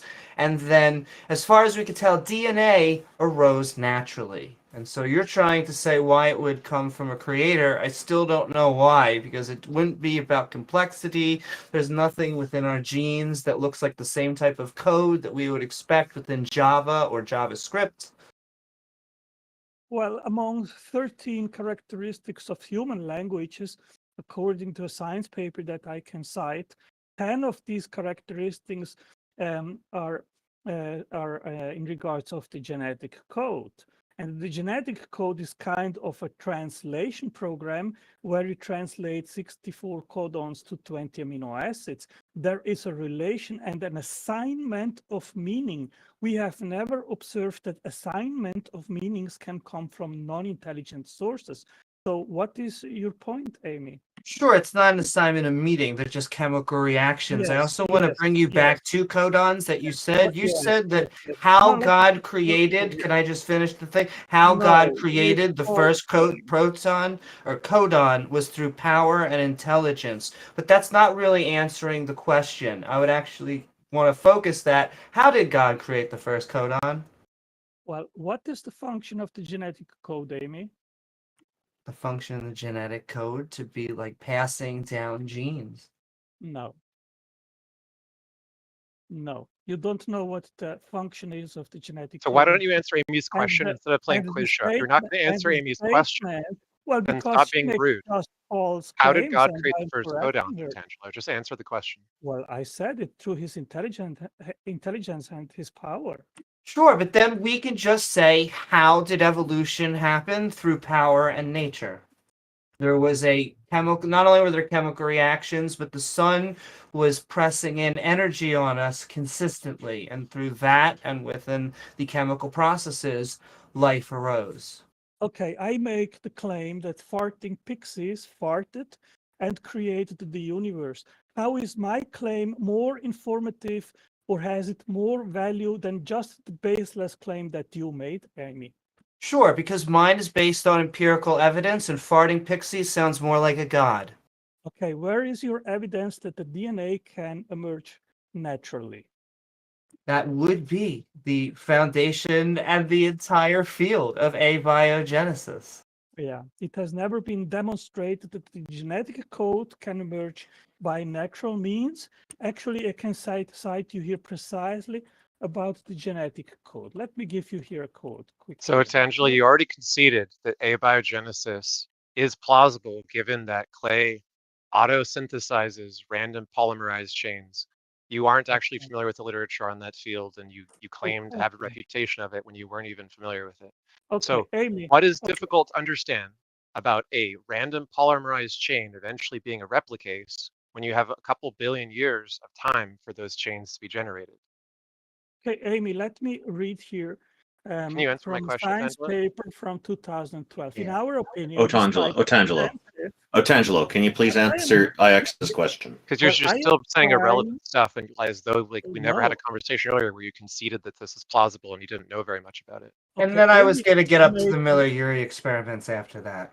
Okay, Amy, you made a false claim, which I just want to refute here. And I would quote, in our opinion, despite extensive and in many cases elaborate attempts to model code optimization, ingenious theorizing along the lines of the coevolution theory and considerable experimentation, very little definitive progress has been made. Summarizing the state of the art in the study of the code evolution, we cannot escape considerable skepticism. It seems that the two-pronged fundamental question, why is the genetic code the way it is, and how did it come to be, that was asked over 50 years ago at the dawn of molecular biology, remains pertinent even in another 50 years. Our consolidation is that we cannot think of a more fundamental problem in biology. So I am using science and I am making scientific arguments, while you, Amy, you make shitty, non-based arguments, just pulling them up from you. Sure, but before we go on, can we just agree that when we ask for an answer how God made codons, or even just genetics in general, you did just say power and intelligence, which, if I may so, is just pulling things from your butt.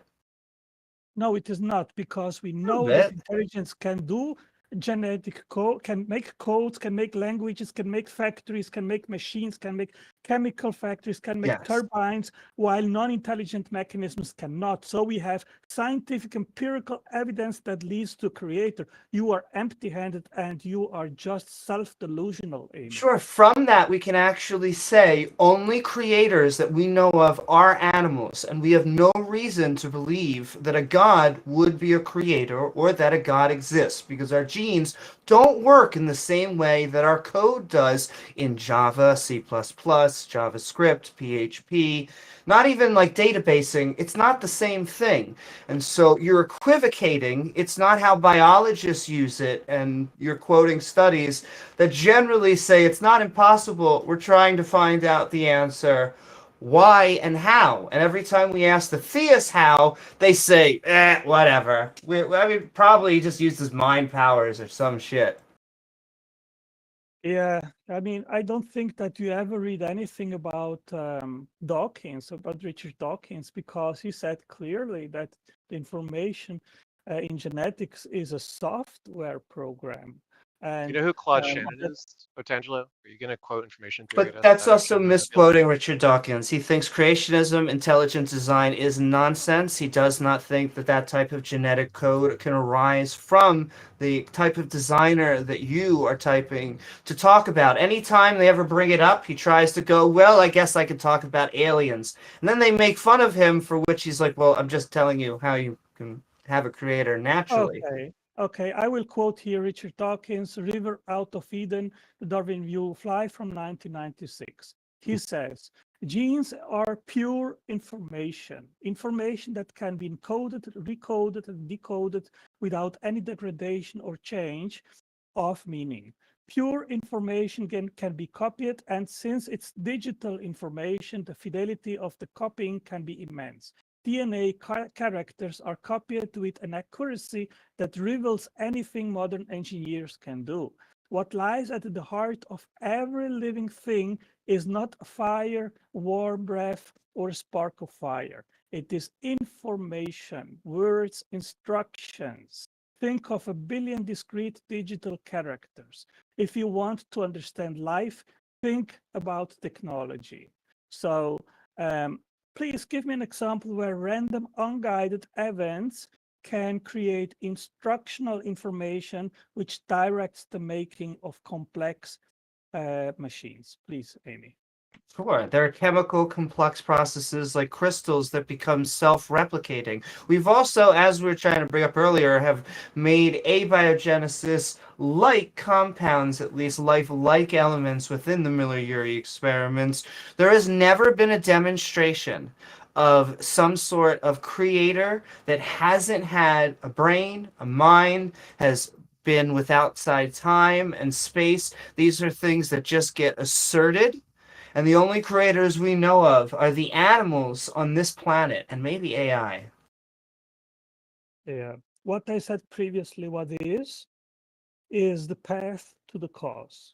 In face of the complexity, irreducible complexity, specified complexity, fine-tuning, and so forth, we can infer that an intelligent, powerful creator must have instantiated all these things. So the mantra of atheists, oh, there is no evidence for God, that's just bullshit. And you are just making random, unsupported, foolish claims, Amy, and you are self-delusional. Sure. So, Otangelo, there's just no a second. good evidence for God. Your rudeness, hold on a second. Rudeness aside, Otangelo, like now you're just saying dumb stuff, okay? You're literally just being like, oh, there's no evidence for any way for abiogenesis to have started, despite the fact that you had to concede you didn't know about the evidence, you were in denial about the evidence, and you were lying to me and like failing to familiarize yourself with the evidence for a long time. You've had to concede that RNA polymerization can occur. You've had to concede that clay can do it. You've had to concede that protocells form naturally all over the surface of the Earth. You've had to concede that there was 1.2 billion years for that to happen. So you have basically nothing against abiogenesis. All of your complaints are about the complexity of the modern cell, right? Your complaints are, oh, ribosomes, oh, this, oh, that. There's nothing really that hard to understand about a replicase, which has more time to keep replicating, varying over time and changing into some other form like a modern cell, right? But you still bring up this abiogenesis thing as though you have a leg to stand on when you really don't. The arguments against abiogenesis stopped being plausible when we had multiple competing plausible pathways, and the argument was which of them is more likely, not whether the consensus is that one of them is likely to have occurred. People are no longer like that really concerned about panspermia or some other thing, because they don't have to appeal to that, because it's fairly easy to understand how life formed around the vents. We looked into the vents and we found the earliest life at them. So if it's the case that some other explanation occurred, why did God need to form the first life around the vents, right? Otangelo, maybe you can tell us. And actually, Amy I asked a think he perfectly left. reasonable. Oh, well, if Otangelo could answer the question, why did God have to make the first life around geothermal vents, which is what we would predict on the protocell abiogenesis clay synthesis theory? Why did God have to do it in a way that's indistinguishable from the theory that God didn't have to do it? That would be a really fun explanation to hear. He was also rattling off a few reasons for why at the end, and one was irreducible complexity. Irreducible complexity is nonsense, not accepted within the scientific community.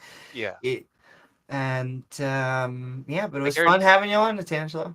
I guarantee he doesn't actually know the first thing about Claude Shannon or information theory. He only knows these like bad memes that he gets from other creationists. Also, Joe from our audience wanted to ask, and it's too bad Otangelo's gone now, but the question was, why is no one pointing out that this whole line of argument is interesting, but in essence irrelevant, as Otangelo's argument is of it's either science or God, and if science fails, it's God, a false dichotomy, and an argument from ignorance. I think that's a good observation. Yes, indeed. In fact, Thank you, Joe. I would say that at some point, life had to come from non-life. That even God had to make us from stuff in their own book, and so. Well, I think the argument is that when everyone says something can't come from non-something or whatever, the entailment there is that whatever the something is must be the fundamental nature of reality. So if life can't come from non-life, life has to be the first prime mover, essentially. And if consciousness can't come from non-consciousness, then consciousness must be the prime mover. And the problem is that there's clearly no evidence. Like if they said it that way, they said consciousness is the fundamental essence of the universe, everyone would laugh at them because clearly they have no evidence of what the fundamental nature of the universe is. So they say it in such a way that seems intuitive. The claim they're making is absolutely ridiculous and doesn't have any evidence. Yeah, he was talking about, or at least he talked about no evidence in general, but no good evidence basically. None of this stuff is anything that anyone should pay attention to. I'll give him one bit of credit. He at least conceded that he's been avoiding and lying for a long time about not knowing anything about the clay stuff. And his one study that I gave him like 4 or 5 responses to that he never read and never understood, at least he had the balls to admit that he was doing that, and he was going to have to concede that. Yeah, but I do find he does that. The audacity, though, to quote people like Richard Dawkins in favor of intelligent design is just, yeah. Yeah, that was a bit rich. I noticed he mispronounced it as Dawkins, but a lot of people do that, and so yeah, it's important for people to remember when mentioning Richard Dawkins' name, it ends just with NS, not NGS. So just keep that in mind. It's not a lot of people, if they mispronounce the names of some of these people, it can actually hurt your credibility a little bit in some circles. I'm just surprised that the creationists don't all call it evolution, since Dawkins calls it that. I think they like the evil sound of it. No, but they don't pronounce it that way. Even though Dawkins like gives them a meme, all they have to do is call it evolution. But they don't. They just don't have the posh British accent to pull it off. Just watched a video that basically had them calling evolution evil. I think we have someone named FractalStrwberry that wants to talk. Hi, can you guys hear me? Welcome, FractalStrwberry. Thank you for joining us. You're here just in time. How are you today? Good, how are you? Pretty good. What's on your mind? So I'm an atheist, but I just wanted to ask a question. I was talking to another person who was a theist, and they were arguing that actually a lot of theists are quite accepting, and that I'm over-exaggerating the harm that religion can do, and that so I think specifically they brought up the example that like Muslims in the US, statistically, if you look it up, apparently like most people who identify as Muslim are accepting, like specifically in the US, are accepting of LGBTQ, and like are more progressive. And I was trying to argue with them, saying that like no, fundamentally like religion, especially like the aspects of it when it comes to believing like supernatural claims or this tendency to believe claims that don't have evidence is dangerous, and regardless like that doesn't give us the outcomes that like we would want, especially like if they agreed with me that progressive ideas and ideology is like better, right, compared to the stereotypical conservative mindset that religious people come with. So I couldn't really like, I guess my argument was that so they're talking about quote unquote, this is my words, like watered down religious people. And I couldn't really like articulate it well because they said, but that apparently I was being too strict, and that like I can't decide who's actually Christian or who's actually Muslim or call them watered down or not, because everybody who self-identifies as a religion is, they're that. There are some fundamental issues with religion. And even though a lot of the religious people do cherry pick and don't follow their religion fully, they do that so they can be more comfortable and adapt it to fit society. But there's a lot of stuff that they won't adapt, that they won't compromise on, that I think they really should, that are poisonous elements to our society.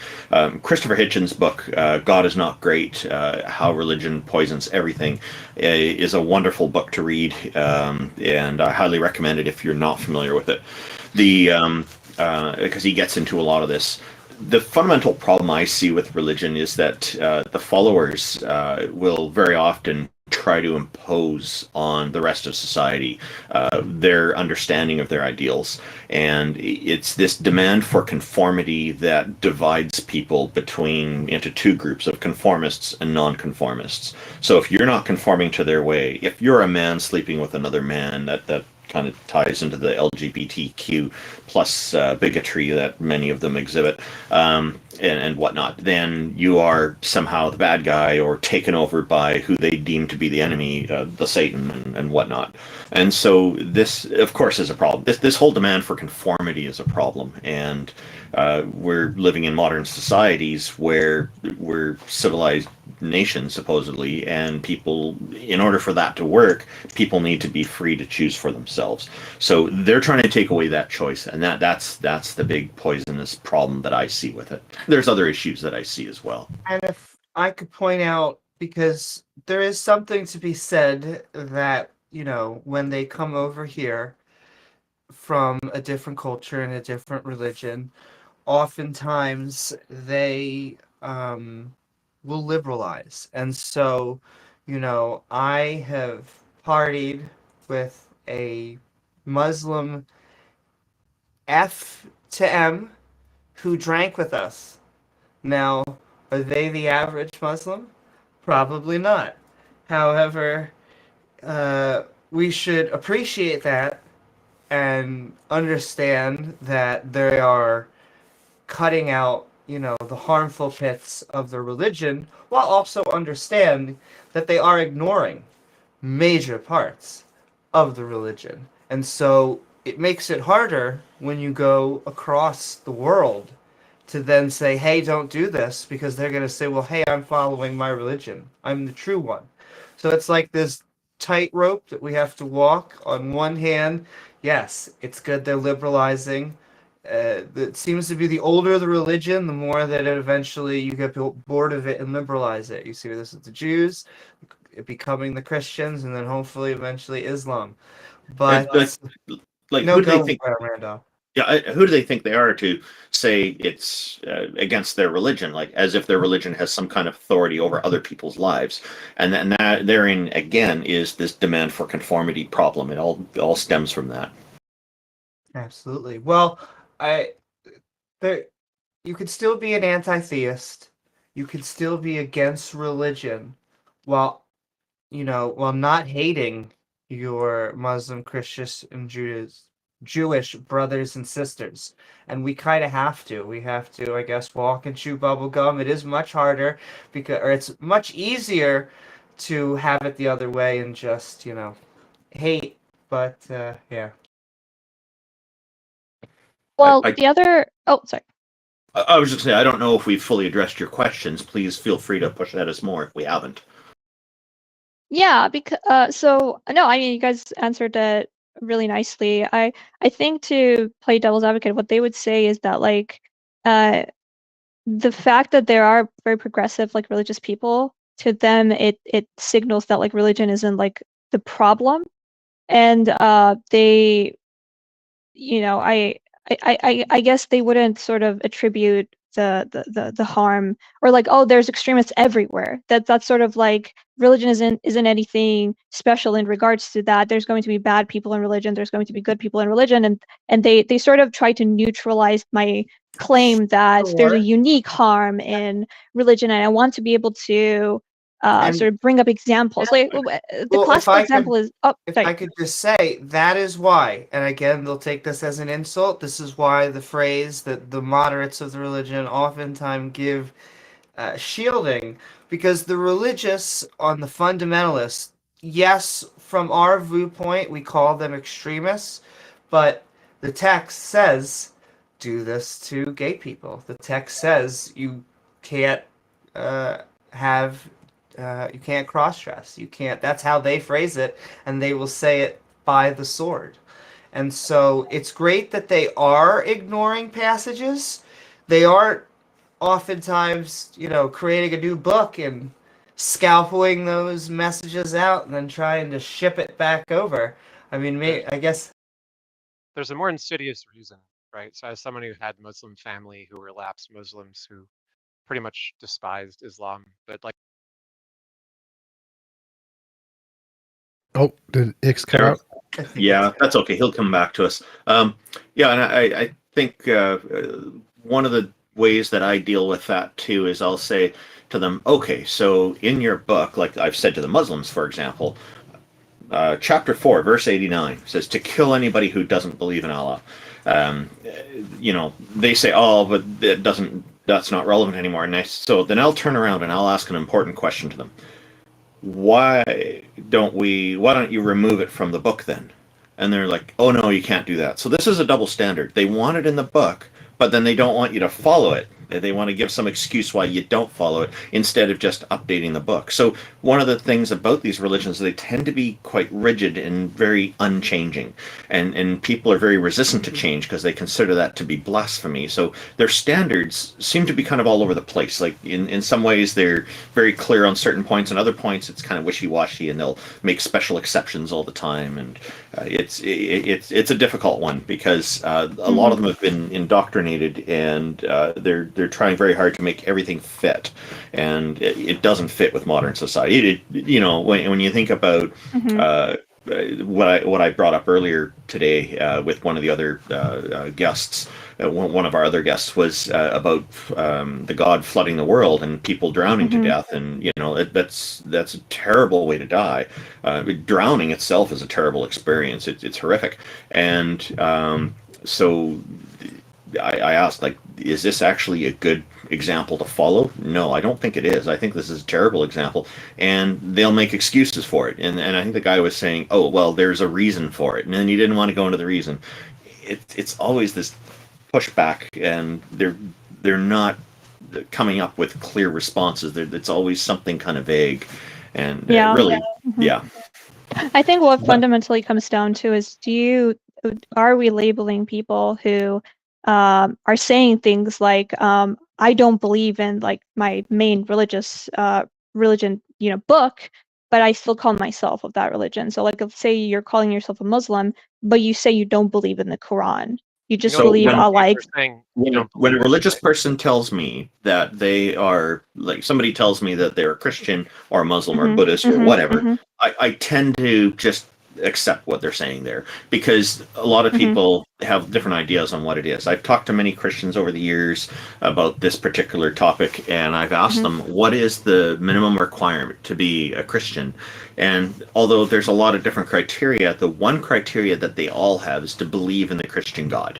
And in whatever form it's in. So, and the other religions seem to be the same too. So if they're believing in, if somebody tells me they believe in the Christian God and they're a Christian, I'm fine with that. I don't have a problem with that.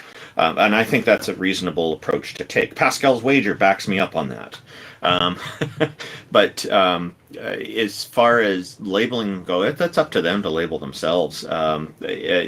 Now, if they're wrong about something, I'm going to try to address the idea that they're putting forward that I think they're wrong about. Instead of saying you're wrong, I'm going to say that idea has a problem. And so that's kind of the approach I take. So that way they don't take it so personally. Unfortunately, a lot of religious people have trouble separating the religion from the ideas that are put forward in it. That's part of the conditioning they get from their religious institutions. I'd like to say something as well, Fractal, which is you brought up at the very beginning the idea of like lots of Muslims saying they don't care about LGBT, right? So yeah, they're more accepting here or something. Can you think of a reason why a person might still claim to be a Muslim while like demonstrating that they don't believe in it because they don't care about LGBT? Oh, why do you think Muslims are more likely to say they're still religious even when they obviously hold beliefs contrary to Islam? Okay, yeah. Probably for acceptance, like their family, whatever. It's easier, you know right? What the penalty is? The penalty for apostasy is worse than the penalty for being gay, right? Oh, really? So if they were in a Sharia country and they said, I don't believe in God or the Prophet Muhammad or they would any get other killed. insult, they would get killed. That's right. And this is not like a hypothetical, like there are actually trials, they actually kill people still. Right? In Saudi Arabia, what they do, from people I know who live there or have lived there, they tell me that since the law was put in that atheists are all automatically classified as terrorists under Saudi Arabia law, they get 1,000 lashes before they get executed. So however long that takes, and it's like Singapore-style lashes. Like you get hit once on it, the pain causes you to go unconscious for a while. It takes a while to recover. It's a very slow, torturous process. So it's obvious why like Saudis are not going to say they don't believe anymore, right? Saudis are not stupid. They don't want to get fucking executed and lashed, right? Now, for a Muslim in a Western country, since they actually aren't going to face those consequences, but they're still going to face extreme ostracization. And if they ever travel home to visit their family in Syria or in Saudi Arabia or in any of these other countries, they know that their life is going to be ruined, right? And we have plenty of examples of this in other religions too. So Jehovah's Witnesses, they disfellow people, meaning they're supposed to never speak to you again. But you know what? The parents mostly do still speak to their kids because they don't believe in this shit either, right? They just want to spend time with their kids before they die. And they're just as miserable being stuck believing in Jehovah's Witness stuff or saying they do as the Muslim who says they believe LGBT is fine, right? Whatever beliefs they have, they're not orthodox anymore, but they're actually under threat if they say anything about not believing it anymore. And the threat varies from actual execution in Sharia law countries all the way to just ostracization, having their lives ruined. So would it be? What was the original question again? So yeah, I was trying to come up with because I couldn't have I didn't have a good rebuttal to this statistic, right? That a lot of Muslim people, specifically in the U.S., are accepting of LGBTQ. Yeah, they're just not really Muslims anymore, but they're afraid to say so because the penalty. Yeah, that's what I said, but but that's apparently like not good enough, right? I don't know, like I would use that as an explanation for that statistics, like it makes sense to me, right? There, even as an atheist, probably like if I was in a deep South or whatever, and everybody was Christian, and they would like ostracize me for not going to church or whatever, I'd probably like pretend to be Christian or whatever, like weird cult religion they have over there, right? As long as I'm going to be okay. But apparently like that wasn't like so my question is that satisfactory to explain away a statistic like that? What is the point of the statistic? That majority of Muslims, or like a huge portion of Muslims in the U.S. currently, based on polls, right, answered that they're pro like LGBTQ, like gay marriage specifically. I think there's a statistic about that, like gay marriage, they're fine with that. Sharia law says that it's a penalty of death for doing it, but they're fine with it, which means they don't believe in Sharia law. So it's evidence that they're not true Muslims anymore.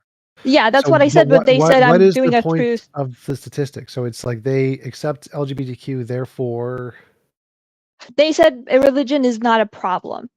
That was their whole logic, because I came in there saying religion in generality, right, is harmful, and it would be a better place. It would be a better world in general if less people were religious. And a person was like really aggressive and saying things like, well, you're wrong, you're actually really bigoted towards religious people, because not everybody is like this stereotypical conservative that you're thinking about, right? So yeah, the important part of that question isn't do most Muslims accept LGBTQ. It's what percentage of Islam accepts LGBTQ compared to the general public. Because if percentage, even if it might be most Muslims, if it's lower than what average society is, that proves your point. Because more Muslims, a higher percentage of Muslims are anti-LGBTQ than everybody else, the secular society, the Christian society, whatever else you want to compare it to. If you're talking about the whole world, yeah. And so it doesn't, even in America. So if you want to say Islam in America is harmful because the Muslim community has a higher proportion or a higher rate of people who don't accept LGBTQ, then that would be evidence of your claim. So them simply saying that the majority of Muslims in America might be LGBTQ positive or whatever doesn't actually support their claim that religion isn't harmful, because that doesn't tell you anything, because what tells you whether or not it's harmful is comparing the impact of Islam compared to some control group, like atheism. Secular people, pretty much all of them are okay with LGBTQ. It's like the vast majority, because we don't have any like bigotry or principles that tell us it's wrong. So we're totally okay with it. And so the vast majority of us are like, yeah, LGBTQ is totally fine. Do what you want. But it's not the vast majority of Muslims, even in America. Maybe it's like some like 50 something percent, maybe 60, because Americans have good, decent moral progress. But you compare that number, there's a 30% difference there. What's causing that 30% difference? Well, if it's maybe the principles of Islam that's holding 30% of people back, then you're right. Islam is harmful for society because it's 30% less effective than not being Islamic. And so that's the trick with Muslims, is that they don't understand logic or arguments very well. They're just going to give you things that intuitively sound good to them. So if you say religion is harmful, they're going to be like, oh, but most Muslims like LGBT. Well, that doesn't tell us anything. You have to go further and understand that in order to know whether Islam is harmful, you have to be comparing that to the control group, which is non-Muslim people, and say, well, which one's more, which one's less, and why. I think what they were trying to get at is that in America, because I think to them, it wasn't sufficient to say that most of Muslims around the world are against LGBTQ, because to them, because I brought up examples of like I'm just gonna call them shit countries, okay? Like I wouldn't want to go there for vacation. Like I brought up like Sharia. Sharia, sure. Bad countries, okay, like authoritarian regimes and things like that. So I think the way they were trying to argue was that that the well-being of Muslims and people in general in those countries, like let's say Egypt, or like places where apostles are killed and things like that, right? They were saying it's bad not because of Islam, but because of authoritarian regimes, or because of like bad governments, right? Things like that, or just other types of problems that the country is facing, and that it looks like Islam, but that it's not inherently like a religion problem, it's a people problem. So again, we're coming back to their inherent like sort of idea that they think, again, if a person is bad, they're going to be bad regardless. If a person is good, they're going to be good regardless. And religion is not going to change that. That's kind of like their idea. There is a common saying for someone to be good is doing good actions, that's normal. For someone to be bad, to be doing bad actions, we expect it. But for someone who is good to do bad, that takes religion. And I agree that Egypt, well, I don't know about Egypt's exact makeup right now because they tend to be more secular, so they may be more towards a authoritarian regime, just like Saddam Hussein was. However, these religious theocracies, these theocracies that prescribe that we need to kill gay people and we need to murder apostates, they're not like that because they're authoritarian. They are like that because it says so very specifically within scripture. They will tell you, they will show you where. And so the reason that they've come here and they have a more friendlier version of religion is they've come here and they've westernized, secularized, liberalized, whatever phrase that you would like to accept on it. That's why, because they're like, hey, but my best friend over here is gay. But oh my goodness, Nina, it turns out to be trans. Well, I guess I can't hate them. They're members of my same class because we go to the same school together. But over there, the culture is, look, it says so very much in this book, and they are as accurate as far as we can tell as possible to at least their own story. No, yeah, I agree. Like, but I think the problem was that the other person was arguing that yes, people who claim to be religious and don't follow whatever religious text, right? Even if they're contradicting themselves, and even if we can point it out that they're the contradiction, like that is not a like they don't see it as a problem. Yeah, sure, you can, yeah. Sure, but that's in defiance of the religion. That it's almost to think of it as they have survived the fundamentalist belief, and so now they have a softer version of the religion, a more modern version that probably comes from more secular morals to begin with. Yeah, Fractal, like the New what Testament. percentage? Yeah. Fractal, what percentage of Muslims do you think responded that they were gay or lesbian in a poll? Oh, probably very low. Try 0%. Okay. Seriously. So 0%. In the U.S. Muslims in the U.S. that were polled admitted to being gay or lesbian. 0%. Okay.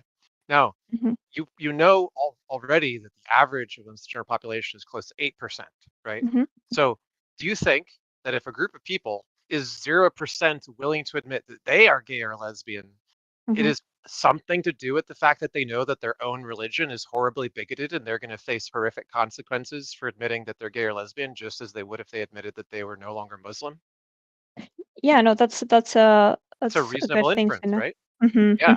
So the person that was citing this stuff to you was blowing smoke up your ass, right? She was Yeah, for giving, sure. or they were giving, bogus interpretations of misunderstood statistics.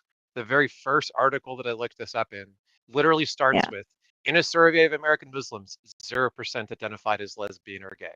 Now at the very bottom, there's some other polls where like 2 to 4% may admit to having like bisexual leanings or whatever, right? But not a single one of them will admit to the thing which they know will get them destroyed by their family, destroyed by their community, if not targeted by physical violence. Okay. So these people that are trying to make these claims about American Muslims being so accepting, even if there's progress, it's still a complete joke because these people are living in terror of admitting the truth about their own identity, about their own beliefs.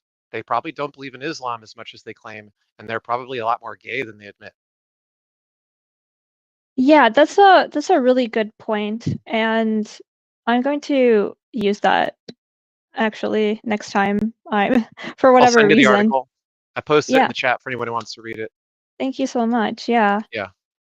And if you're interested in the conversations we've been having here, there's a playlist that you can find linked from theisthelpline.com. You can see the last 2.5 years of our episodes here.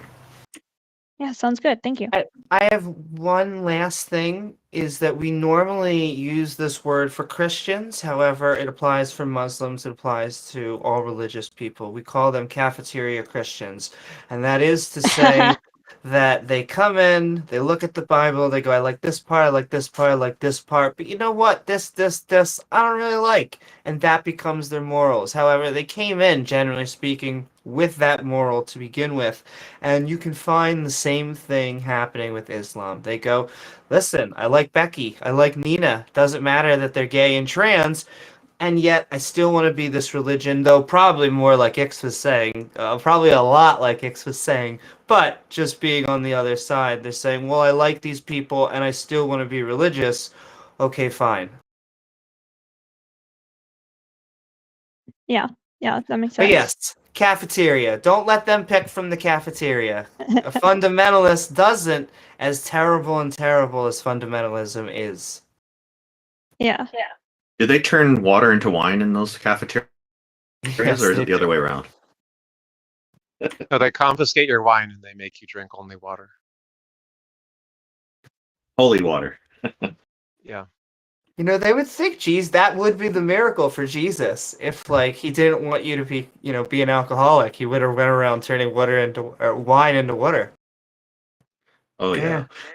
FractalStrwberry, we're really delighted that you came and asked these important questions today. Thank you very much, and we hope to see you again in future episodes. Our whole schedule's on the website too. All right, thank you so much. Yeah, feel free to join us anytime.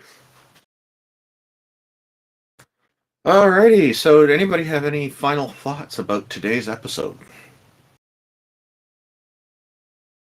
We had a historic admission by Otangelo that he's been bullshitting us for like the last 2 years. So that what a felt surprise!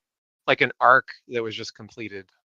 If you go back and watch every episode Otangelo's ever been on this stage, he's been called out for his bullshit about the clay stuff, literally every time. And you can listen to his bullshit responses and his like attempts to pretend like he knew something every other previous episode. Today he finally just stopped pretending. So that was progress. I think it'll only last about an hour. He's going to go back to pretending. Yeah, it's like a goldfish, right? TJump, since you're speaking up, did you have any final thoughts, and did you want to talk briefly about how things are going with the Church of Atheism that you've been working on? Well, still saving up money, trying to buy a building. That's the goal. Need lots of money. That's the goal. Okay. That's all Yeah. right now. The Church of the Best Possible Worlds is what TJump's working on, by the way. If people are curious about it, it's an important project because he's going to do what the churches aren't doing and actually trying to help people and do so without any specific books in hand, like the churches are known for. It's a noble project and one that I think is deserving of more support. There are links to it from theisthelpline.com. Click on the About section, go down to TJump's biography and or quick overview of what he does, and you'll see it all there. Links to it are there, and you can find out more about it. Amy, did you have any final thoughts? Yes, I'm just glad that if we were playing apologetics bingo, that if you had contingency on there, I will keep on repeating that you have won. And yeah, I would have loved empirical evidence for a god. We did not get one. The arguments put forward, like that the precepts seem to want to love, not a big fan of. Trying to just go down my list. Irreducible complexity is very silly. And you shouldn't use people who disagree with you like Hume or Richard Dawkins if they think the exact opposite of what you're trying to say. Anyway, I do shows as well. You can check out my YouTube at youtube.com/Amy Newman with my co-host James W. As well as sending all the love out there to everyone on all the other chats, because you should be following and subscribing to Randolf Richardson's and TJump's, and thank you Taco, Ix, and Spatchcock, everybody. Oh, and Taco now has a YouTube channel, so and Taco. yeah. Thank you, Amy. Appreciate that. Go ahead, Ix. Yeah, it was really fun. And I enjoyed Amy and TJump and Taco and you, Randolph, and it was fun to have Jefferson. We should get him on more often. He was a firecracker. I loved it. Oh yeah, I mentioned to him when that person was in talking to me and Amy, and I said to him, "You might find this interesting." He came right in and had a good time with it. Taco, your final thoughts on this episode? That was fun. There we go, short and sweet. Yeah, I liked that we had a good variety of different guests today, and I do appreciate the pushback on some of the ideas that all of us have put forward, because these conversations tend to go better when people are doing a nice exchange that way. The free exchange of ideas, I like to call it. So really appreciate that this is happening. Again, Taco, congratulations on your new YouTube channel. It looks like you're doing really well with some of your videos too. And best wishes to everybody. Thank you to everybody for joining us. Really appreciate you tuning in, and to all our guests who've joined us. Even though sometimes the conversations can be quite tumultuous, we appreciate everybody being here. Thank you very much. And remember, Politics Discord is a wonderful sponsor for us because they make these great stages available. They are a very popular Discord group. If you're not in it, you might want to join the guild and engage in conversations with people here. Also, Canadian Atheists, the organization that I run, is also sponsoring the website and certain other things behind the scenes. Thank you very much, everybody. If you want to find out more about us, our website is at www.theisthelpline.com, and you can find out everything about us, including schedule for future episodes. Have a great weekend. What's left of it. Thank you, everyone. Bye, y'all.